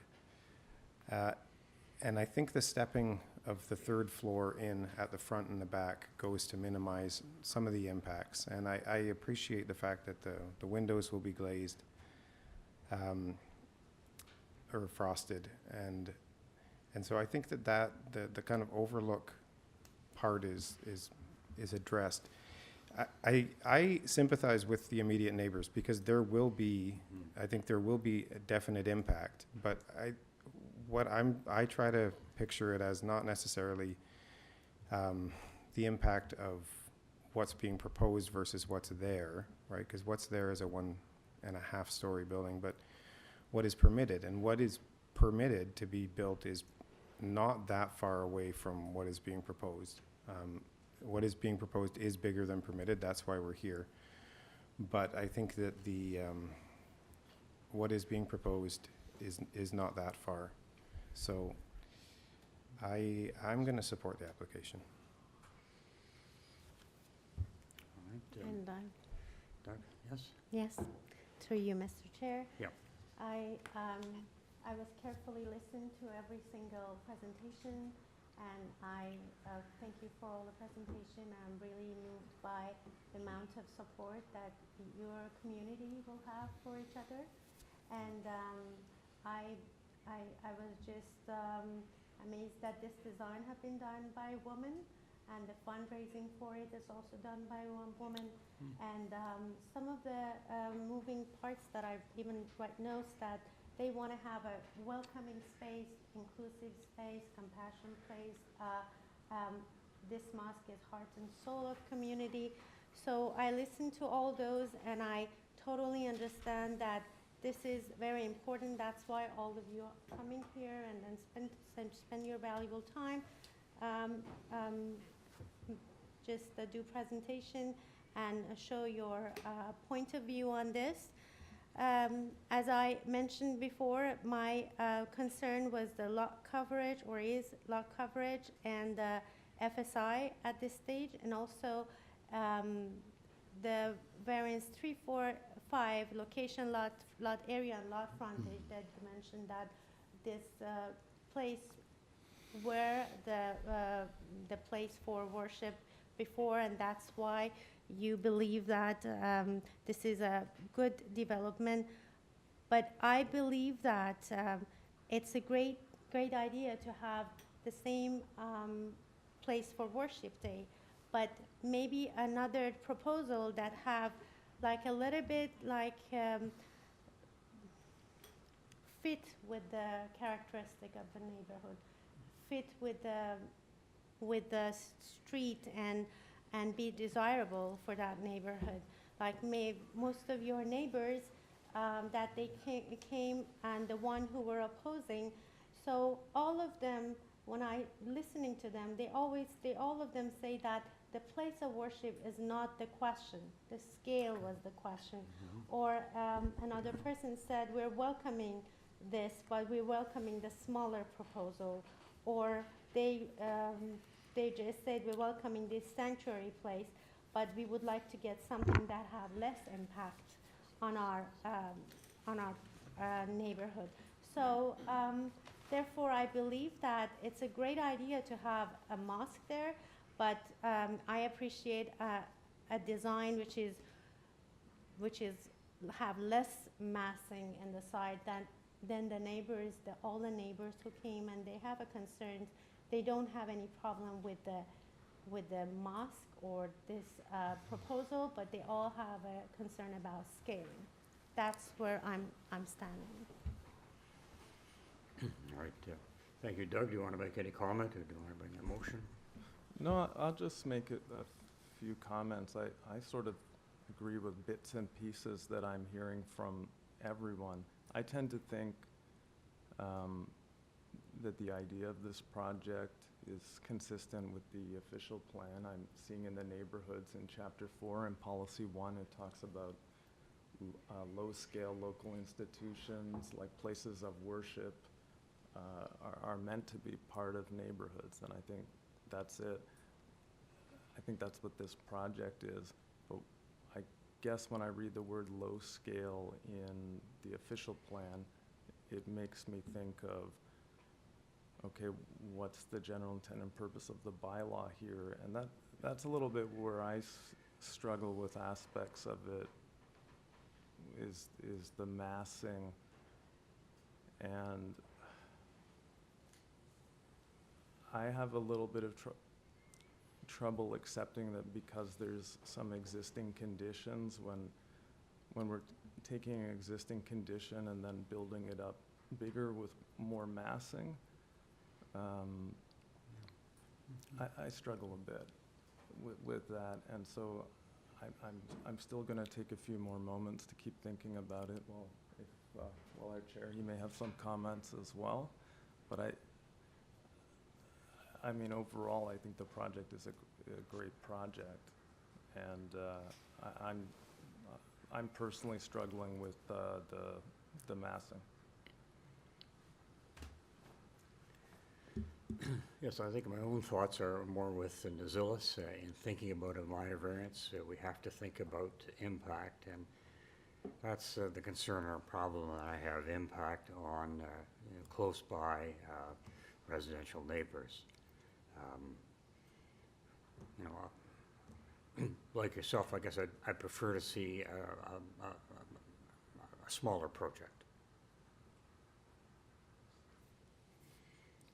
That's really all I can say. Certainly, we appreciate everybody's input, and yeah, it's a difficult question. How would you like to proceed, Chair? Well, I'll call for a motion. Call for a member of the committee to put forward a motion that we can consider. All right, Mr. Reid. Thanks, Chair. We'll see what happens, but I'll put forward a motion to approve the application as amended. That's with the deletion of variance 2. Subject to community planning conditions and urban forestry conditions. Oh, and I'm just thinking variance 2 is being deleted. Yes. Yes, right. Okay. Peter, can we also introduce something about tree planting in the rear yard? Do you think that's covered? I think that's fair to add. Let's say also with the condition of planting a tree in the rear yard. I know there trees, sure. I know there's a lot of canopy, but maybe we can say to the satisfaction of urban forestry so they can choose the species and location.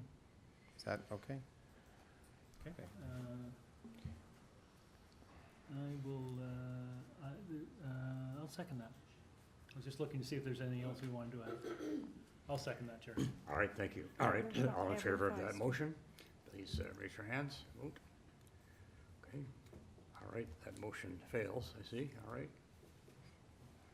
Is there a further motion?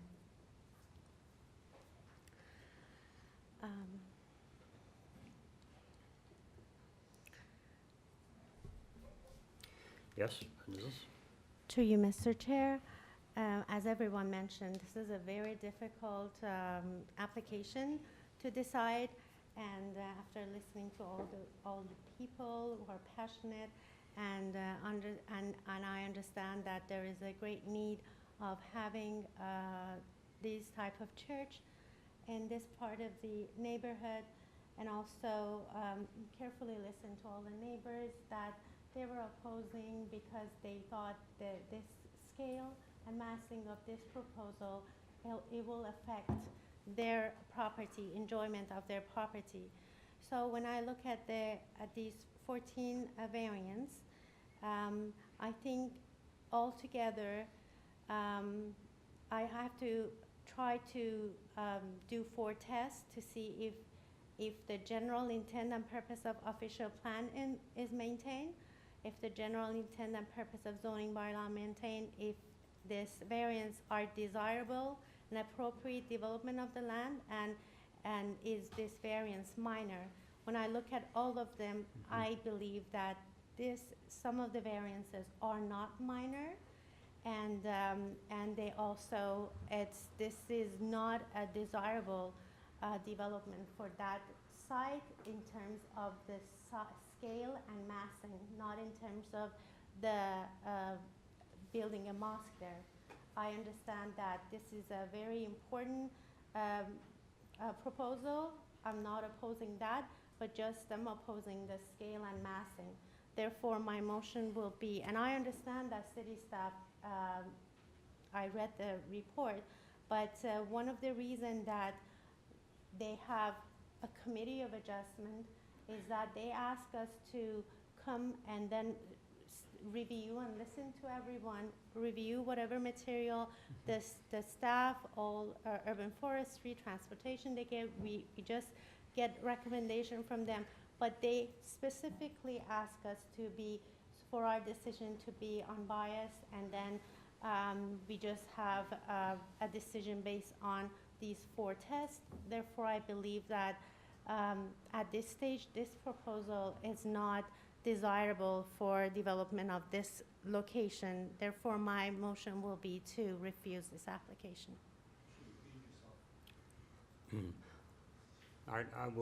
I'll second that motion. All right, and we have a vote on that, then there's a motion to refuse the application as it is. Of course, there are appeal rights, etc. All right, on that motion to refuse then, I'll ask you to raise your hands. Those opposed? Okay. Motion is passed to refuse the application. All right. Thank you, Madam Secretary Treasurer, and for shepherding all of the supporters and Sure. persons. Thank you. Okay. Through you, Mr. Chair, we Yep. can move on to item number 22. I would Yep. ask that, I'd like you to go up that way. Thank you, 'cause this is, thank you. Please. As the room clears out, we can proceed with item 22, 324 Euclid Avenue. Yes, it's a moment.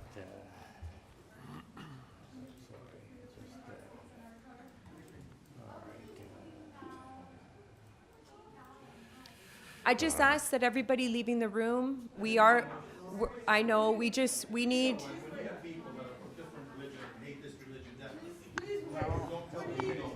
That's not the case. Come on now.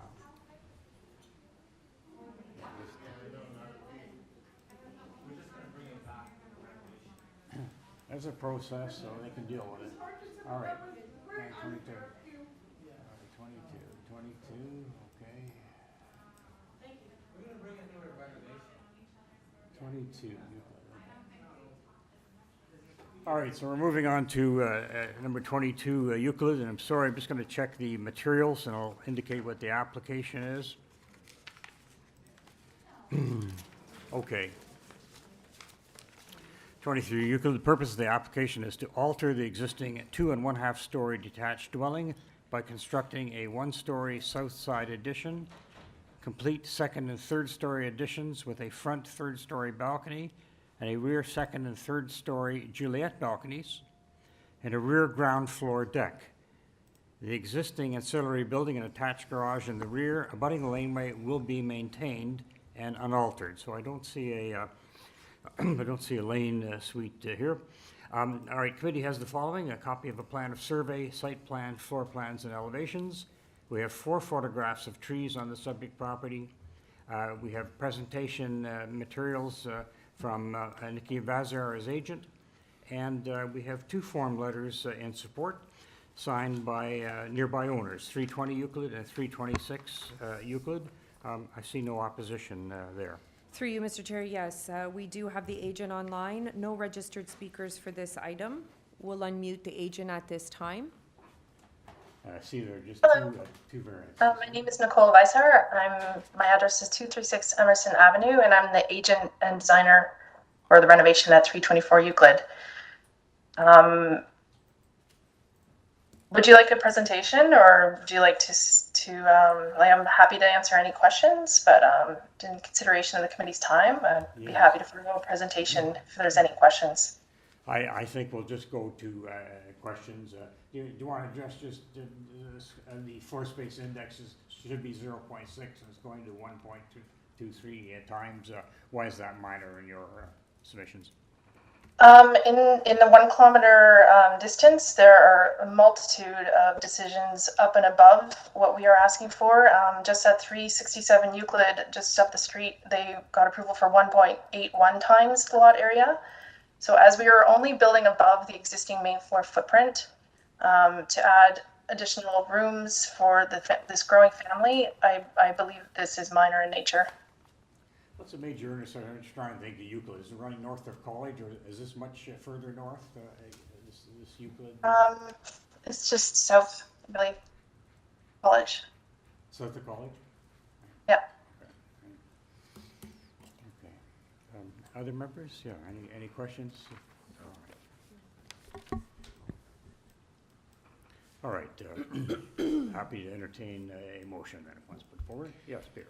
Thanks, Chair. I'm happy to bring a motion for this one. There's only 2 variances, and the existing FSI is already at 0.8.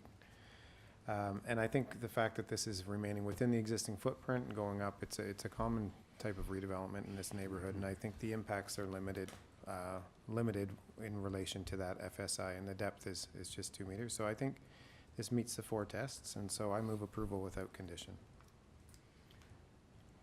Is there a seconder for that? Mr. Clay, thank you very much. Second. All right. All in favor then of that motion to approve without conditions? There is no question. Thank you. That's passed. Thank you unanimously, Madam Secretary Treasurer. We would move on then to item 23, 168 Duplex Avenue. Again, yes. All right, the purpose of this application, we're altering a new 3-story dwelling currently under construction as approved under a minor variance decision in 2022 by increasing the building height and gross floor area. Committee had before the following communication: plan of survey, site plan, floor plans, elevations, 2 photographs of the subject property, the 2022 decision is referenced, presentation materials, and simply an advisory report from Metrolinx. There is one person in correspondence on opposition from Melissa Phillips at 191 Duplex Avenue. And I'm just checking to look at our speakers list here. Through you, Mr. Chair, we do have the agent online. No registered speakers for this item. No registered speakers, all right. All right, let's bring that person then to the My name is Shadia Orani from 685 Shepherd Avenue East. Okay, thank you very much. Yes. Okay.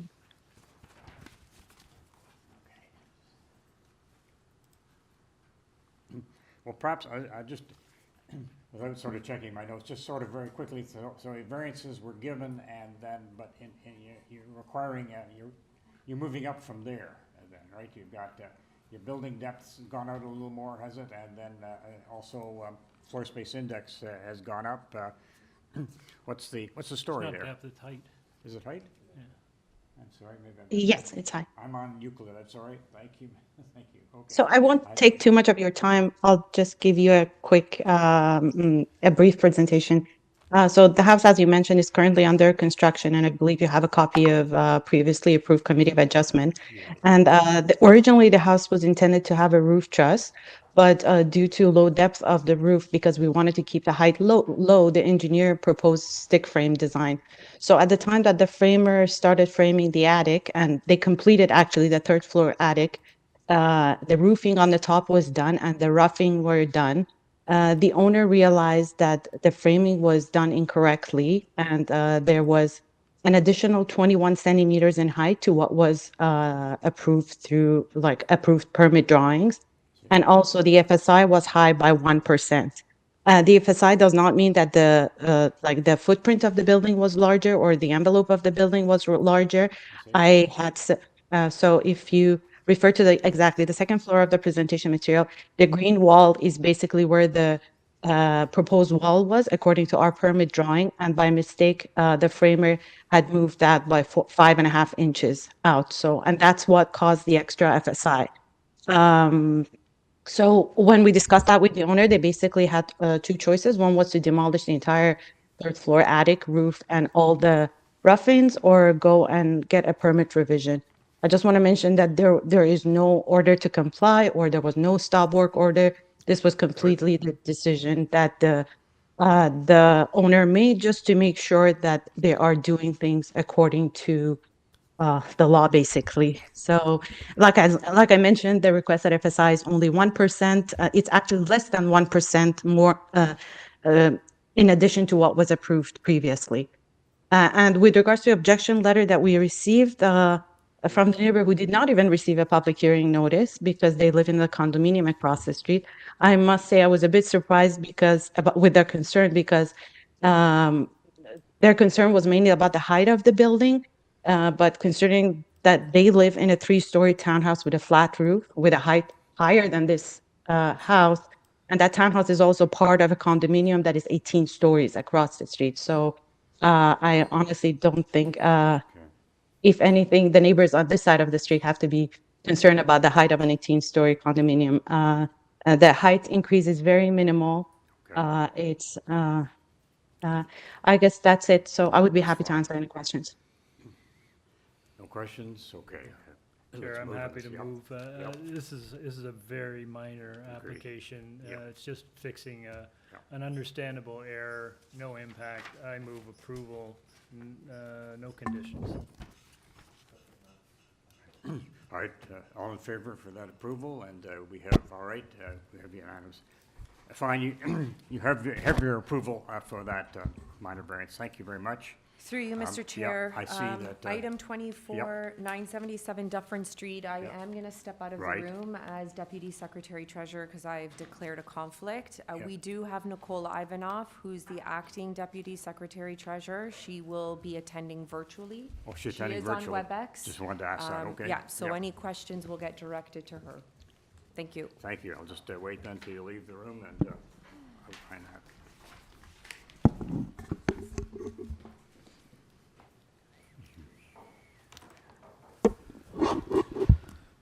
Mr. Chairman, members of the committee, my name is David Stickney. I'm the agent for the owners who are here.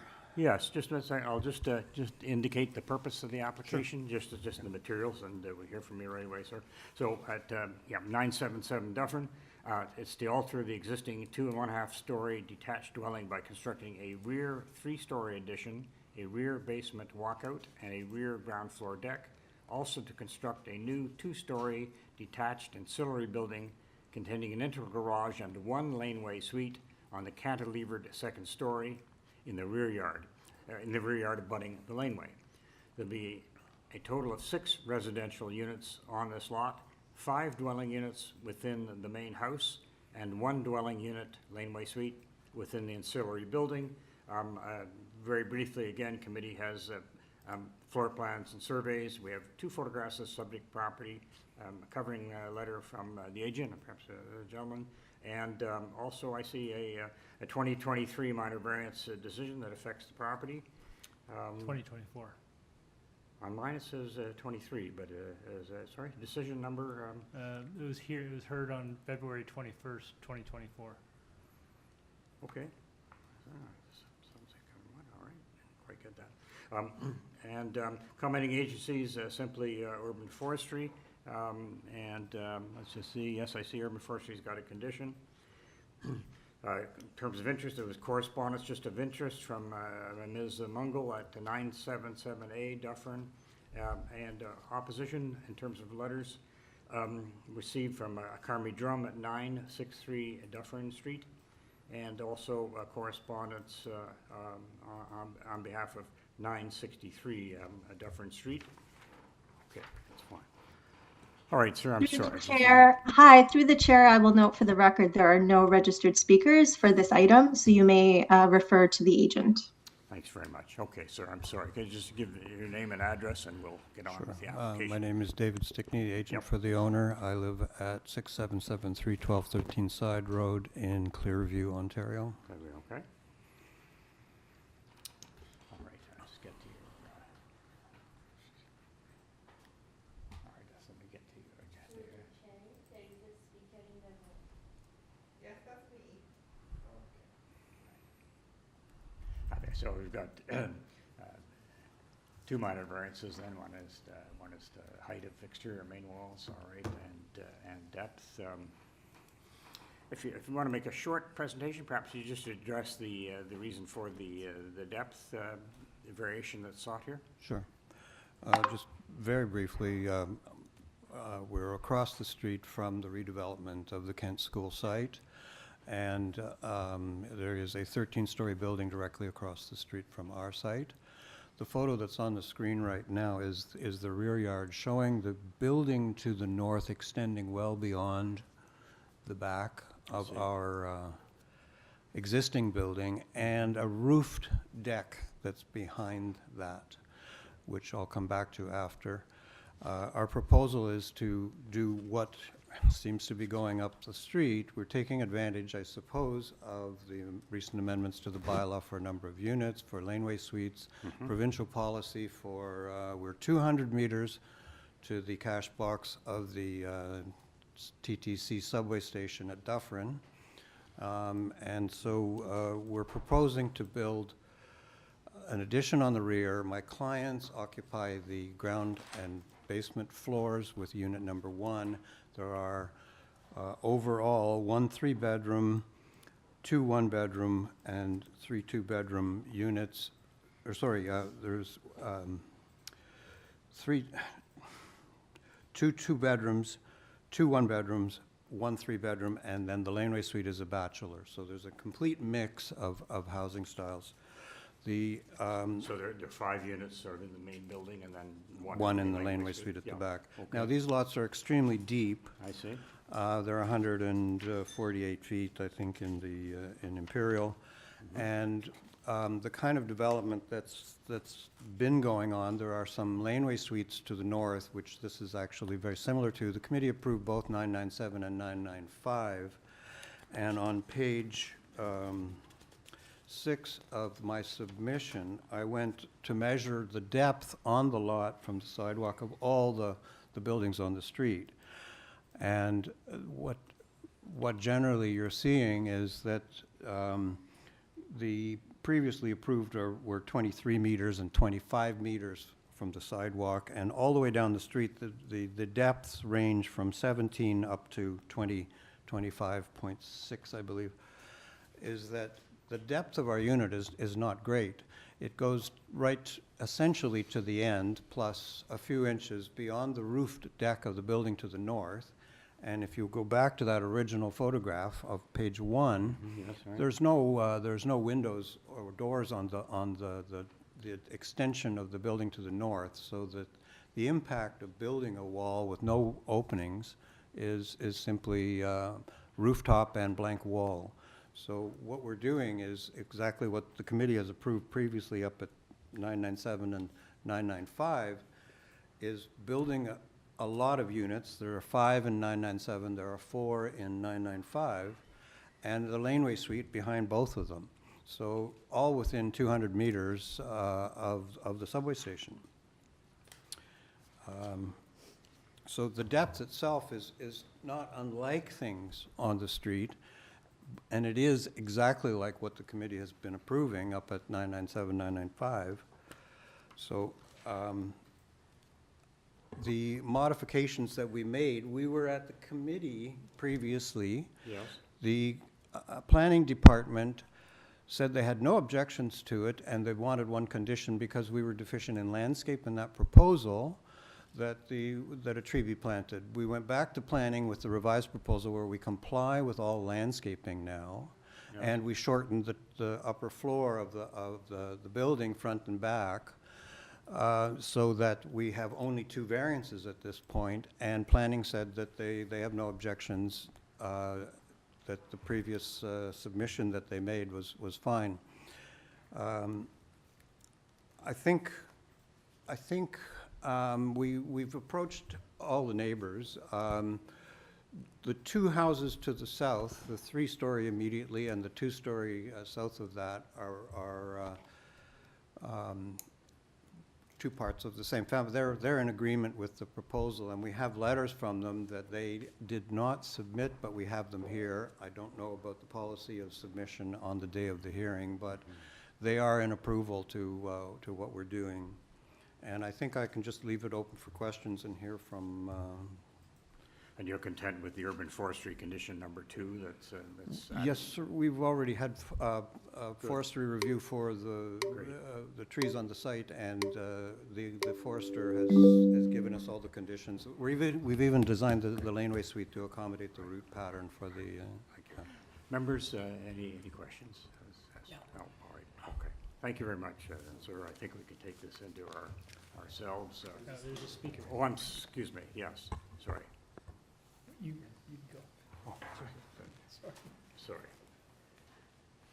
Sorry, I thought it was not. Is this Ms. Drum? Yes. Yes, it okay. is. All right, sorry. Thank you for your time. My name is Carmi Drum. I am Maria Saltino's daughter. I live at 9 Pine Forest Road in Toronto. Mom has lived in 963 Dufferin Street for 65 years, and this is where I grew up. I am shocked that the application has been resubmitted when it was previously declined recently on February the 21st of this year. Nothing in the application, well, maybe just a few little points have changed. The street has changed from single-family homes to rentals over the years. There are absentee landlords, which has resulted in the properties becoming grossly neglected. Debbie Prasad Mungal, the owner of 977A Dufferin Street to the north of 977 Dufferin Street, opposes this development based on concerns she raised in her letter of April 16th. The owner to the south is an absentee landlord. The property is always unkept. He rents the property to numerous students who never use the back garden. Students don't have a stake in the development. The house next door to that, which is 965 Dufferin Street, is running an Airbnb. The owner hasn't been living in this house for, I'd say, 3 years. So I'd be shocked if they have any sort of letter. And when they moved, or when they bought the property, which is adjacent to Mom, they renovated and totally wrecked Mom's house. We had to involve everybody in this building to rectify the problem. So this is what you get when people move in and want to put in rental units, Airbnbs, and everything else. The agent has, where did I leave off here? Mom's story is a 2-story house with a peaked roof, as are many of the homes on the street. There are some homes with 3 stories, but the 3rd floor is more of an attic, not a full floor. Mm-hmm. The agent has attempted to show that there are homes on the street with multiple units with 3 stories. This is very misleading. Homes north of the laneway are much larger. However, most of the street consists of smaller homes, including 977 Dufferin Street. The owners are planning to build an extension which is much larger than the existing house and build a laneway house. These are not minor variances, as concurred by Clark Engineering in the report I have submitted. The argument has been made that the city needs increased residential density. Dufferin Street, south of Bloor Street, is undergoing unprecedented development. Thousands of rental units are being constructed at the current time, where Kent, Bloor Collegiate, and Brock schools were located. There are plans to build additional units south of Croatia Street on the parking lot at Dufferin Mall. As such, we certainly don't need more density in this area. At the current time, the intersection of Dufferin and Bloor is extremely busy, and I can't imagine what it will be like when an additional 5,000 units are built over the next several years. The east side of Dufferin Street is still residential homes. The proposal is to build a 3-story apartment building right smack in the middle of the north and south laneway entrances, which will change the character of the street. We are opposed because we don't want to be staring at a huge wall. This will be an absolute eyesore. I trust that the application will be declined again, as the variances are significant and outrageous. Thank you. All right, just hang on there a moment. I'd just like the acting secretary treasurer, sorry, do we have a February 24 decision of committee? That's Yeah, it should be in your package. is it? Through the chair, it should be in the package of staff. Just want to pull it up. Okay, I didn't see it. Unless it was in supplementary material? No, it was in the original. Okay. I have the decision right here, or if you want to, Well, I could pass it up to you. It's on the screen. I'm just, oh, sorry. Okay. Yeah, right Oh, behind here we are, sorry again, yes, sorry. Well, Mr. Stickney, he didn't mention this. All right. 6 units, all right, can we just move that up then? That was,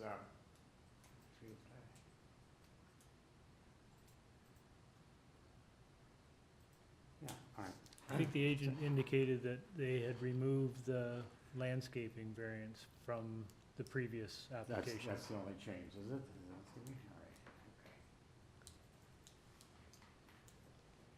All right. All right. Is there any questions for Ms. Drum? No? All right, seeing none, thank you. All right. Thanks, thank you. All right, Mr. Stickney, just as agent, all right, just in a very concise way, you've got a chance to reply.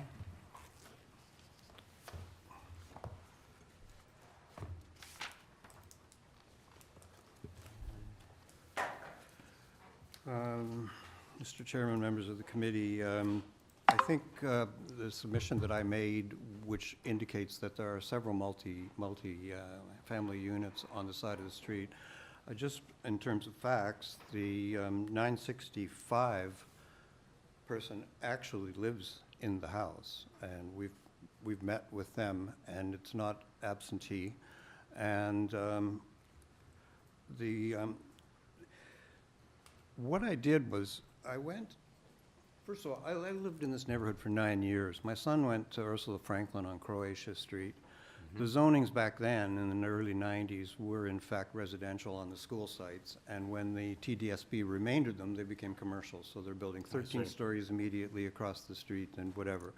So the number of units in the neighborhood does not have anything to do with our variances. What the changes to the previous submission were that we shortened the height of the wall in terms of the materials so that it made a break. And if you look at the side elevations of the thing, the height of the wall on the sides of the building, you can see, and we recessed the front and the back so that it's a totally different proposal. We shortened the deck, we shortened the building, and complied with all the landscaping. So really the essence of the application is the depth of the building, and I think by my map we've shown that we're very similar to the depth of the houses on the street, especially the ones recently approved by the committee. If I want to address the letter of concern from Ms. Mungle to the north, we went to see Ms. Mungle. She was unaware of the letter, the contents of the letter. She had not seen the plans at the time. We showed her the plans, but I want to just address the points that are in her letter, is that she was worried about shading and natural light. She's got a blank wall facing our property, and she's got a roof on the deck to keep the sunlight out. And we don't go beyond that. We're an east-west facing property, so that at noon, the sun is gone from her deck anyway because of the roof on it. She was concerned about privacy, so we said any decks would have privacy screens on them. And I would say that the committee could make a condition of that. We also said that all of the entrances and exits are on the front of the building and the south side of the building away from her, so that there's no imposition other than the main street access or the south laneway access. If there were 3 units in the building, there would still be 3 units facing the backyard. There are 5 units, and there's still 3 units facing the backyard because 2 of the units face the front. My clients are in the lower floors. The construction has been the complaint of everybody, even those that are in agreement, that there's so much construction going on between the Dufferin subway's been under construction for years, all of the construction across the street. So I think that that we're totally within the character of what's happening with the neighborhood. The other thing that I would say, just related to the 963, because my clients want me to announce that the administrator's family owns that house. If I can go to Ms. Drum's submission, where she shows photograph of the street,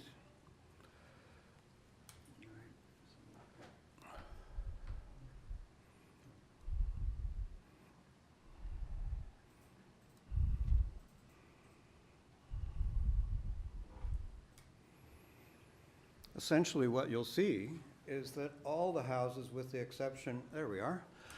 You can see 997 is very modern, as is our proposal. It hangs over the side for the walkway to the laneway suite for firefighting. 995 is as well a 3-story. The one below that is a multi-unit building with you can see the stairs on the front of the building, and there is a loft in the upper apartment. So it's a 3-story, and to the south of that, it's a 3-story. And if you look at the bottom photo, what you'll see is that there are 2 2-story houses that are semi-detached at the right-hand side of the photo, beside the signs. The right-hand side of that is the Salatino residence. The 965 is attached to it, where we have that gentleman's approval in writing here. The house to the north of that is the stucco house, and that's immediately adjacent to us. We have their approval in writing. The next house is ours, and then everything is, you can see it's all 3 stories up and down the street. Even the 2-story houses have hats on top of them, so they look like 3 stories. So I don't see that what we're proposing is out of line in size, shape, or from anything that's happening on the block. But I really want to go back to the fact that the planning department have no objections to this. Forestry have one condition. Right. Transportation have no conditions or problems. We have 2 parking spaces which aren't even required. And we're 200 meters from the subway. So I think that all policies that the city's been arriving at, we comply with. Thank you very much. Any questions? Speaker? Right, seeing none. All right. Well, I'm sorry, Miss. Yeah, just in terms of our procedure, et cetera. So the agent has the chance to reply. I'm sorry. I'm sorry. I'm sorry, Miss. We can't take the submission. Thank you. Members, do you wish to ask any questions, or do you wish to put forward a motion? No questions. No questions. All right. All right, in your hands in terms of the application submissions.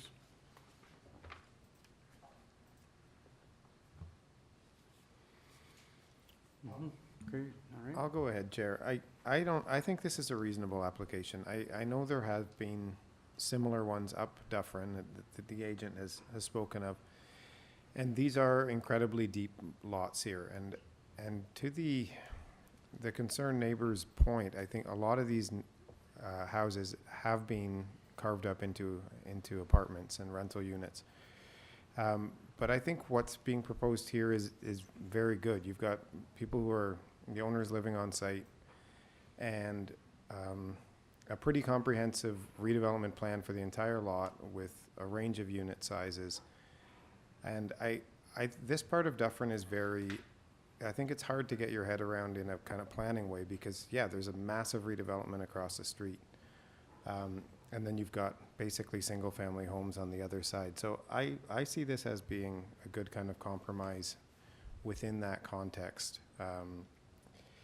Especially there's the third floor is being stepped back a bit, and I think that will go to help a bit. But I'll move approval of the application, but I'd put it subject to, I think the rear deck is elevated off the ground a bit. I think having some 1.5 meter screening on both the north and the south would go to help neighbor privacy.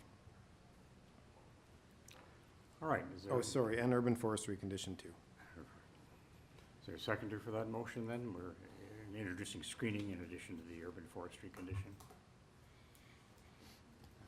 Sure, I'll second. All right, all in favor of the vote? I will wait for that. All right. And one dissent. Is that One right? dissent. All right. Thank you, Nicole. So we have one dissent, but the matter has been passed and approved. Through the chair, thank you. If staff can ensure that Sabrina comes back to the room. Yes, we will. Thanks. Great job, Nicole. Thank you.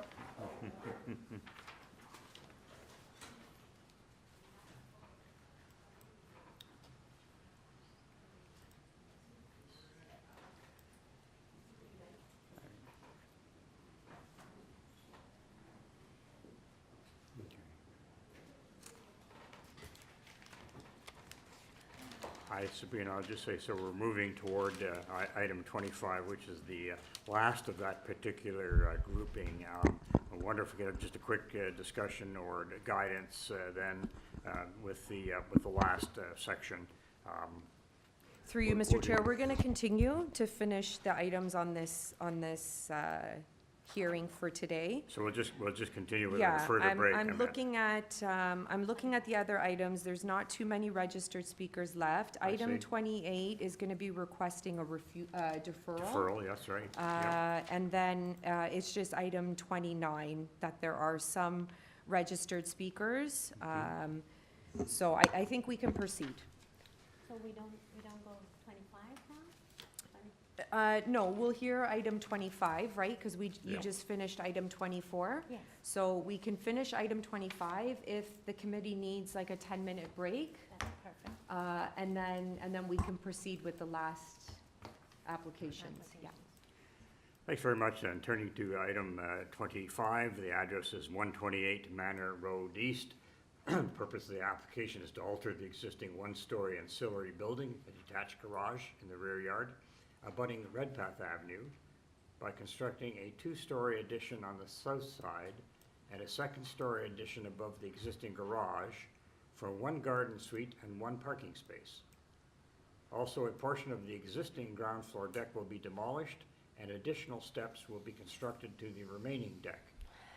Committee has before it, in terms of communications, copy plan of survey, site plan, floor plans, and elevations, 7 photographs of trees on the subject property, a decision from 2013 affecting the subject property, and finally, presentation materials that have come from Simon West, agent. And I take it Mr. West is either here or on the online with us.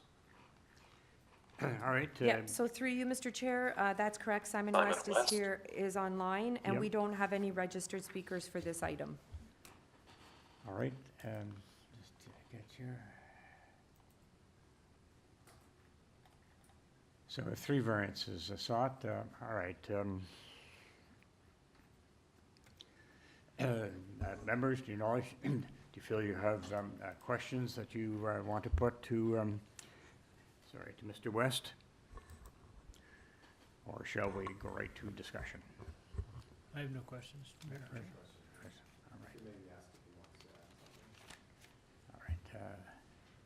Yeah. Hi, Mr. West. Is there any question or issues you want to bring up to committee? No, it's a relatively straightforward project. We have 3 variances. Yes. 2 of them are triggered by the actual garden suite itself, and the other variance is triggered by the extension of the actual existing garage facing the street. We are keeping the existing garage as is. My clients are building this unit for their son. Their son has some physical limitations, so they wanted him to stay close to home. So Eva Lanes has designed this project in such a way that the son can live close to the parents, but still have his own space, his own environment. So yes, we are applying for 3 variances. I can go through those variances if you want me to. We don't have any tree issues. We don't have any soft landscaping issues here. The only issues we have are setbacks from the street side of the garden suite. One is for the actual extension of the existing garage, which is shown hatched and brick. And the other one is for the setback of the 2-story garden suite. And then the third one has to do with the required 45-degree angle plane facing the house. I will note that we have 45-degree angle planes to the left and to the right side of this project. We have spoken to neighbors, and we have sign-offs from the immediate neighbors. Thanks, that's helpful. Thank you. Members, I think we can put forward a motion. We're in committee? In committee, going to committee, yes. Sure. I think so, yes. Sure, Chair.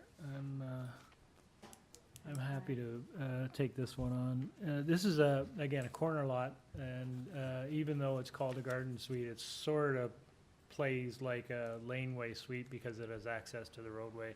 Right.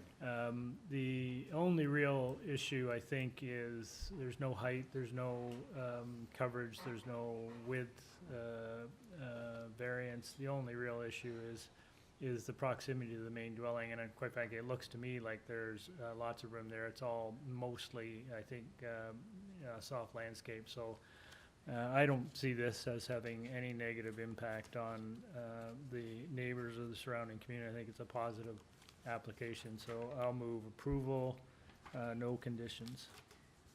Seconder for that, please? Yes, and Peter Reed. All right, all in favor then? All right, that matter is approved unanimously and passed. All right, I just wanted to ask,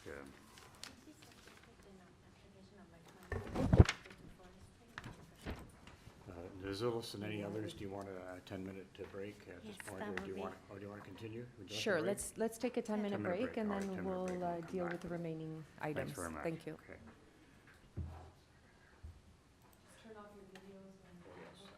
Yeah, thank you. Reminder.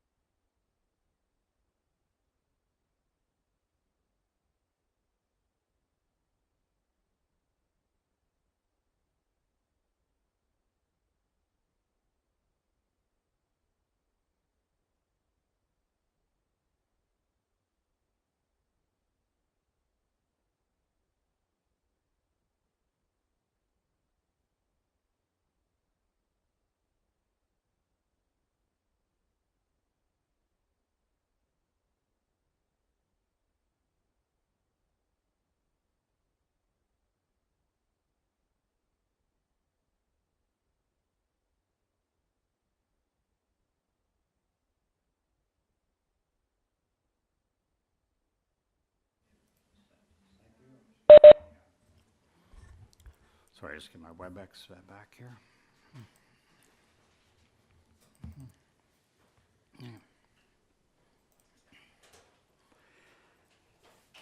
Thanks, everyone, and especially applicants that are still coming before us at this time.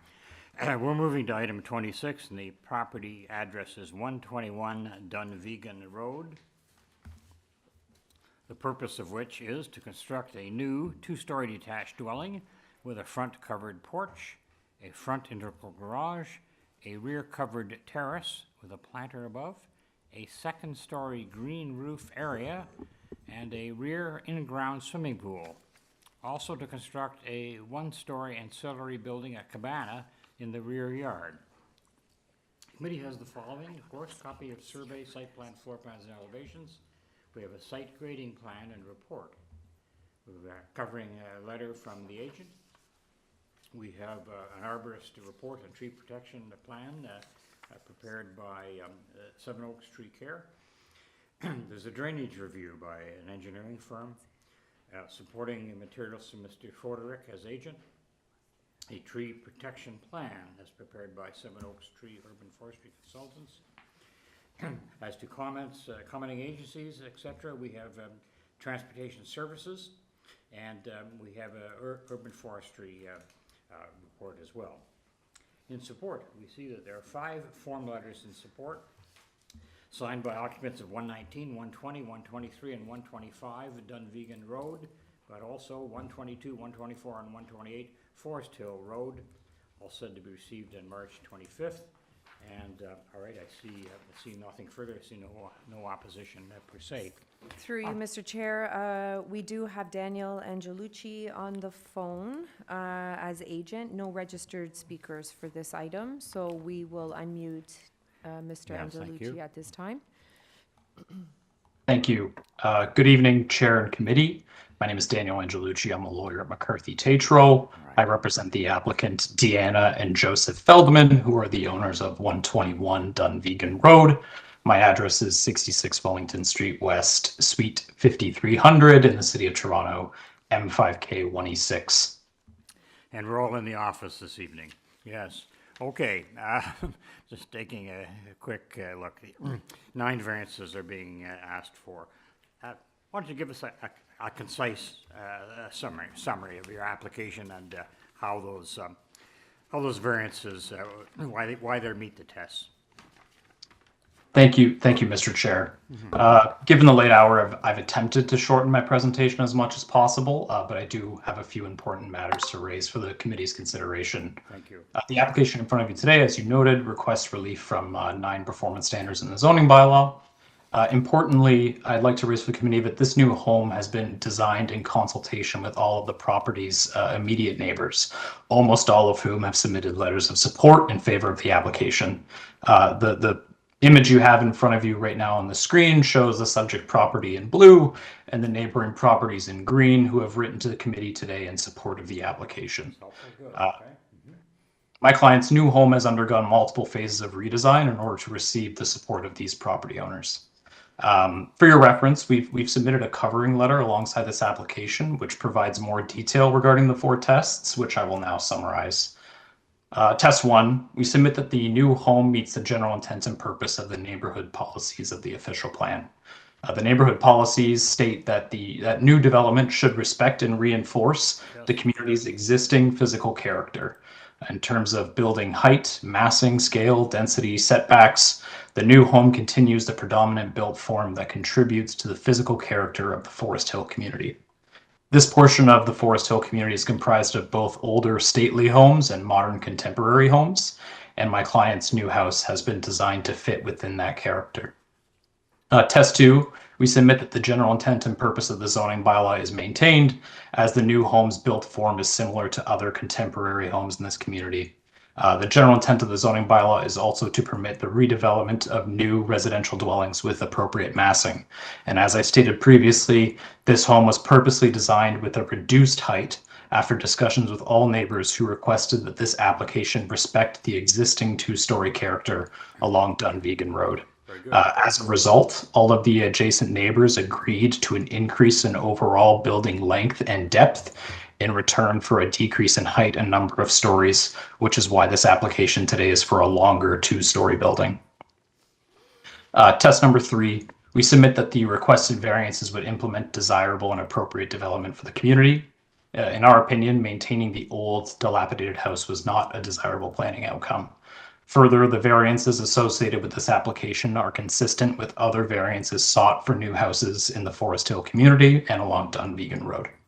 As stated previously, the design of the new home took into consideration the relationship between 121 Dunvegan to its neighboring properties in order to ensure compatible and desirable redevelopment. And then to finalize test number 4, given the support from all immediate neighbors, the application's consistency with other approved homes in the community, and the absence of privacy, shadow, or wind impacts, we submit that the application's minor in nature. In this respect, the requested variances are individually and collectively minor in nature, size, importance, and impact, and are also similar to other variances that have historically been approved in Forest Hill.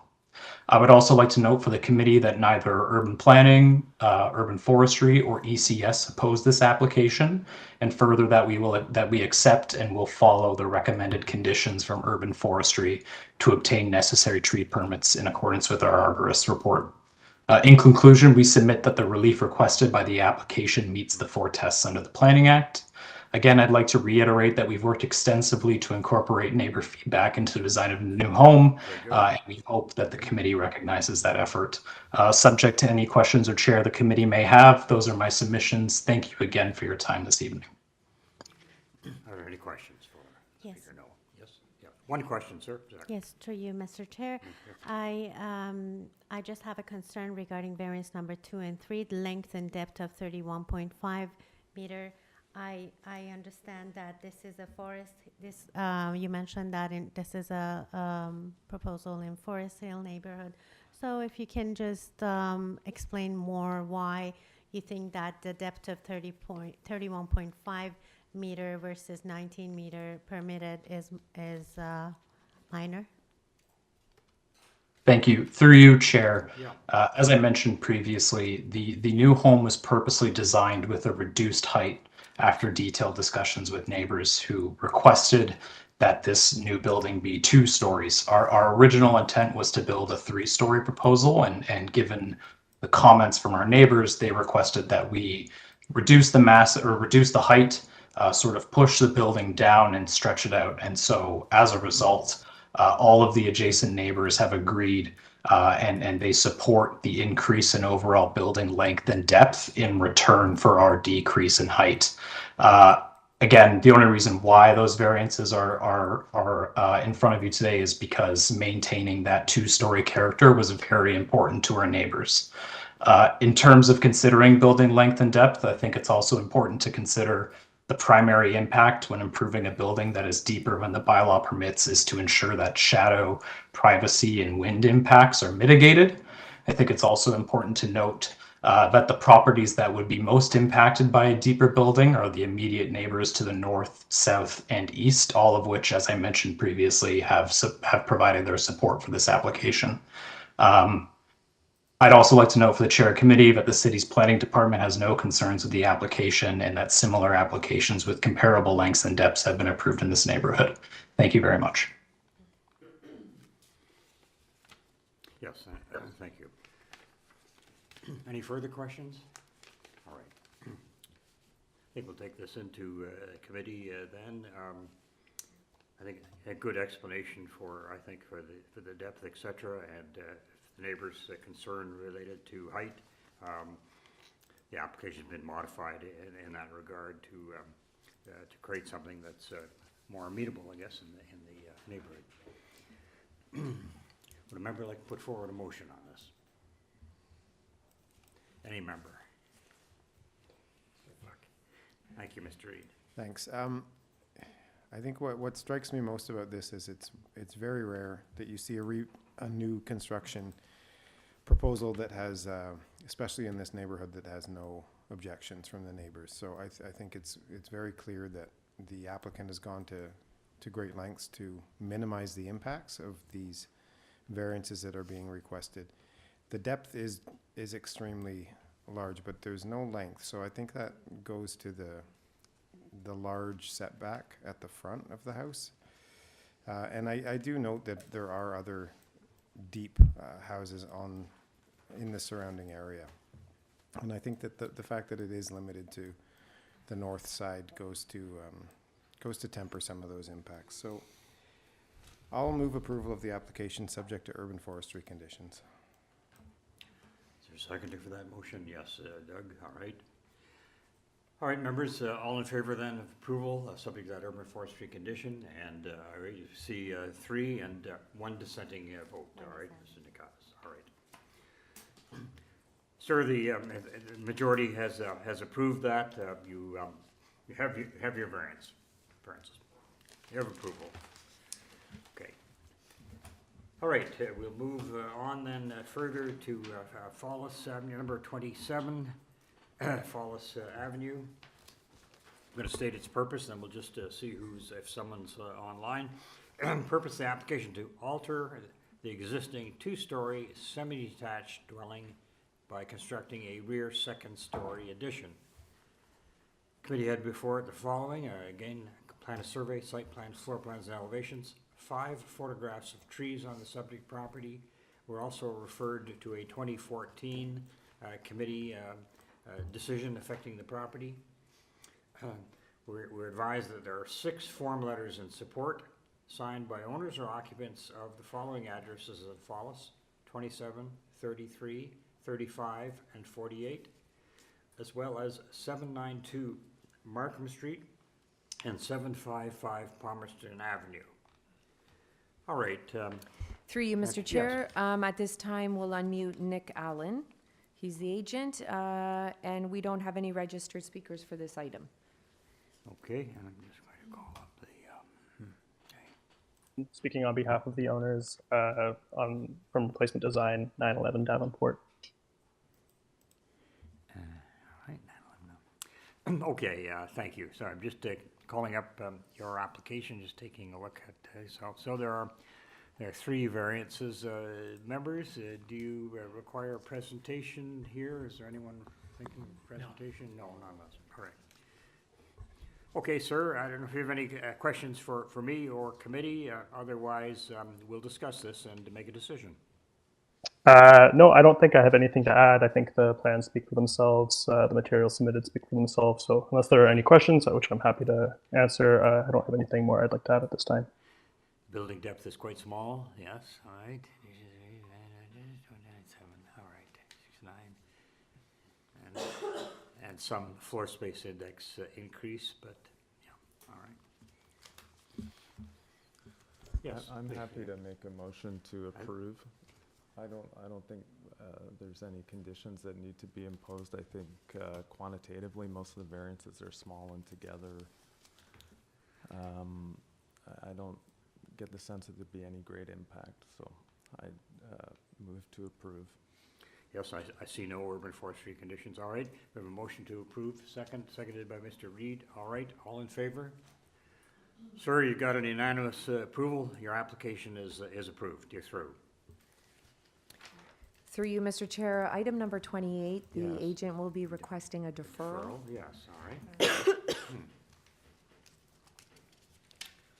All right, that's, sorry, let's get to the material again. So that's, of course, item 28, 32 Fox Bar Road. I'll read out the purpose, but I'll truncate some of it since we understand there's going to be an application for a deferral.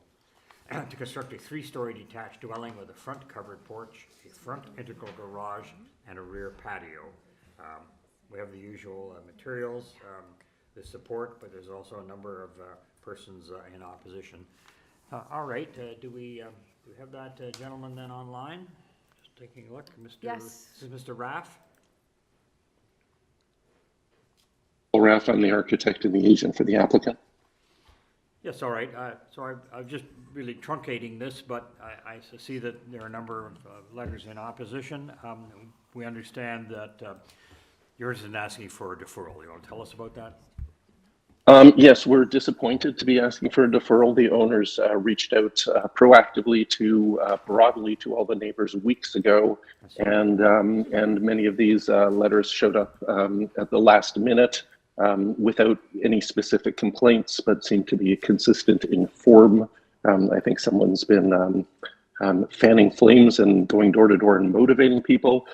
We think we're just, but the owners can't tolerate the risks of the costs and threats to their property value associated with losing a hearing based on this kind of opposition. So even though, as I hope you'll see in our supplementary materials, we think that these are very minor variances and that what we're proposing is very much in keeping with the scale and character of the neighborhood, I'm unfortunately have been instructed to ask for a deferral. Madam Secretary, Treasurer, do we have any idea of how far that might be ahead? Can we say 1 or 2 meetings from now? Through you, Mr. Chair, when the applicant is ready to be scheduled again, then we'll do our best to put them on to the next available hearing. I mean, right now we're scheduling for June, so we're not that far behind in scheduling. Through you, Mr. Chair, we do have one person online, so we may want to just unmute them I agree. so that they can tell us if they support the deferral request. All right. So the resident at 34 Foxbar Road, you've been unmuted. Thank you very much. Good evening. My name is Shalan Abai. I'm a part owner with my brother of 34 Foxbar Road. Mr. Raff contacted me on last Thursday, and he wanted to set up a meeting, which I accepted. He gave me 2 options. I accepted the meeting on a Monday. Monday, like late afternoon, he sent me another email proposing that he would defer the meeting just to give us more time to discuss. He didn't get back to me until Tuesday, just telling me that he went ahead and did the deferral anyway. I think that our objections, we had 11 objections, I believe, and 5 people who supported us. And actually, those support letters were pre-printed by the gentleman at 32 Foxbar Road. We'll tell you So, we won't go into all the merits right now, but there is then the application to defer this to a later meeting, and since there are other persons that are also opposing that, that seems appropriate. Can you agree to defer this item?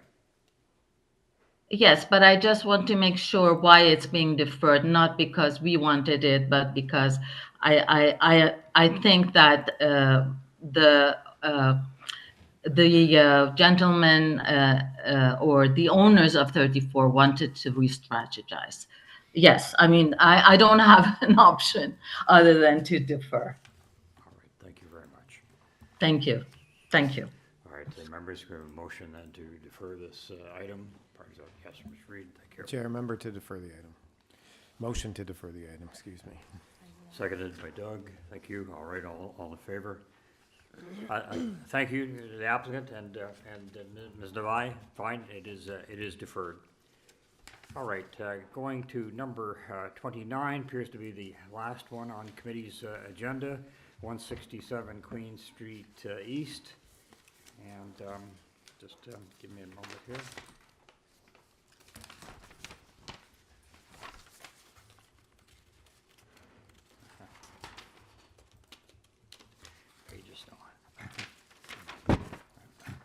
Pages don't want to separate. Sorry. Okay. All right. Sorry. The purpose for number 167 Queen Street East, number 29. So to alter the existing 3-story mixed-use building by converting the 2nd and 3rd story from a residential use, a total of 5 dwelling units, into a hotel use, a total of 10 rooms. Also to construct a personal service shop use within the basement. In addition, to convert the existing rear 3rd-story terrace into an exterior amenity space by constructing a new canopy. The existing exterior side staircase will be demolished. Committee has the following: again, plan survey elevations, 3 photographs of trees on the property, a covering letter from Barry Goldman as agent. There is a rental housing demolition screening document prepared. In terms of comments, we have email from Transportation Services. We have staff reports from really Heritage, really, and planning. And we also have community planning, Director of Community Planning giving us a report. Interest, concern, so there are correspondence and concern from a condominium corporation, 1412 at 150 George Street. Also a interest or concern from Mr. Kershi at 177 Queen Street East, and from a Ms. Taborskaya and Peter Urban, sorry for that pronunciation. Opposition, there's correspondence in opposition from several people. A James Hergel at 171 Queen Street East, and Carol Mark at 183 Queen Street East. And there are materials in opposition from both of those persons that I just named in opposition. Through you, Mr. Chair, we do have Barry Goldman online, who is the agent. We have 2 people here registered in opposition, as well as 2 online. 2 in person. All right, excellent. Very good. All right, let's get with that thing. Booth and Goldman, just a second here. Thank you. Mr. Goldman, you're online as agent, is that correct? Yes. Good evening, Chair, members of the committee. Thank you for your, I'll say, Herculean efforts at making the time to hear this last hearing. I'm Barry Goldman. I'm the architect and agent for this application. My address is 321 Carlaw Avenue, Suite 203. Given the opposition, I'll make a very brief presentation. I'd like to begin by saying that one element of the project description is incorrect. We do not wish or intend to demolish the existing fire escape at the rear. We acknowledge that the existing fire escape serves the adjacent building. It does encroach onto our subject property, and it was shown in error as demolished, but we do not intend to demolish it. So I'll just add that. Other than that, very quick presentation. This is an existing building. We are not proposing to add to the existing building. We are repurposing the existing building. It's 3 stories at the front, 2 at the rear. Because it was encroaching, it was a silly drafting error, but I did read the opposition letters, and I acknowledge that there's no benefit to either party by demolishing the neighbor's fire escape. And we're assuming we're all getting along, we're content to let the encroachment pass.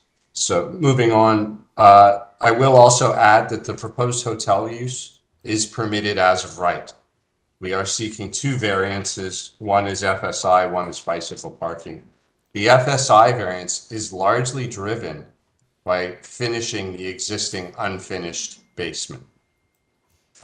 If we were not going to do that, then if we did not finish the basement and just propose the same use, the FSI would be 2.25.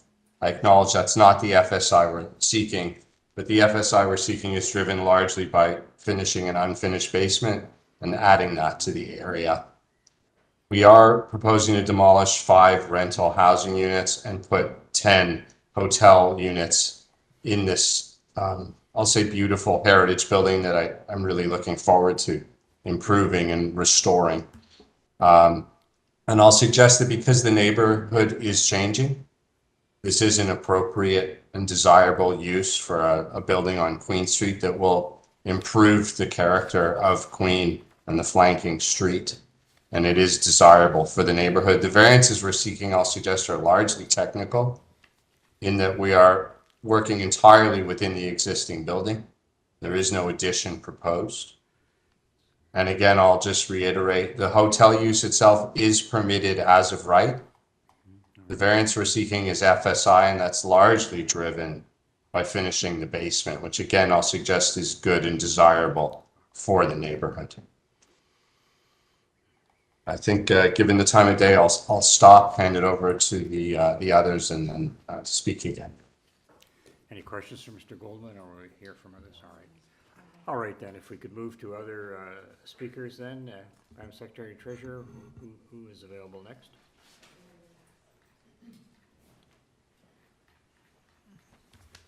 Good evening, everyone. My name is Jorge Ayala, and I reside at 169 Queen Street East, which is part of the building in question today. I see, right, yes, okay. I would like to, I'm here today just not to talk, let me say that I'm a student at Toronto Metropolitan University. I'm president of this building for the last 15 years. And today I'm not just talking as a student on a limited income, but I'm also feel that I'm a representative voice for the neighborhood, the community, because many of us are finding ourselves in a very precarious situation due to the menace that I call menace of housing insecurity in our city. That's what I'm here to express my opposition to this conversion. The demolition of the residential units is just not a conversion into Airbnb or a hotel, as they're calling it, but we're losing 5 residential units. This changes not only the structure of the building, but it's about to change the character of the neighborhood. We need to recognize the impact of these conversions on affordable housing availability in the city. By converting residential units into a hotel, we are removing accessible housing options for those who are most in need. Yes. Students like myself, low-income families, young professionals, who we are already grappling with a very competitive and exorbitant rental market in this city. Where are we gonna go? Our city is in the throes of a housing crisis, not on a hotel room shortage. As of March of 2024, the median rent for a bedroom apartment in Toronto is $2,650. This is 33% higher than the national average. Second, I would like to say that this conversion is not just a loss of homes, but it's also a loss of community. The individuals that live in this building, we contribute to the vibrancy and diversity of the neighborhood. We are individuals who shop at local stores, we volunteer at local schools, we participate in community life. Replacing us with transient hotel guests dilutes the strength and unity of our community. We're replacing long-term investment with short-term stays. I would like to question the long-term economic impact on our city. While a hotel may generate tourism money, it also increases the demand on local infrastructure and services without the same contribution to the community and civic participation. The displacement of residents due to these conversions lead to increased demand for social services and as displaced individuals struggle to find affordable housing. You only have to take a walk around Queen Street between Jarvis and Sherbourne to see the consequences of homelessness in the city. For 15 years, I have seen a lot of humanity passing by, and taking these units out of the residential market is gonna continue to add to the aggravation. As a student, my budget is tight and my options are few. For 15 years, this building has been a haven for me and others like me, dedicated to our studies and professions, and we contribute intellectually and economically to the city without the cushion of substantial incomes. Displacing us may mean disrupting our studies, our research, and a loss not just for us as individuals, but for the intellectual capital and future of our city. Having access to this affordable unit has allowed me to further my education, and I've been able to better myself, something that I wouldn't do if these units didn't exist at the time. The Residential Tenancies Act of 2006 that repealed the Tenant Protection 1997, 10 years later, maybe it's time that we update this law, because the fact that the city is not the same that it was 20 years ago. Thank you very much for listening. Thank you for those submissions. Sir, just any questions for this gentleman? Or- Just a quick question. Yes. So, through you, Mr. Chair. Sure. So we have an application with two variances. So I understand that you're not agreeing with converting this to hotel, but is there any other concern about any of those two variants, or you generally oppose the entirety? I oppose the whole thing, yes. As some of our neighbors who have expressed it directly, we need these residential units. I understand that everybody has to make a living, and that's their right, but we are in a crisis right now. We all know this is the biggest crisis that the city in Canada is having. We shouldn't allow these units to go back into hotels. We have plenty of hotel rooms in this city. I think that's very clear. Just before we go to Actually, next speaker. I've got a Sorry. question. I'd just like to clarify. Sorry, sir. Go ahead. So, you gave a different municipal address than the subject property. Are you affected by this proposal in terms of losing your home? Yes, what happened is that the official address is of the commercial unit on the ground floor is 167. There's a door right next door. You might see it there. That's 169. So that's where I live. I live right above the shop. Okay. Thank you. Staff, just before we go to another speaker, I'm having a little difficulty with the PDF. Could you put on the screen, please, the the community planning staff report? Thanks very much.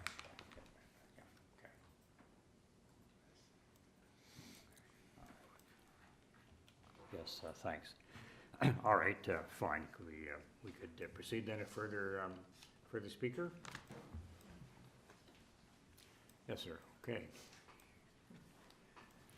Thank you for coming and staying this late. Yes, well, thank you. Thank the entire committee for their strength in maintaining the committee at this hour. My name is James Hergel, and I'm the owner of the property at 171 Queen Street East. That is the property that directly abuts the property in question. Okay. And I'm here obviously in opposition to this application. The comments by the agent, Mr. Goldman, actually satisfied some of my concerns. I was going to start with a bit of a tirade about why they were coming to take my fire escape away. Right. So I don't have to talk about that. So that'll shorten this. But I do have an objection to one of the things he said. I don't agree with the fact that there is an encroachment. I provided a survey that I received at the time of purchase, and the two surveys, or the excerpt of the survey that was supplied to me, and the survey that's online by Roche from 2021 doesn't exactly concur with the survey I received when I purchased the property. Mainly the dividing line between Lot 2 and Lot 3, the coordinates don't match. And if you look at it, the fire escape actually resides totally within my property. The property line extends to the laneway and actually just clips. In fact, if there's an encroachment, it's actually Lot 2 that's encroaching on me, just slightly, based on that 1996 survey. So there's a boundary discrepancy here.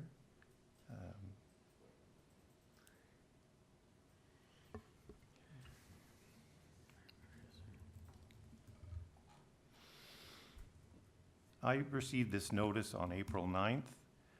I have had legal counsel, but I haven't had the type of legal counsel that I actually need for this specific type of problem. I see, right. So that's forthcoming.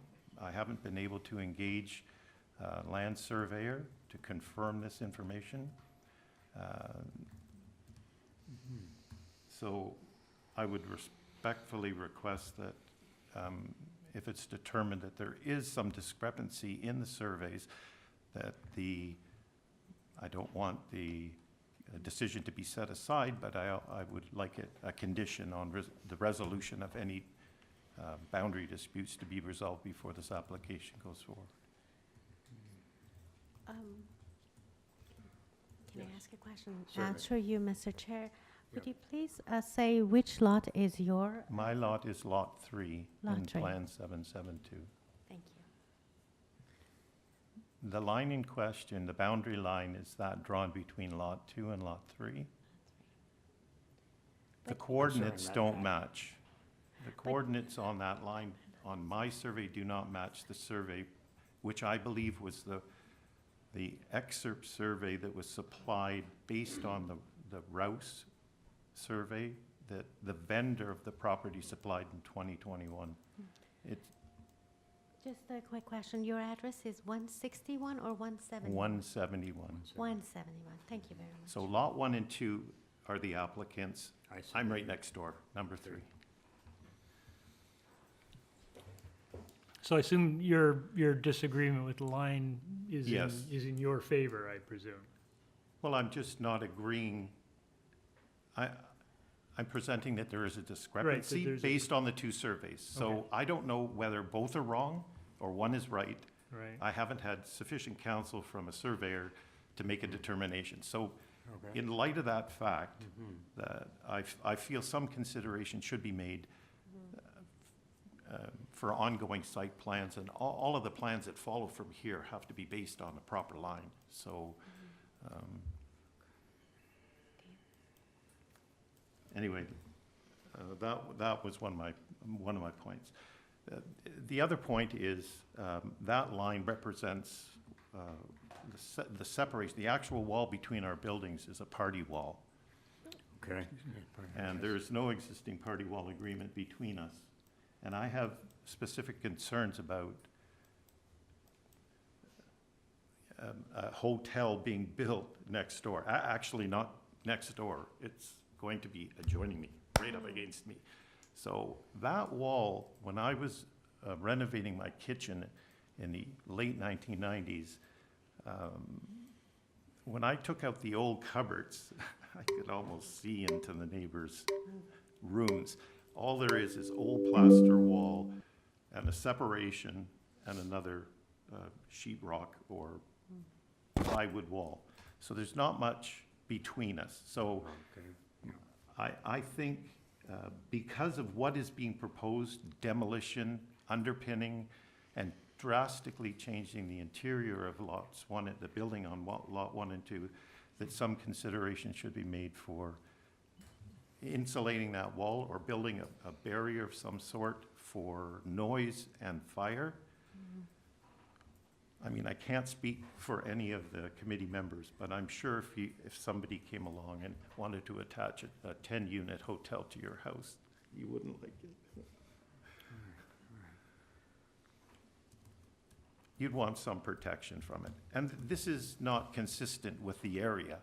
That whole Wilkie block from the 10 continuous units has always been split residential and commercial. The top floors have always been residential and the lower floors commercial. So this is a departure from the historical norm for these buildings.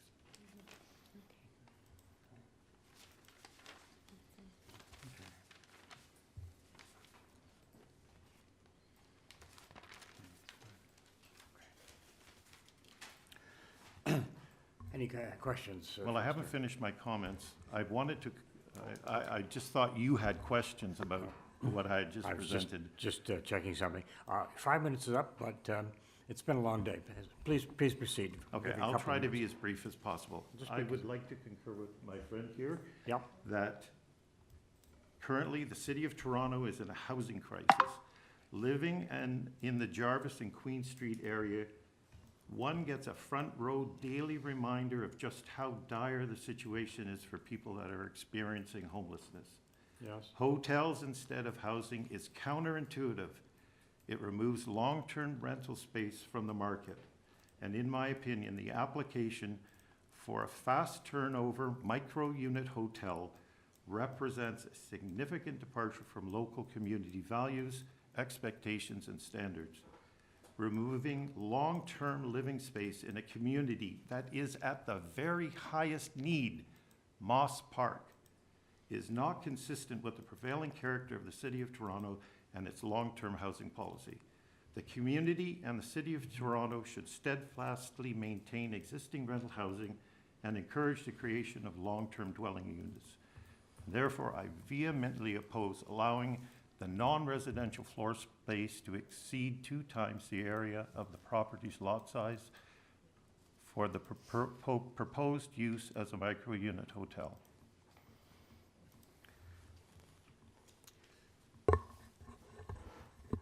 All right.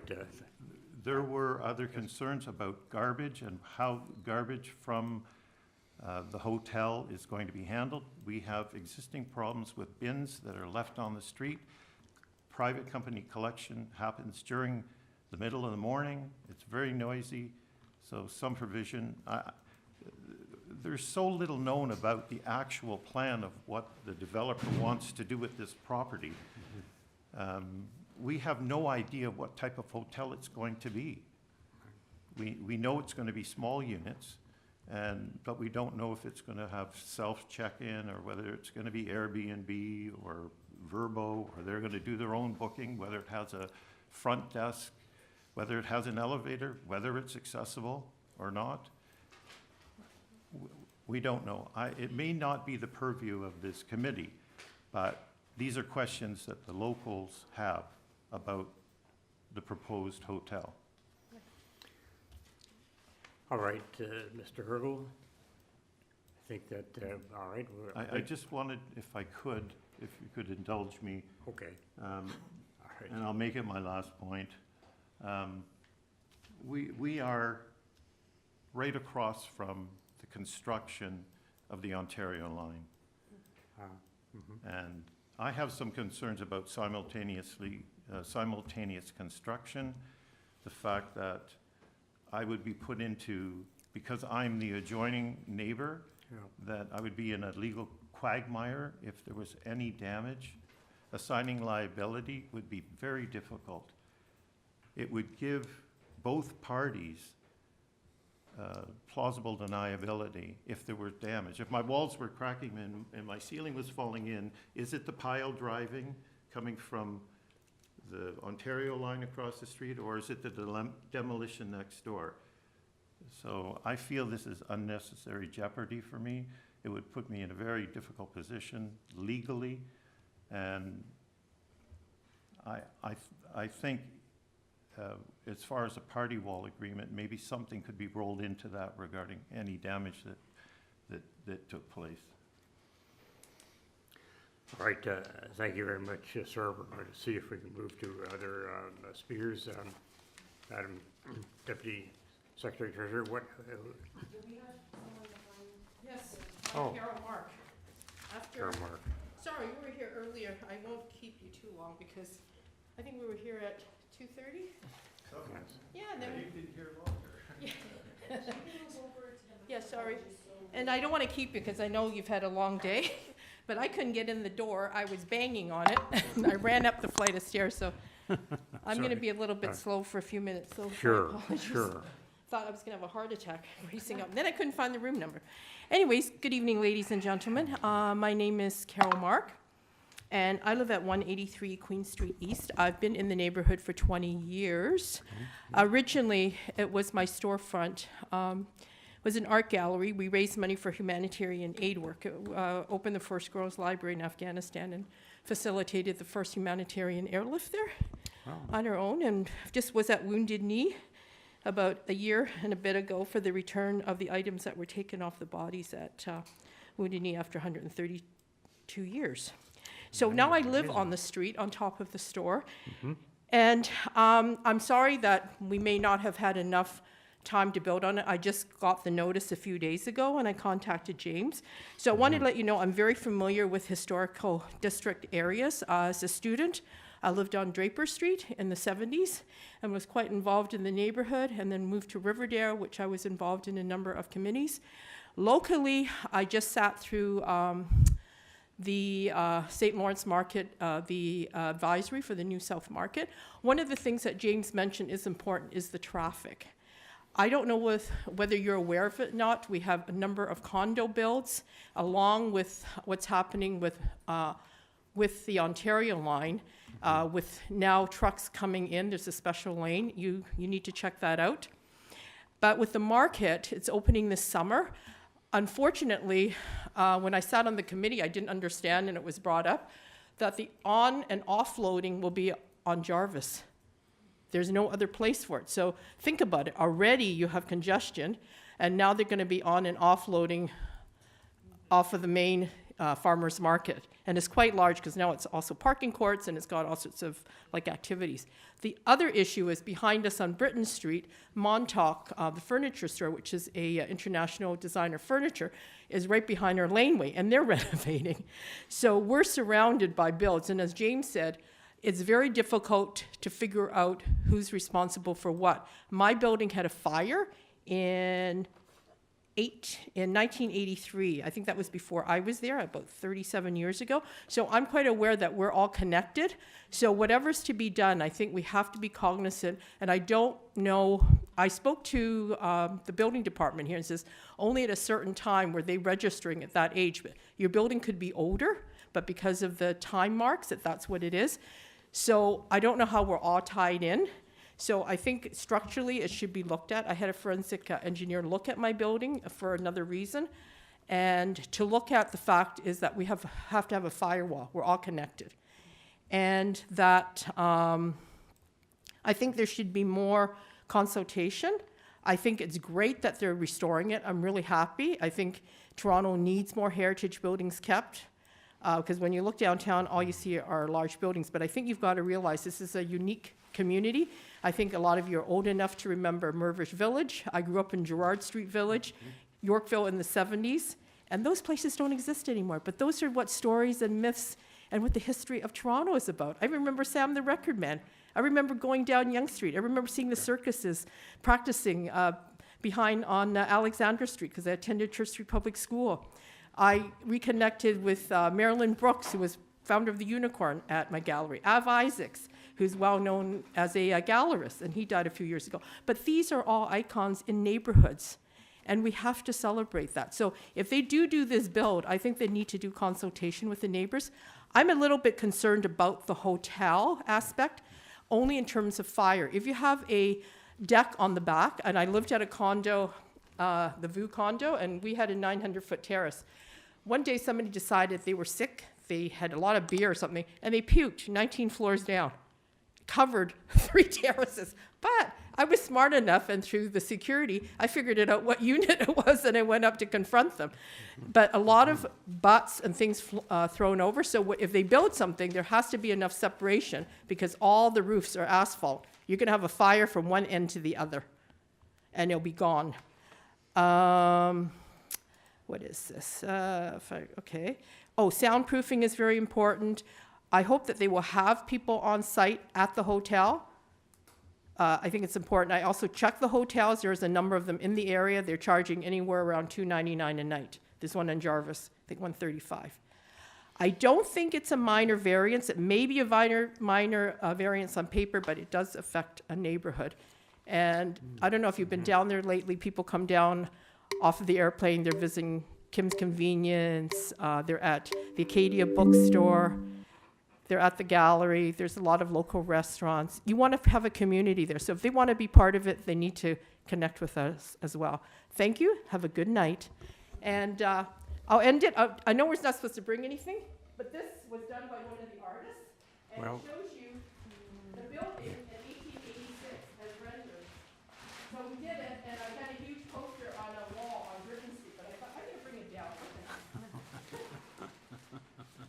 So that's Wilkie, the Wilkie block. But I wanted to bring this down to share how very important it is.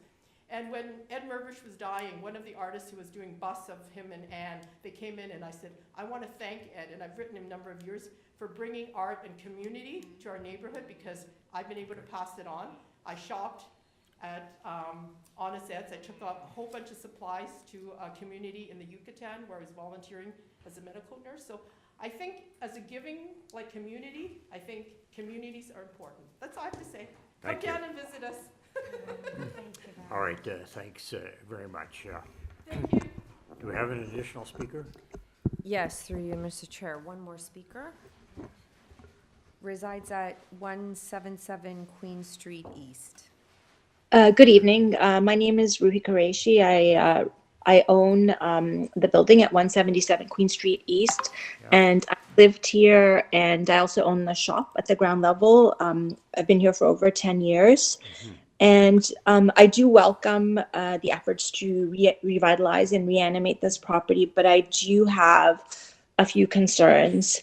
You might think this is, this is a busy, vital roadway, Queen Street East, but we are zoned commercial, residential, and there are a lot of people who live in this neighborhood. And although my property is a few doors down, I'm less than 40 feet away from this property. My first concern, as outlined in my submission, echoes what's already been expressed by some of my neighbors, and that's the removal of affordable housing stock from the pool of available housing. I was under the impression that it's a priority for the city right now to increase the available number of housing units, particularly affordable housing units. So I was surprised to hear that the plan is to change these residential units into a hotel. I don't have any objection to changing the 5 units to 10 smaller units, but I think it is a shame that we are getting rid of residential units for hotel units when we don't really have a need for more hotel units in the city, especially when we're facing a severe housing shortage. My other big concern is about noise. I am a few doors down, but less than 40 feet away, and we have a big problem with noise in our laneway. The acoustics are such that if anybody is even like talking in the laneway, you can hear it in the whole laneway. And I myself have been quite adversely affected at times by people who are drinking and yelling and screaming outside at night. And my concern is particularly with the plan to make a hotel and to have that covered patio on the 2nd floor. I'm worried that I'm never going to be able to get a full night's sleep again, that people are going to be coming to stay in this Airbnb type of unsupervised hotel, and there's going to be drinking and use of other intoxicants and a loud noise that I'm not going to be able to do anything about, and it's going to keep me and my other neighbors up at night.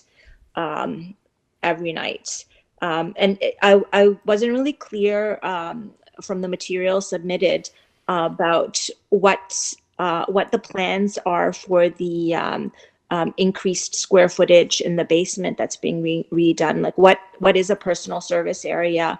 What kind of activity is going to be taking place there?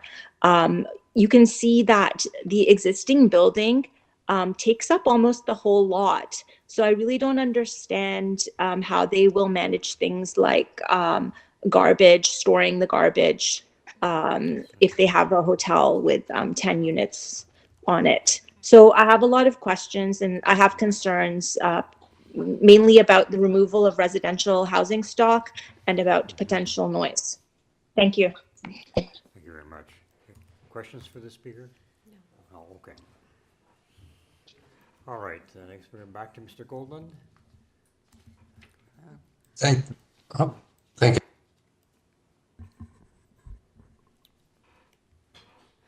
Mr. Goldman, do you think your application is too premature, that there are various issues to sort out? Mr. Hergel referring to some of them in terms of perhaps encroachments over a lot line, that sort of thing? Yes, it does appear that our surveys don't agree with one another. I will hasten to add, we are not proposing to add or alter the existing building. All the work we're proposing to do is within the existing building, and the existing fire escape we're happy to retain. So regardless of where the property line falls, I think both surveys I did note show that the property line falls on the center line of the party wall, which is really, I'll suggest, the important point that needs to be agreed on with both documents. We're not proposing to add, we're repurposing the existing building on the second and existing third floors, and we're finishing an existing basement that's currently not usable.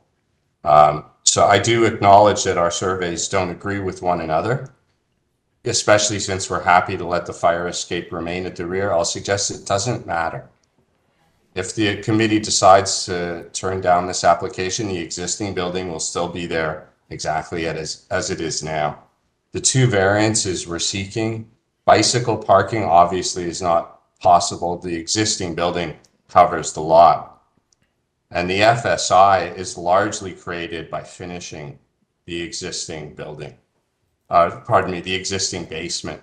Were we to propose this conversion to a hotel without converting finishing the basement, would be very close. I think my figures say it would be 2.25 instead of 2. Again, the hotel use is permitted as of right.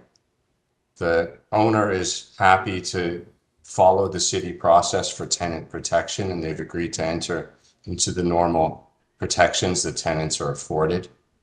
The owner does have, I'd suggest, the right to bring their building up to the best, highest use that makes sense for them. A hotel use is a permitted use.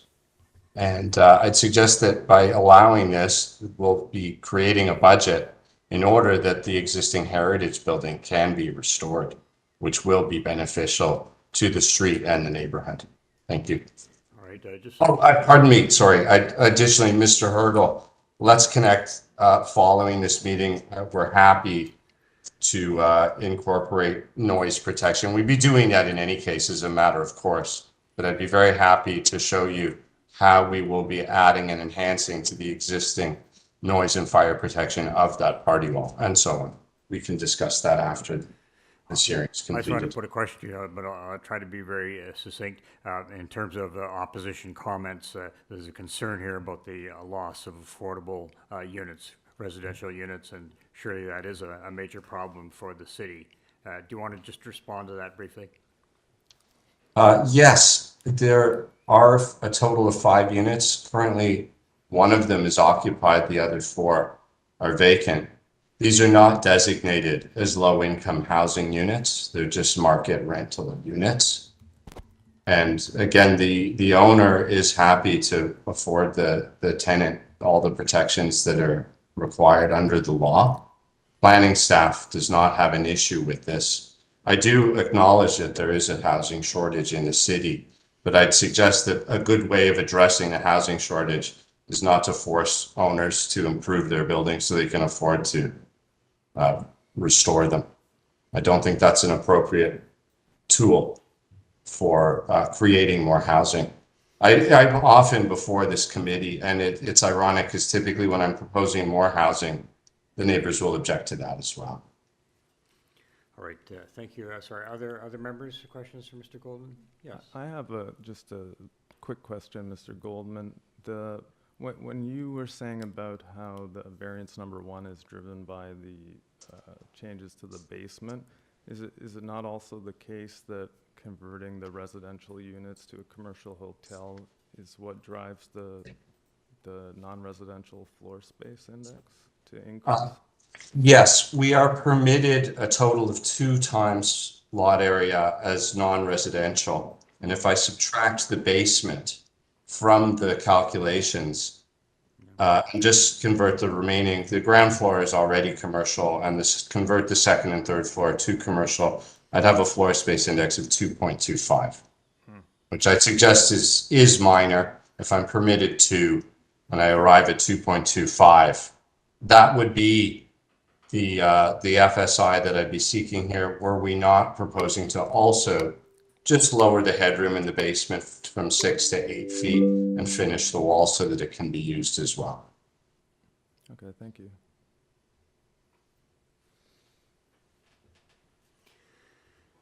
All right, I think we've exhausted all speakers.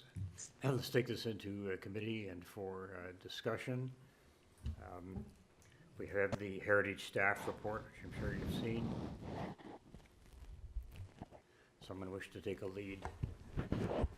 Doug, what do you think of this? I'll just make a comment. I was just looking at the chapter 3 of the official plan, and it talks about maintaining the existing stock of housing and encouraging renovation of older residential apartment buildings and these types of things. And so it seems to me a little bit like the variance is variance driving the change in the floor space for non-residential purposes is a bit at odds with the official plan in terms of trying to preserve and grow the housing stock in a housing crisis. So for me, I struggle with seeing how it fits with the official plan. And the section I was looking at is page 3-28 of the plan. But it's in the part about building a successful city. So I get we're changing a use that's there, but I still have trouble seeing how it meets the official plan to take away housing stock. All right, thank you. Nazilis, did you have a comment? Question? Yeah. No, just a motion. Please proceed. If there is no other comment from my colleague. I see none. I'll say something. Yes. Yeah, I find this hard. We've had a couple difficult files today. I think the fact that this is the hotel use is a permitted use, and so we only have these two variances in front of us. I think it's challenging for me to look at them and say that these aren't minor variances, because I'm inclined to think they are. There is, I think, the fact that community planning has put forward these conditions for the tenant relocation and assistance plan, and it's meant to be more generous beyond the Residential Tenancies Act, have additional compensation included in that. I think I really feel for the tenant here. I think this is, people's lives get turned upside down. And with the neighbor, I think there's concerns around, I think that party wall stuff and the survey issue, I think that'll sort itself out during the process. But I still think that with the two variances before us, it does seem like this is a supportable minor variance application from my perspective. Yes, Nazilis, did you want to put forward a motion then? Well, through you, Mr. Chair, I was just thinking that since there is a discrepancy in survey that the applicant had and the immediate neighbor presented, I think that it will be a good decision to defer this application so that the applicant and the neighbors just have enough time to just find out what is the proper survey, and then that will be the base of our decision, so that maybe with the deferring the application, the applicant have more time to communicate with the tenant, with the neighbors, and then come back to the committee. I'd be supportive of that. Other members, what do you think? Or should we make a? So then should I put a motion? Yes, please. So through you, Mr. Chair, I would like to put forward a motion to defer the application sine die so that the applicant and the neighbors adjacent to the property have get enough time to get proper survey done and further communication. Is there a seconder for that motion then to defer? All right, seeing none, all right, the Motion motion fails. fails, yes. Yeah, I don't want to let that go. I mean, that's very, a nice thought and an idea. Peter's right. I think the issue of the survey will get resolved as they go through, and the parties, whether they get legal counsel or not, or get a new survey. I'm not sure that the bend in the line or the inconsistency with the numbers actually materially affects the actual proposal. Okay. I take it and, really appreciate it. And I think no one on this panel would disagree with the fact that there is a serious crisis in rental accommodation and affordable housing in the city. And I struggle with this just as others have, because, no one wants to contribute to making a problem worse. But it's hard for us, when our job is really to kind of look at the variances and what is being proposed. I tend to agree that the variances before us really are quite minor. What it hinges on, whether or not the basement apartment gets converted into a personal service facility. And I think that's probably a good thing for the city. It's an unused basement, and it's being converted into an economic interest. So I frankly think that's a pretty good outcome. So I appreciate everything that we said, and I kind of bite my tongue about this one, but when I look at what's before us, I don't think that these variances as proposed to us represent a significant impact. I would just final comment, my view about the official plan, I guess, is a separate part of the test, and so I understand the impact on the neighbors and such. It's probably not going to be that big from those internal reconfigurations and adding the basement, but I do still have the concern about maintaining the general intent of the official plan. Okay, so Yes. I'll try another Okay. motion. Right. For the reasons I've just mentioned, I move that we approve this application subject to the planning conditions and heritage conditions. As amended? As amended, thank you. Second that, Chair. Okay. All in favor then of that motion, I will vote for that. Here we have three, all right, three, and those opposed? All right, 2 votes. So we have a 3-2 decision to approve the application, the amended application, with those conditions. Thanks Thank for you, coming everyone. down so late. We're coming to quite a, Can I just add one thing? I know it's too late, but do you know we're sitting on a meadow? If they're doing construction, I had Metrolinx check, we're actually sitting on landfill, so if we're gonna be doing stuff, they need to check, because all the way down is landfill. So I don't know what they're gonna do, but it may not work. Through you, Mr. Chair, we're adjourning at 9:34 PM. Okay. all right, Thank you. Have a good thank you very evening. much. Thank you, everyone. It was not an easy day, and people handled it quite well. Thank you. Okay, yeah. Let's put the stuff.